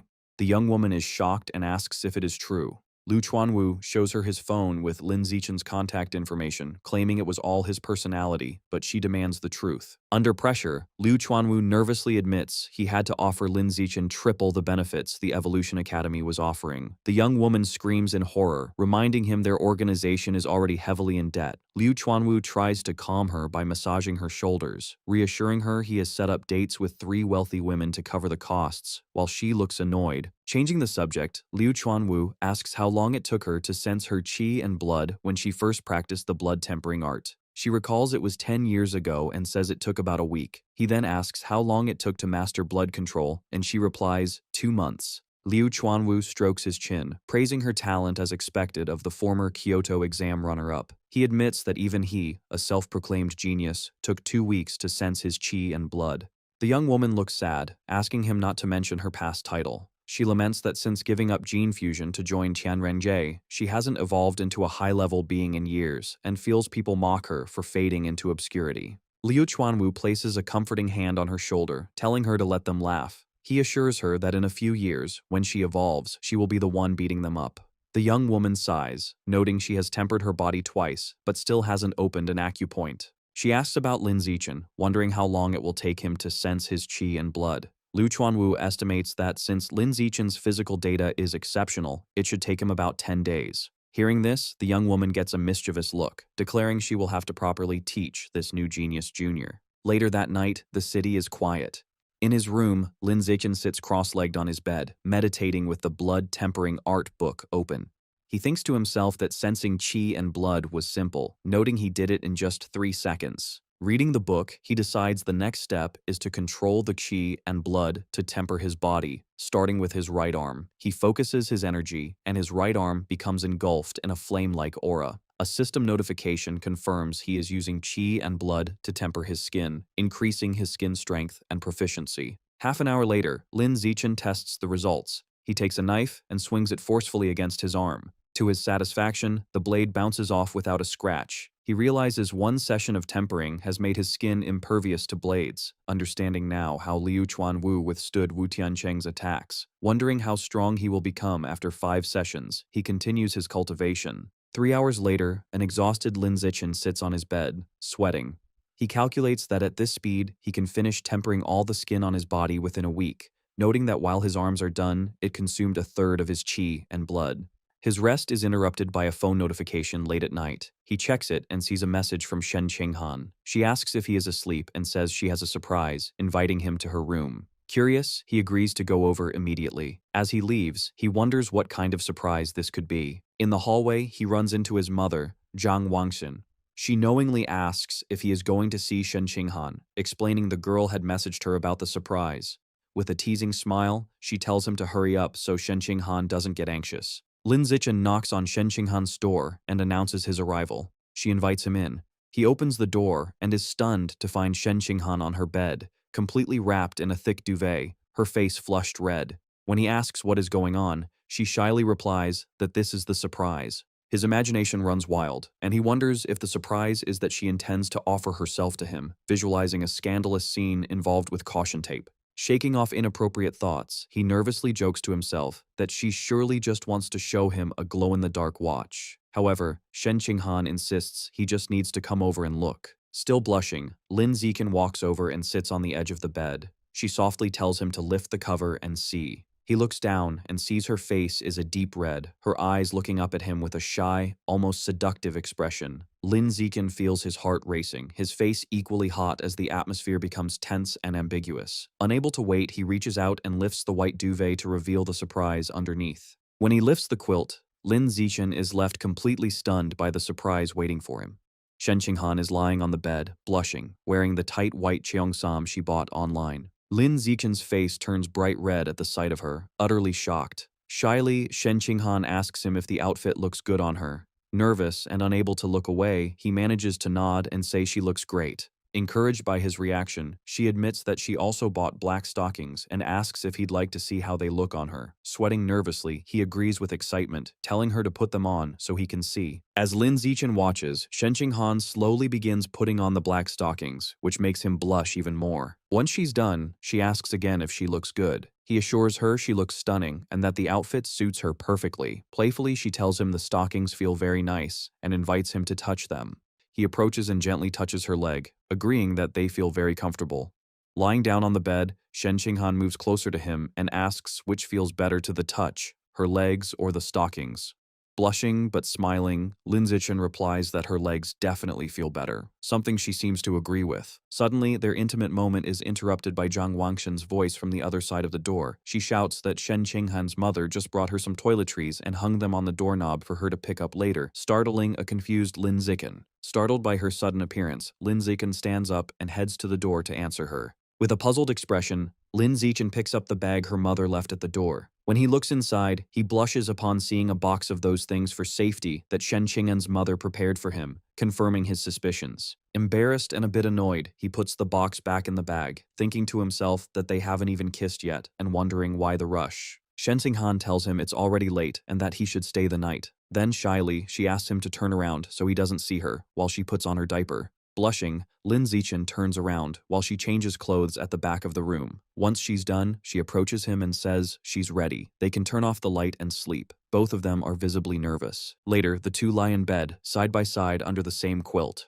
Unable to sleep, Lin Zichen asks Shen Qinghan if she used any perfume, since he notices a pleasant scent in the bed. With her eyes closed and a playful smile, she replies that it's her natural scent that perfumed the bed and invites him to smell if he doesn't believe her. Skeptical, he murmurs that that's impossible. Opening her eyes, Shen Qinghan gives him a seductive smile, leaving him speechless. He blushes intensely, captivated by the moment. Slowly, she moves closer to him and kisses him passionately.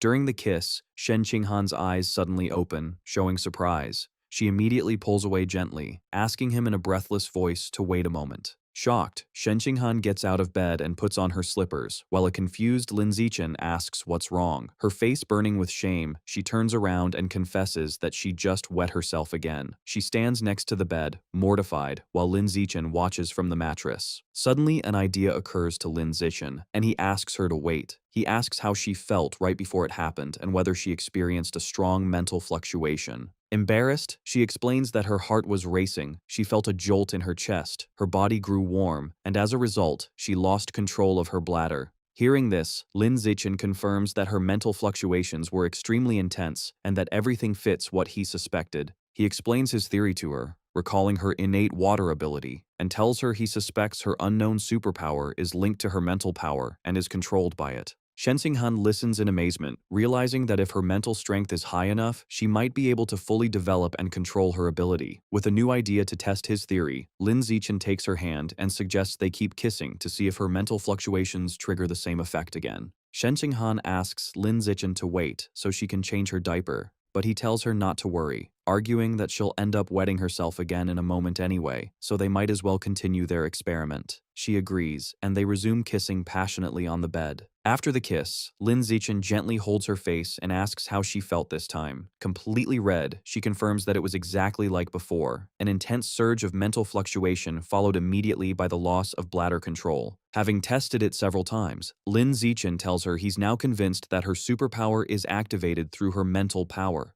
Shen Qinghan, drenched and embarrassed, says she has sweated a lot and is going to take a shower as she gets out of the bed. From the bathroom, she shouts that she forgot her pajamas and asks him to bring her a set. He agrees without hesitation.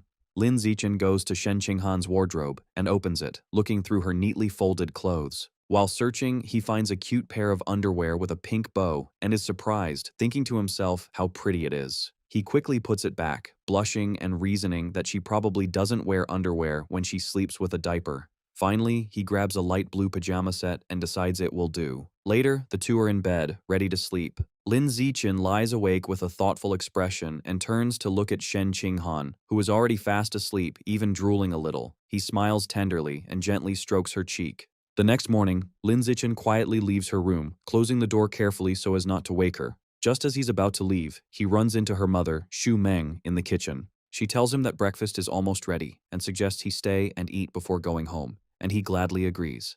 Lin Zichen has breakfast with Shen Qinghan's parents, Shen Jianye and Xu Meng. Her father asks if Shen Qinghan is awake yet, and Lin Zichen replies that she is not, and that they should let her sleep a little longer. Xu Meng comments that she wishes her daughter were as disciplined as Lin Zichen, but Shen Jianye defends her, saying that after becoming the top student in the province, she deserves to rest during the holidays. After breakfast, Lin Zichen says goodbye to Xu Meng at the door, telling her there's no need to walk him out. Once he leaves, she closes the door with a sly and satisfied smile. Xu Meng goes to her husband and tells him that last night she got up to use the bathroom and heard the shower running upstairs, hinting that their daughter and Lin Zichen were together. Shen Jianye, thoughtful, agrees with her conclusion. Excited by this major progress in their relationship, Xu Meng grabs her phone to immediately share the good news with Zhang Wangshan. Meanwhile, Lin Zichen arrives home and gets ready to wash the clothes he wore the previous day. Just as he's changing, his mother, Zhang Wangshan, appears. Seeing him, she gives him a knowing smile and a thumbs up, telling him he's very capable, leaving Lin Zichen completely confused by her sudden praise. The scene shifts to a building that appears to be a university. A muscular man with sunglasses and long hair, followed by a group of equally strong men, bursts into a dojo shouting Liu Chuanwu's name and demanding an explanation regarding Lin Zichen. Calmly, Liu Chuanwu pretends not to know what he's talking about. Furious, the man yells that Lin Zichen had already enrolled in his Evolution Academy and accuses Liu Chuanwu of using dirty tactics to steal the student for his martial academy. Liu Chuanwu angrily retorts, asking why only the Evolution Academy should have the right to recruit students. The argument intensifies, with both deans shouting at each other about recruitment principles and prior agreements, which Liu Chuanwu brazenly disregards. With an air of superiority, Liu Chuanwu states that his recruitment method was completely reasonable and part of fair competition. He challenges the other dean, telling him that if he's dissatisfied, he's free to try recruiting Lin Zichen back. Enraged, the Evolution Academy dean shouts at him, questioning how someone as contemptible as him can talk about fair competition, and challenges him to a fight on the spot as the true measure of justice. Liu Chuanwu scoffs at the idea, asking if he thinks he's an idiot. The argument escalates further. Liu Chuanwu points out the massive difference in their power levels, explaining that the dean is a level 5 advanced, while he is only a level 9 ordinary, which would make the fight unfair. The dean counters that he is 48 years old, while Liu Chuanwu is 95, accusing him of taking advantage of his youth. Liu Chuanwu fires back, accusing him of trying to bully an old man, leaving the dean speechless with rage. Defeated in the argument, the dean turns around and leaves with his group, shouting that as long as Liu Chuanwu refuses genetic fusion, he'll remain weak forever and can continue playing with his pure-blood humans who are no better than insects. Later, the dean is in an office speaking with Mo Dongji. She advises him not to worry, assuring him that in time, Lin Zichen will see how his classmates surpass him through genetic fusion and mechanical modification, and then he will naturally want to switch majors. He insists the real problem isn't that, but that Liu Chuanwu broke the rules and must be punished for it. Calmly, Mo Dongji suggests that if he feels so wronged, he should repay him in kind by stealing his best student. Nervous but convinced, the dean agrees to follow her advice. Once the dean leaves, Mo Dongji closes the office door. Holding her cup, she reflects that although Ma Zhenhe is usually a calm person, he always loses his composure and becomes irrational when dealing with Liu Chuanwu. As she takes a sip, she thinks about Liu Chuanwu, noting that after so many years, he hasn't changed at all, and his mouth is still as sharp as ever. She regrets that he chose the wrong path in his youth, believing his body was as formidable as his tongue, and that if not for his choices, he could have been at least a school principal by now. The scene shifts to an outdoor scene, where Lin Zichen and Shen Qinghan are running together along a street beside a canal. After a while, Shen Qinghan stops, completely exhausted and out of breath, saying she can't keep running anymore. Lin Zichen approaches and hands her a bottle of water to rehydrate. As she drinks, he suggests they finish training for the day and go to a nearby bench to relax their muscles. Soon after, Shen Qinghan is lying face down on a wooden bench, and Lin Zichen sits beside her to massage her legs and relieve the muscle tension. Grateful, she turns to look at him and thanks him. He smiles and tells her that, given how close they are, she doesn't need to thank him. His words make Shen Qinghan blush deeply. She sits up and, timidly, asks him directly what their relationship is at that moment. She wonders aloud whether they are simply friends, childhood friends, or if she is his girlfriend. Lin Zichen smiles at Shen Qinghan and confirms that he considers her family. Blushing, Shen Qinghan asks what kind of family he has in mind, and then asks him what kind of family he would like them to be. Shyly, she suggests that they could be fiancés, to which he agrees, filling her with joy. Happily, she sits closer to him on the bench. Shen Qinghan then proposes that they get married right after they graduate from university. Lin Zichen happily agrees to her plan, and they both seal their agreement with a pinky promise. Later that night, at Lin Zichen's house, he is sitting on the living room sofa with his parents, Lin Yansheng and Zhang Wangxin. Suddenly, someone knocks on the door. Lin Yansheng goes to open it and is surprised to see who it is. It is Dean Ma Zhenhe, who greets him and apologizes for the late visit, explaining that he wanted to talk about Lin Zichen's choice of academy. Lin Yansheng is confused, wondering why the dean would come to talk about that so late when the matter was already decided. Ma Zhenhe hands him a gift, 2 fish, explaining they were a present from a student. Lin Yansheng invites him in, telling him they can talk in the living room where Lin Zichen is. In the living room, Ma Zhenhe tries to persuade Lin Zichen,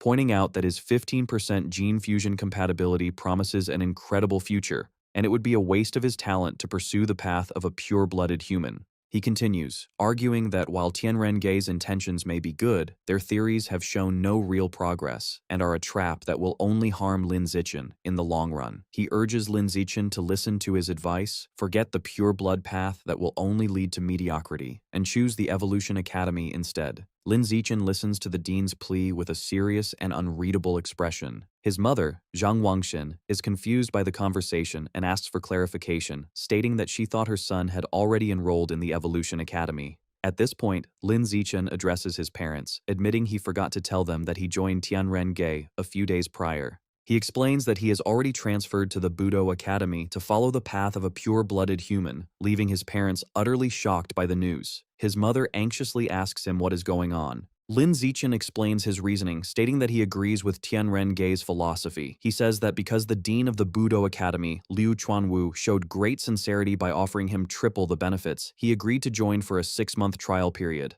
He clarifies that if he doesn't see any progress after half a year, he will return to the Evolution Academy and the gene fusion path. His parents seem to be processing his logical plan. Ma Zhenhe, however, is furious, silently questioning how the poor old Liu Chuanwu could possibly afford such an offer. He turns to Lin Zichen and says he has some advice for him as a young man. He argues that triple the benefits is a small, short-term gain that will result in a huge, long-term loss. He warns that in those 6 months, Lin Zichen will miss out on precious knowledge and experience that he can never get back, pleading with him not to waste his time. Lin Zichen remains firm, thanking the dean for his advice, but reiterating that he truly believes in Tianrenji's ideals. He explains that if he doesn't at least try this path, he knows he will regret it for the rest of his life. Internally, however, he admits to himself that the triple benefits are just too good to refuse. Seeing that Lin Zichen's decision is final, Ma Zhenhe lets out a sigh of resignation. He stands up, stating that since Lin Zichen is so insistent, there's no point in talking further. He announces he has other matters to attend to and prepares to leave. Lin Yansheng quickly offers to see him out as he walks toward the door. The next morning, Lin Zichen is at home, sipping a drink while checking the news on his phone. He is shocked by what he sees. A news headline claims that the provincial top scholar, Lin Zichen, has been brainwashed by Tianren Ge and has chosen the pure-blood human path, effectively wasting his talent. The article even mentions a female genius from a decade ago who supposedly ruined her future after joining the same group. He scrolls through the comments and finds a wave of negativity, with people mocking his intelligence and calling for Tianren Ge to be shut down. Lin Zichen is deeply concerned, realizing his personal information has been leaked. He worries that this publicity could attract the dangerous attention of heretics. He wonders if Ma Zhenhe or another group hostile to Tianren Ge could be behind the leak. Deciding that the immediate priority is damage control, he makes a phone call to report a news outlet for leaking a student's private information. 2 hours later, Lin Zichen is sitting on his couch, relieved that the article has been taken down. However, his phone starts buzzing with notifications. He sees messages from a group chat where his classmates are questioning why he joined the misleading Tianren Ge. They also mention that his photos have been leaked online, and the internet is buzzing with discussions about him. He looks stressed, realizing that with his face now public, his situation has become even more complicated and dangerous. That night, Shen Qinghan appears at Lin Zichen's door in a pink nightgown, cheerfully announcing she will be sleeping there. Later, as they lie in bed, she sees him reading the negative news about himself and remarks on how awful people are. Lin Zichen calmly explains that in power struggles, those who follow the rules are at a disadvantage, while those who ignore them gain the upper hand. Shen Qinghan suggests asking her powerful master, Mo Dongji, for help. Lin Zichen dismisses the idea, pointing out the conflict is between the gene fusion and pure blood factions, so her master would have no reason to help him. Undeterred, Shen Qinghan insists on trying and messages her master. A short while later, she shows her phone to Lin Zichen. Mo Dongji has replied that the problem is solved. Shen Qinghan is amazed it was handled in just half an hour, and Lin Zichen is equally shocked. A quick online search confirms all news related to him has been completely erased. Lin Zichen is left wondering why Mo Dongji would help him, speculating if it's because she's doting on her new disciple or due to some sentiment for her ex-husband. Regardless, he acknowledges he has benefited. He asks Shen Qinghan to thank her master for him. Playfully, she leans in close and asks how he plans to thank her. When he asks what she wants, she tells him to kiss her. The two lean in for a kiss, both blushing. Later, Lin Zichen sits cross-legged on his bed, meditating as a white, misty energy swirls around him. He takes a deep, controlled breath. A system notification announces his biological level has increased to ordinary tier 7. He opens his eyes, powerful and covered in sweat, exclaiming he has finally finished tempering his entire skin. After his training, Lin Zichen checks his updated status. It confirms he is 18 and at ordinary tier 7 with a long list of 9 biological attributes. The screen also notes he has completed the first stage of body tempering for his skin. He feels confident, thinking that having 9 attributes must be equivalent to 10 gene fusions. With a confident smirk, he believes he is now strong enough to overpower the famous Kyoto prodigy. His thoughts are interrupted by a message from Shen Qinghan, asking him to accompany her and their friend Chu Rui to retrieve their eggs next Monday. He understands that since she plans to follow the gene fusion path, which often leads to infertility, she is preserving her eggs so they can have a test tube baby in the future. He quickly replies, agreeing to go. The following Monday, they arrive at a large modern hospital. Inside a room, Shen Qinghan lies on a hospital bed in her underwear, school shirt, and stockings. A nurse gives her an ovulation induction shot and tells her to return the next day for the retrieval procedure. Shen Qinghan thanks her. Later, as they walk down the hospital corridor, Lin Zichen comments on how troublesome the process is. Shen Qinghan admits she still feels a bit nervous. Hearing this, Chu Rui puts an arm around her shoulder and suggests they go shopping to take her mind off things. Shen Qinghan happily agrees. The girls ask Lin Zichen if he wants to join them, but he declines, explaining he has other things to do. Chu Rui is thrilled to have a fun day alone with Shen Qinghan. The two girls wave goodbye and walk off happily. Back in his room, Lin Zichen decides it's time for the next stage of his training. tempering his muscles. As he meditates, system notifications confirm his muscle strength, and blood tempering art proficiency are increasing. He notes the burning sensation is more intense than when he tempered his skin, but it's a pain he can endure. After an entire afternoon focused on tempering just his right arm, he lies on his bed, exhausted. To recover, he eats a large amount of bread to replenish the chi and blood he consumed. Afterward, he tests his new strength with a hand gripper and is amazed to find tempering just one arm increased his power by 50%. Suddenly, there is a knock on his door. Shen Qinghan enters and explains that Chu Rui suggested they all hang out with He Yu before school starts, and she has already accepted on his behalf. Lin Zichen takes her hand and assures her that if she is going, he will definitely go too. However, Shen Qinghan looks worried and explains that Chu Rui wants to go to the beach. She doesn't want to go but feels bad for wanting to refuse. She reminds him of her past trauma, recalling the terrifying, mysterious voice she heard in the ocean, and admits she is scared. Lin Zichen comforts her, promising to protect her. He suggests that if she's too afraid, they won't go in the water. Reassured, she agrees. The scene shifts to a dark, fiery cavern, with a large circular platform covered in glowing runes floating above lava. On this platform, a secret meeting is taking place. The giant green monster is reporting to an enigmatic figure, a man in a fine suit and a sinister plague doctor mask. The monster informs him he has successfully made his stinky rats dig all 108 required tunnels. The monster instructs the man in the plague doctor mask to set a biological coordinate in that spot. The masked man agrees. He then raises a strange, powerful staff with a single glowing red eye and slams it into the ground, releasing a surge of dark energy. To complete the ritual, the masked man slices his own wrist and lets his blood pour onto the staff, where it is absorbed by the red eye. As tendrils of red and black energy erupt from the ground, the masked man explains the coordinate has been set. He states his next step is to find a corresponding point at the source site and place another coordinate there. He concludes that once the two coordinates resonate, the tunnels will be fully connected to the source site, completing their plan. The friends are on their way to the beach, driving along a beautiful coastal road. Inside the car, Chu Rui asks He Yu when he got his driver's license.